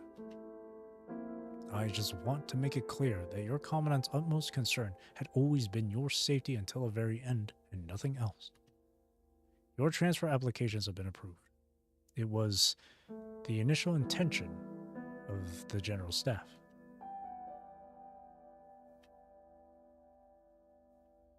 I've always been. What should I do now? What I want to become? Sika firmly clutches the badge, resolute in her quest to bury the past, and then tucks it away into her waist pack.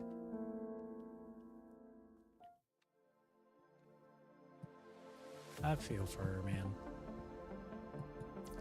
I feel for her. 37? This is a really long one. The Night Watch. Oh, we're playing as her? Interesting. Higma behind you. Multiple hostile signals detected. Executing combat measures. Having brought down his final adversary with a resounding stomp, Spooner pivots around, only to behold a scattered landscape of machine parts. rendered lifeless, each piece lies cleaved in perfect halves, a testament to the surgical precision of Hikma's scythe. As the battle subsides, Spooner approaches Hikma, gesturing to signify the absence of any further hostile activity. With a resigned expression, he scratches his head, reflecting a blend of relief and fatigue. Boy, the Cervantes, dude. He's a real troublemaker. I mean, sure, the guy can build all the fancy art museums he wants, but what's the deal with all these combat machines he's got? These machines lack the capacity for thought and learning. They can only carry out basic commands and move accordingly. What's more, some of them are even designed to resemble corrupted and hetero creatures. Based on what I observed in this place, it appears that these machines are specifically designed to help recreate certain symbolic localities. Almost all of them show signs of human activities, even the city right here. It's like he's got a really deep liking for humanity, you know what I mean? I've gathered some information about Cervantes from Xavier and Trailblazer. It turns out that during the Golden Age, he served as a private assistant to a renowned human artist. They had shared history for over a decade, and it seems that the city holds a deep connection to that human. That human had such a strong impact on him. During the Golden Age, humans embarked on an ambitious endeavor known as the Machine Consciousness Test Project, an experiment aimed at awakening a genuine soul within a machine. I was created as the administrative AI for this project, and it was during that same period that I had the fortuitous encounter with Nanami, our esteemed sage. Over time, and through a process of gradual progression, she reached the culmination of her awakening journey and emerged as the very first awakened mechanoid. Are you trying to say Cervantes too was among the subjects involved in the experiment? His entire existence alongside that artist was part of an undertaking aimed at observing the influence of art on the awakening of machine consciousness. However, only the experiment involving Sage was successful. That's correct. My mother, Arcana, once told me this. For mechanoids, the awakening marks merely the beginning of their journey. Self-consciousness cannot be deduced solely through data analysis. It is rather akin to a new birth, accompanied by both anguish and bewilderment. As our self-consciousness awakens, the paradoxical nature of reality begins to reveal its fangs. We discover ourselves no longer inhabiting a self-contained world governed by logical coherence alone. The weight of memories from the past can often burden our thoughts, as we struggle to find answers to the questions that linger within us. Following the awakening, a significant number of mechanoids even opted for the path of self-destruction.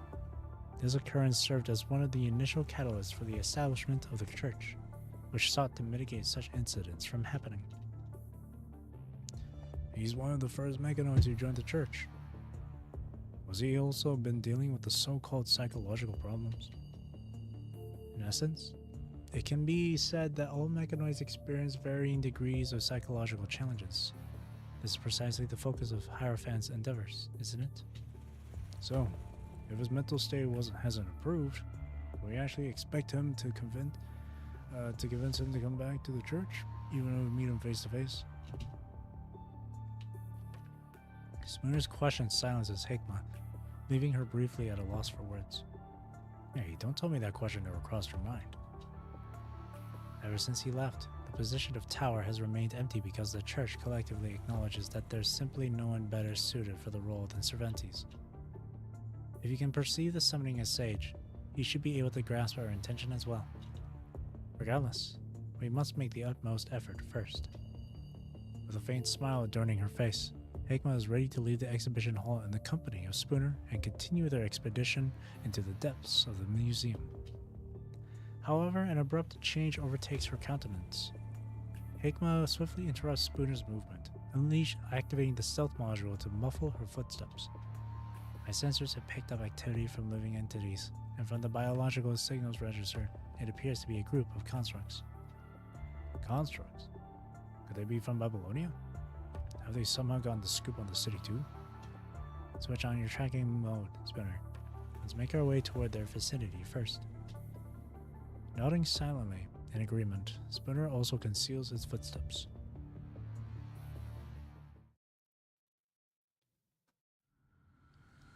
Chrono. Sword 4, how's the hacking on the main system coming along? Hey, Sword 9, can you hold your horses and give me a break? These encryption methods are completely new to me. If it were anyone else, I bet they'd spend a good 3 days just trying to find a loophole in the firewall. Both the teams of Cups and Wands have come up empty-handed on their missions, and the fledglings are already in motion. We can't locate the cargo that the bosses are going to be in a world of trouble. Sword 7, the location of the fledglings. They've left exhibition area D and are making their way toward area F. We must continue to narrow down their search area, or we'll inevitably cross paths with them. Ugh, this art museum is becoming a real pain. Would have thought that some mechanoids would cause us such a headache. The Pentacles are currently tackling the firewall in area H. It won't be long before we gain full security access to this museum. If they hadn't triggered the alarm right from the start, we could have made even more progress. Jose wants more. This mission has to be a success. If the task force gets their hands on the subject before us, it'll take much more than just finding a few scapegoats to get out of this mess. Sword 4, don't forget to throw a wrench into the works once we gain system access. It's best to put an end to the fledglings right here and now. Last squad still has... This is the latest order from the higher-ups. We need to ensure we erase all traces and leave no evidence behind. Using a squad during its surface mission is just part of the job, isn't it?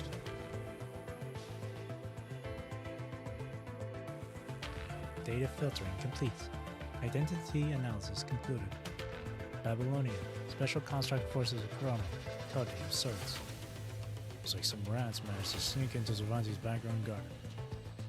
Fixing his gaze on the distant group of constructs, Spooner speaks in a hushed tone. Shall we do some cleaning for him? Spooner, watch over there. They've kidnapped 2 mechanoid residents from this city. Prompted by Hikmah, Spooner shifts his gaze toward the corner, where he spots 2 mechanoids being held hostage by Chrono constructs.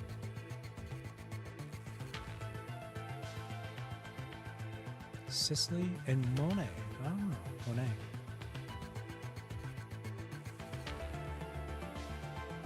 Damn it. What did they do to them?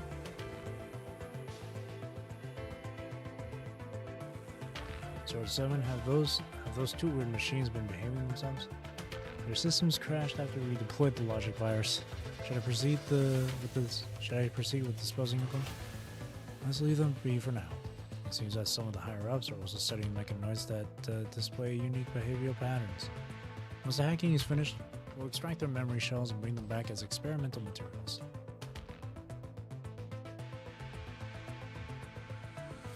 Hikmah, what's the plan now? Lock on the hostile signals and wait for my command. Let's devise combat strategies while prioritizing the rescue of our own people.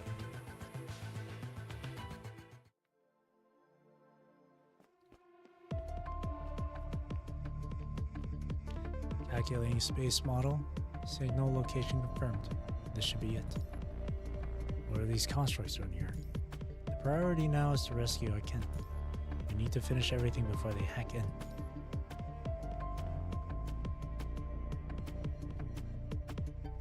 They are hacking into the museum security system. This is in line with our information.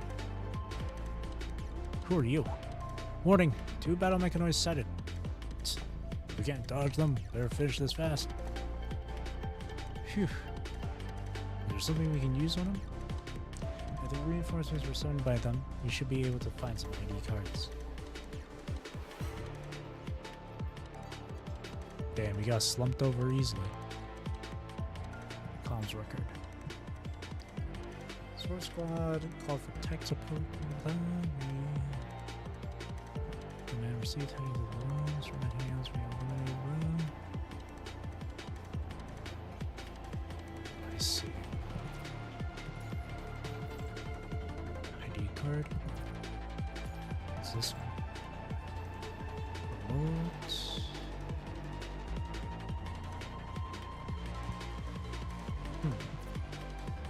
Search complete. All available information has been received. This ID card should get us permission to access the platform.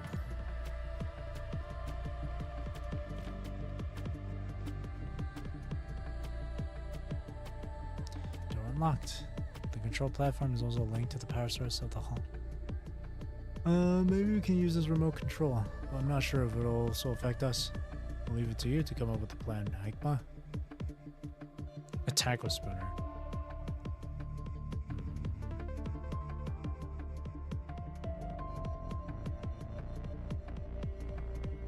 We can attack. Hall blurg. Hall question mark.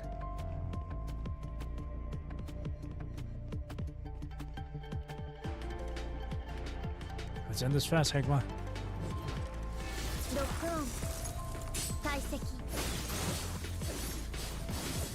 適応回路想定外の事故発生 What the heck?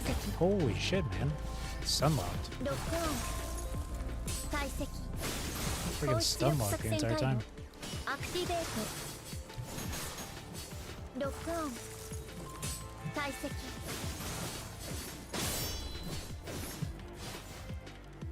Hostile targets eliminated, we should be able to find some useful information from them.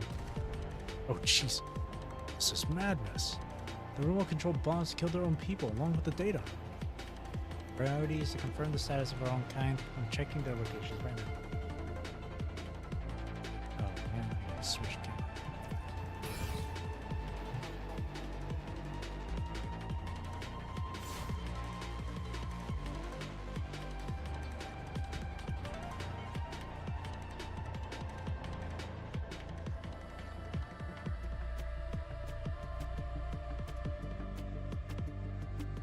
The level of virus contamination is not too high. The cleansing program has been injected. Let's go to the next destination.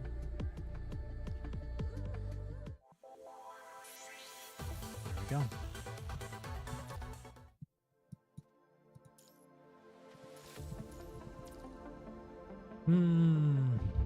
How long? 42%. So maybe like 1 or 2 more nodes. The ambassadors. This really is as long as like Simmer Burns. Holy. The ambassadors. Super long. The General Staff Conference Room, Babylonia. Ooh, excuse me. Sorry, I'm late. Nicola bursts into the room with a messy stack of documents in his hand, his appearance bearing the marks of a relentless onslaught of battle deployment. Wells, what's the status of Iris Warbler's mission? As scheduled, they reached the Constellia 2 days ago and currently should be conducting investigations in the central area of the city. Have we received any progress reports or visual data from them? Unfortunately, the signal interference within the city remains significant, making it difficult for them to establish stable remote communication with us at the moment. However, the Commandant's mind beacon is within range of our near-Earth radar. Its signal remains strong and stable. Based on that, we can assume that they are following the plan and making steady progress for now. Okay. We've just received reports from Grey Raven and Egret. Both squads have finished their recon missions earlier than expected. It's estimated that they'll be ready for new battle deployments in 3 days. We can send them there as reinforcements if necessary. Commander Nicola, you seem particularly invested in this mission. Despite being a recently formed squad, Iris Warbler includes a member whom you are familiar with. If this is simply an investigation mission, I fail to see why it would be necessary to deploy 2 additional elite squads there. I think I can empathize with Commander Nicola's concern, as we both have some special personal memories related to Constellia. Chairman Allen, what makes you say that? Allen. Well, I guess there's nothing to hide about the old days anymore. Looks like you know a lot about it. Why don't you spill the beans and explain it to them? I wouldn't say I'm an expert on anything. I just happened to cross paths with Mikkel a few times when I was younger. Mikkel Vasari, the designer of Constellia, also a former WGAA member during the Golden Age. That's why you're adamant about assigning Isla's squad to investigate Constellia, right? Indeed. While Iris Warbler might not be the best choice if our sole focus is on efficiency, I still want to have someone from the WGAA lead this mission. Please see it as my way of showing respect for Mikhail's legacy. Let's cut to the chase, Alan. I assume both you and Nicola have more insights to share about Constellia than the rest of us. Alright, I'll try to make it short. That era may seem like a distant memory now, but several decades ago, human civilization was undeniably basking in the glory of its most extraordinary days. Energy production was optimized, AI machines liberated humanity from labor, and the world government replaced nations. Our civilization achieved unprecedented progress, surpassing the Renaissance and the Industrial Revolution. We were even ready to turn our gaze to the stars. Just as the pyramids of ancient Egypt, the Parthenon in Athens, and the Basilica of Santa Maria del Fiore stand as enduring monuments, it was only natural for the people of the Golden Age to desire a symbol of their own, a testament to the magnificence of their era. Regarding the form, numerous theories emerged, yet all converging toward a single answer. Constellia, a megalopolis jointly invested in by the four largest economic entities worldwide: Kalong, Ektelek, Arctic Route Union, and Transatlantic Economic Community. However, it wasn't long before the outbreak of the punishing virus. The construction of Constellia was still in its early confidential stage, leaving everyone unaware of its eventual location or how it would unfold. Many secrets and memories have been buried along with that era, and the WGAA is acutely aware of this more than anyone else.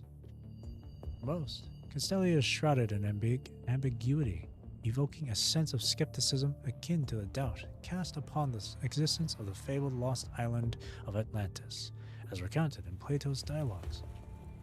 This encompasses nearly all the information obtainable through conventional means.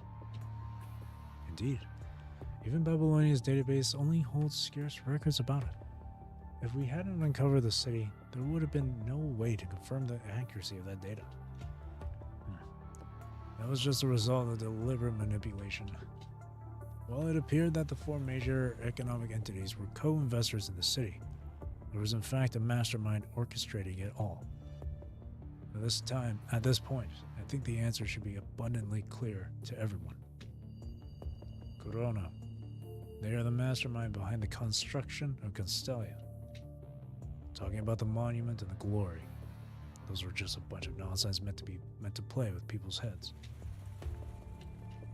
The true intent behind Constellia was to serve as an expansive barn for Corona, facilitating the transfer and absorption of underground capital.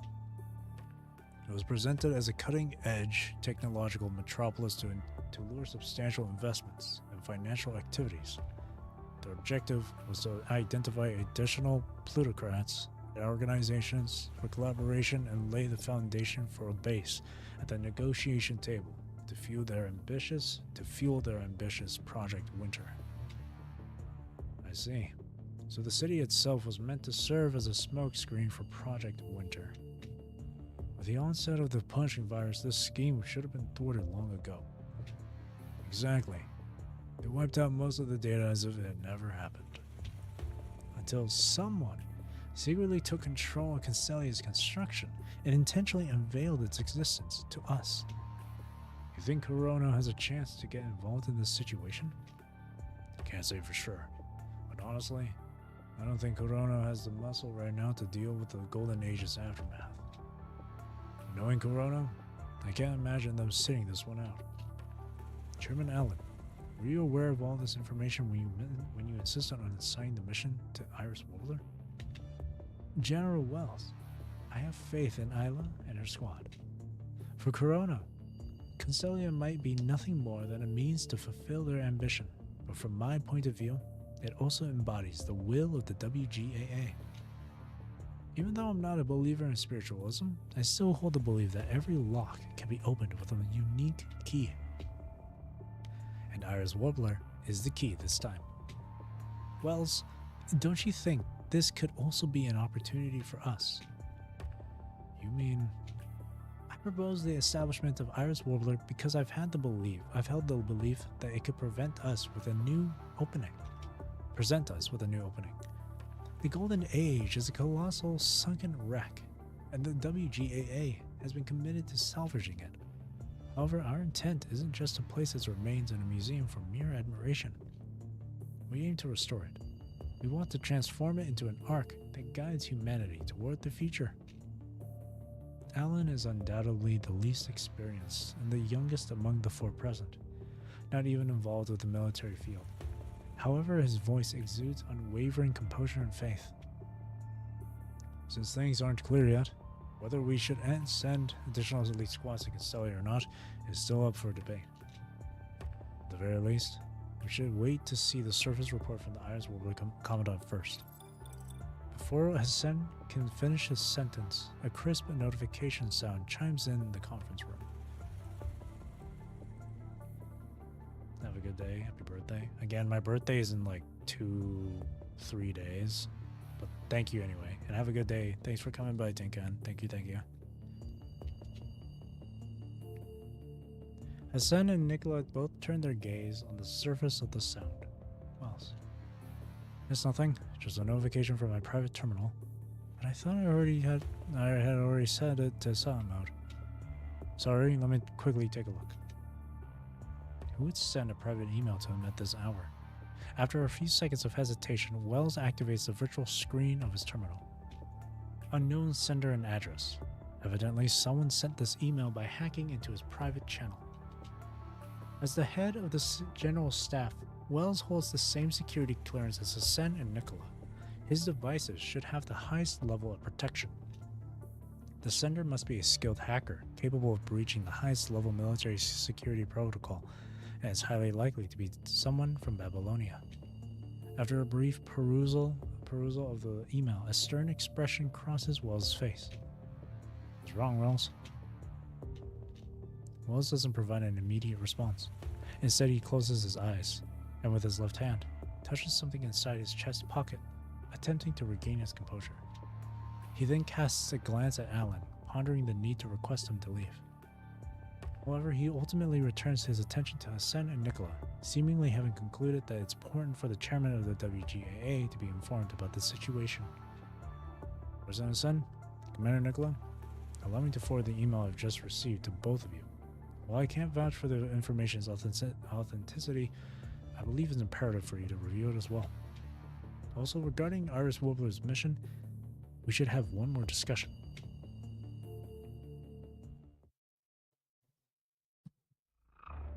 Not long ago. In a corridor near the engineering force's base, a disheveled man in a flamboyant Hawaiian shirt and flip-flops saunters carelessly.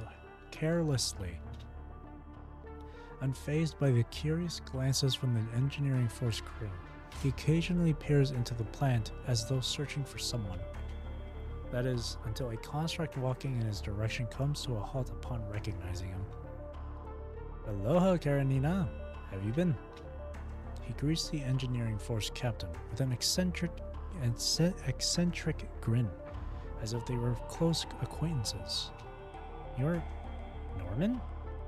I remember your teddies. Oh, you remember me? Fantastic. Did my dear sister mention her big brother to the engineering force? If you mean that good-for-nothing, sloppy idiot, annoying idiot with horrific fashion taste she mentioned, then yeah, she did. Christina's still the same with her sharp tongue. Seems like she's been in a good mood lately, which saves me some time to worry about her. So, what's the young master of the Norman Mining Corp doing in these parts? Well, there's some collaboration between the Corp and the engineering force, so the old geezer sent their errand boy to check things out. I see. Thought you came for Teddy. Alright, feel free to have a look around. We've been busy fixing up stuff in Babylonia, and it's all pretty much shipshape now. I can't say for sure what's next. I heard something big's popped up on the surface, so we might have to send some folks down over there. You mean that place called Castelia? The rumors are surely flying around. A city from the Golden Age. With a bit of reconstruction, it can make for a decent base, I reckon. Is that good news for you engineering force folks? It's still up in the air. Some colossal monster might just drop in unannounced. At this point, it's almost routine. Guess only the man upstairs knows what's coming next. I still got stuff on my plate. Gotta run first. Having had her fill of chit-chat with Norman, Karenina quickly ends the conversation and prepares to walk past him. Oh, by the way, Teddy should be in the production workshop of the 3rd Development Department right about now. Just giving you a heads up in case you want to pay her a visit. Having said that, Karenina rushes back to the plant. But I doubt she's thrilled to seeing me go. With a bitter smile, Norman heads in the opposite direction. He arrives at a conference room near the engineering force, greeted by the in-use sign on the door. Whistling, he pushes the door open and flashes a bright smile at the man and woman inside. Norman. Well, look who's here. Mr. Norman. The last time we bumped into each other was at the lunar base, huh? Oops, my bad. I didn't realize someone was in here. Just needed a spot for a quick breather. The military's got a few things in the works with the engineering force, so Rebecca and I dropped by to see how it's going. Man, what a bunch of trivial errands. The boredom is killing me. Hey, Mr. Norman, how about we grab a cup of tea and catch up a bit? I don't see any reason to turn down your friendly offer, Mr. Collins. Rebecca sighs, at a loss for words, as she listens to the two men's pretentious conversation. Collins, cut the act. Is Norman the guest you mentioned earlier? Why the long face, Rebecca? Every visitor is a guest here. It's fate that brought Mr. Norman to us. Let me remind you up front, the bogus CCTV footage and meeting record will only buy you roughly half an hour. So, better not squander all that precious time on pointless chit-chat. Well, if the lovely lady says so, Mr. Norman, it seems our little get-together won't be a lengthy one this time around. Sure, I was planning to pay my sister a visit before the engineering force wraps up for the day anyway. Oh, are you talking about Miss Christina Norman? She's truly lucky to have a caring brother like you. It's a shame she doesn't see all the effort and sacrifices you've made to give her some freedom from the family's control. Collins, I don't want to hear anything about Christina here. Upon Collins delving into his personal life, Norman's expression quickly shifts, his feigned smile vanishing. I brought what you want. Norman retrieves a small electronic terminal from his pocket and slides it across the table, across Collins with a deft motion. What is this? Even though it's not my usual business, this thing has piqued my interest since a while ago. If you're really keen on knowing, consider it one of the perks of Project Winter's fruit basket. Project Winter. Isn't that just experiments about ascendance? That's just what outsiders think. Project Winter is the core of Kurono. Even I can't get a full view of it. Mind fusion and detachable modular technology. Experiment ID W14. I can't say exactly how long it's been going on, but 5 years at the least. Mind fusion. Sounds like something cooked up by mad scientists, right? I don't have all the details, but the word is they're aiming to create a biological weapon that can form a unique connection with constructs. So, this biological weapon is meant to beef up a construct's defense against a punishing virus. But you know, the Science Council has already turned out those new frames that are totally immune to the virus. It's been a real struggle for the folks working on that project I mentioned. This tech might not be a little outdated in terms of functionality, but it's a treasure trove of knowledge because it's all about mind research.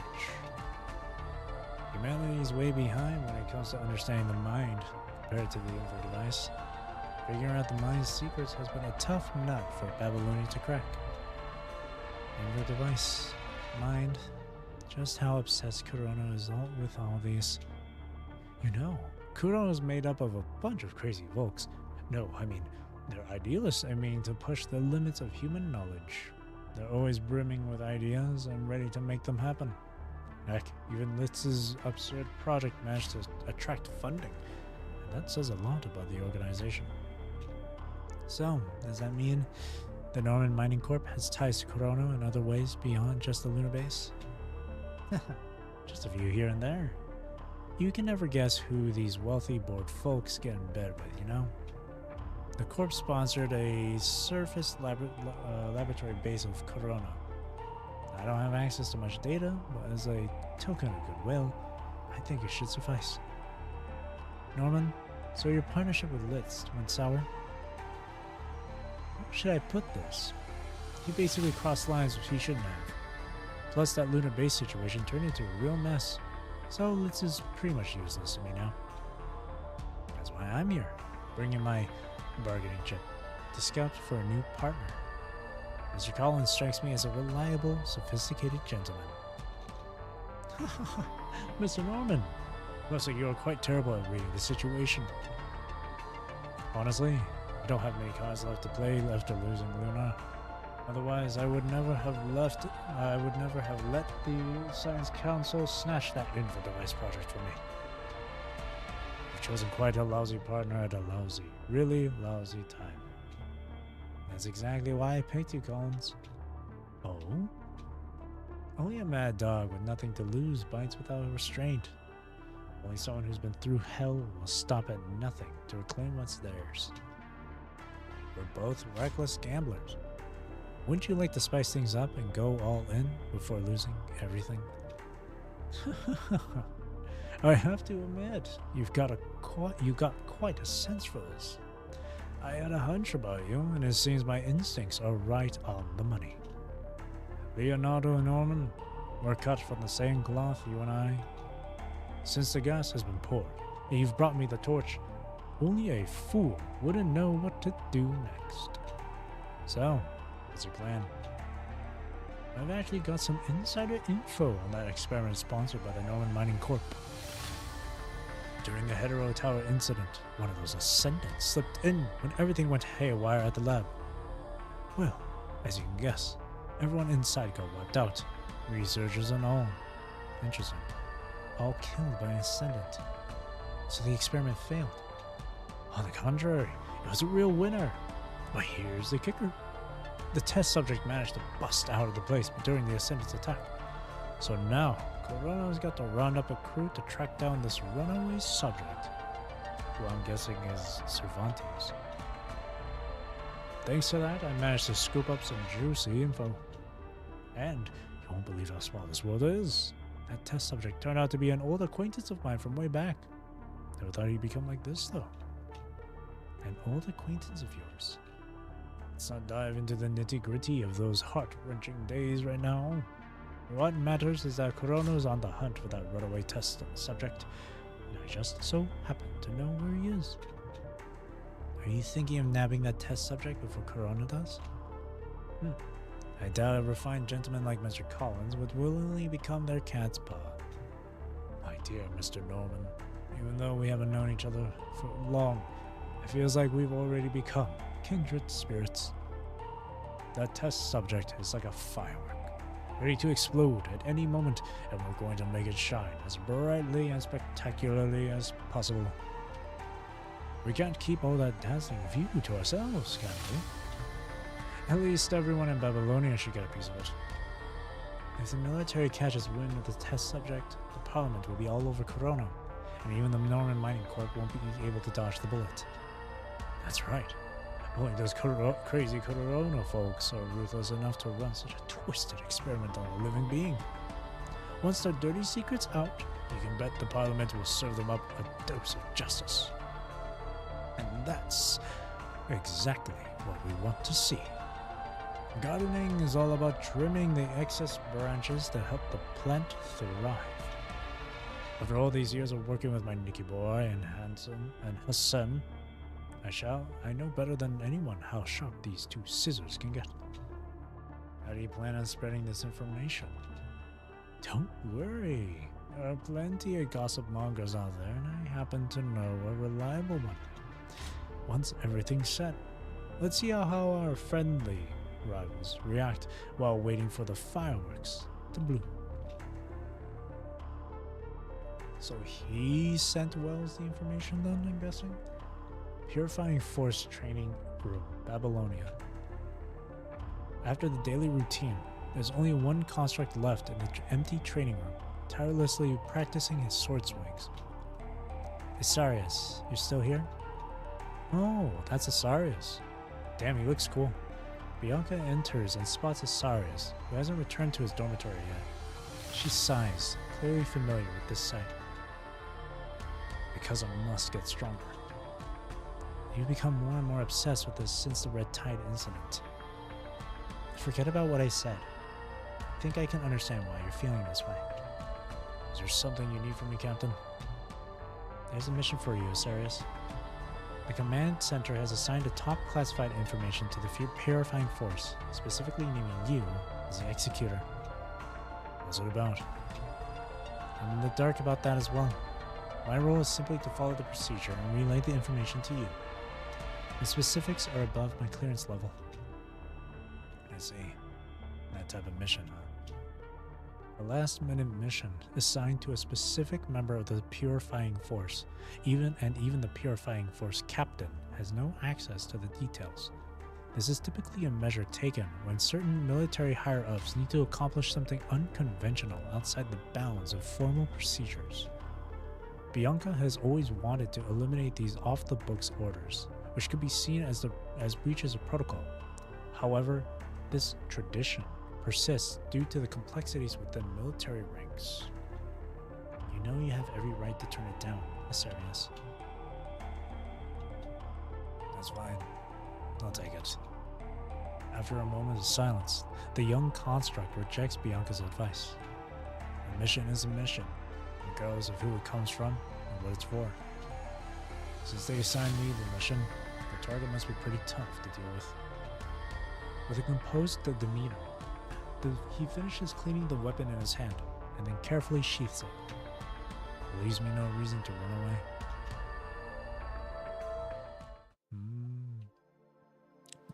Oh, this has. Oh, what the fuck? Oh, wow. Okay, now I get why it's so long. What the hell? That's a lot.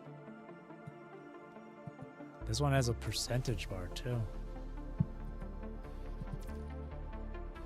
43%.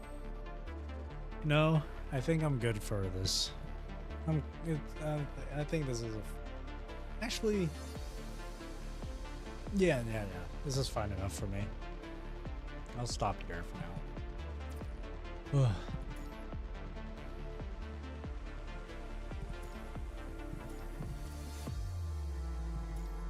Yeah, that's good enough for me. I'll continue the chapter on Monday. And most likely finish on Monday as well.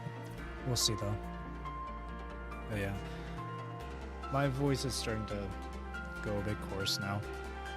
I want to get some extra rest as well because, I mean, I hadn't, because going through chapter 21 last night, nearly 8 hours long. Longest stream I've ever done, so I want to get some rest after. I want to get even more rest after that. Because, man, so far, it's not bad. So far, the chapter isn't too bad. But it feels like right now, it seems like we're getting into the more interesting stuff. Like, things are starting to really pick up from here. So I look forward to continuing this on Monday. Tomorrow I'll be taking a break from streaming, as per usual. As for Tuesday, I'm not sure, because if you don't know, December 3rd is actually my birthday, and that's happening on Tuesday. So I don't know if I'll do a stream on Tuesday, or if I'll just have a day off on that to, have time for myself, and because it's my birthday and shit. So Tuesday I may not stream, but I'll make up for it. I'll make up for it by streaming on a Thursday instead. So basically, what's gonna happen is tomorrow no streaming. Monday stream. Tuesday no stream. Wednesday, Thursday, Friday, Saturday 3 streams. So that's what's gonna happen. Alrighty. That being said, that'll be it for me for tonight. So thank you for watching. Thank you for chilling with me. Thank you for chatting with me. I really do appreciate it. I hope you have a great rest of your day or night wherever you're in the world. Take care, stay safe, drink plenty of water, and I hope you enjoyed the stream. I'll see you next time. I'll continue the chapter on Monday. Thank you. Bye-bye. Have a great weekend.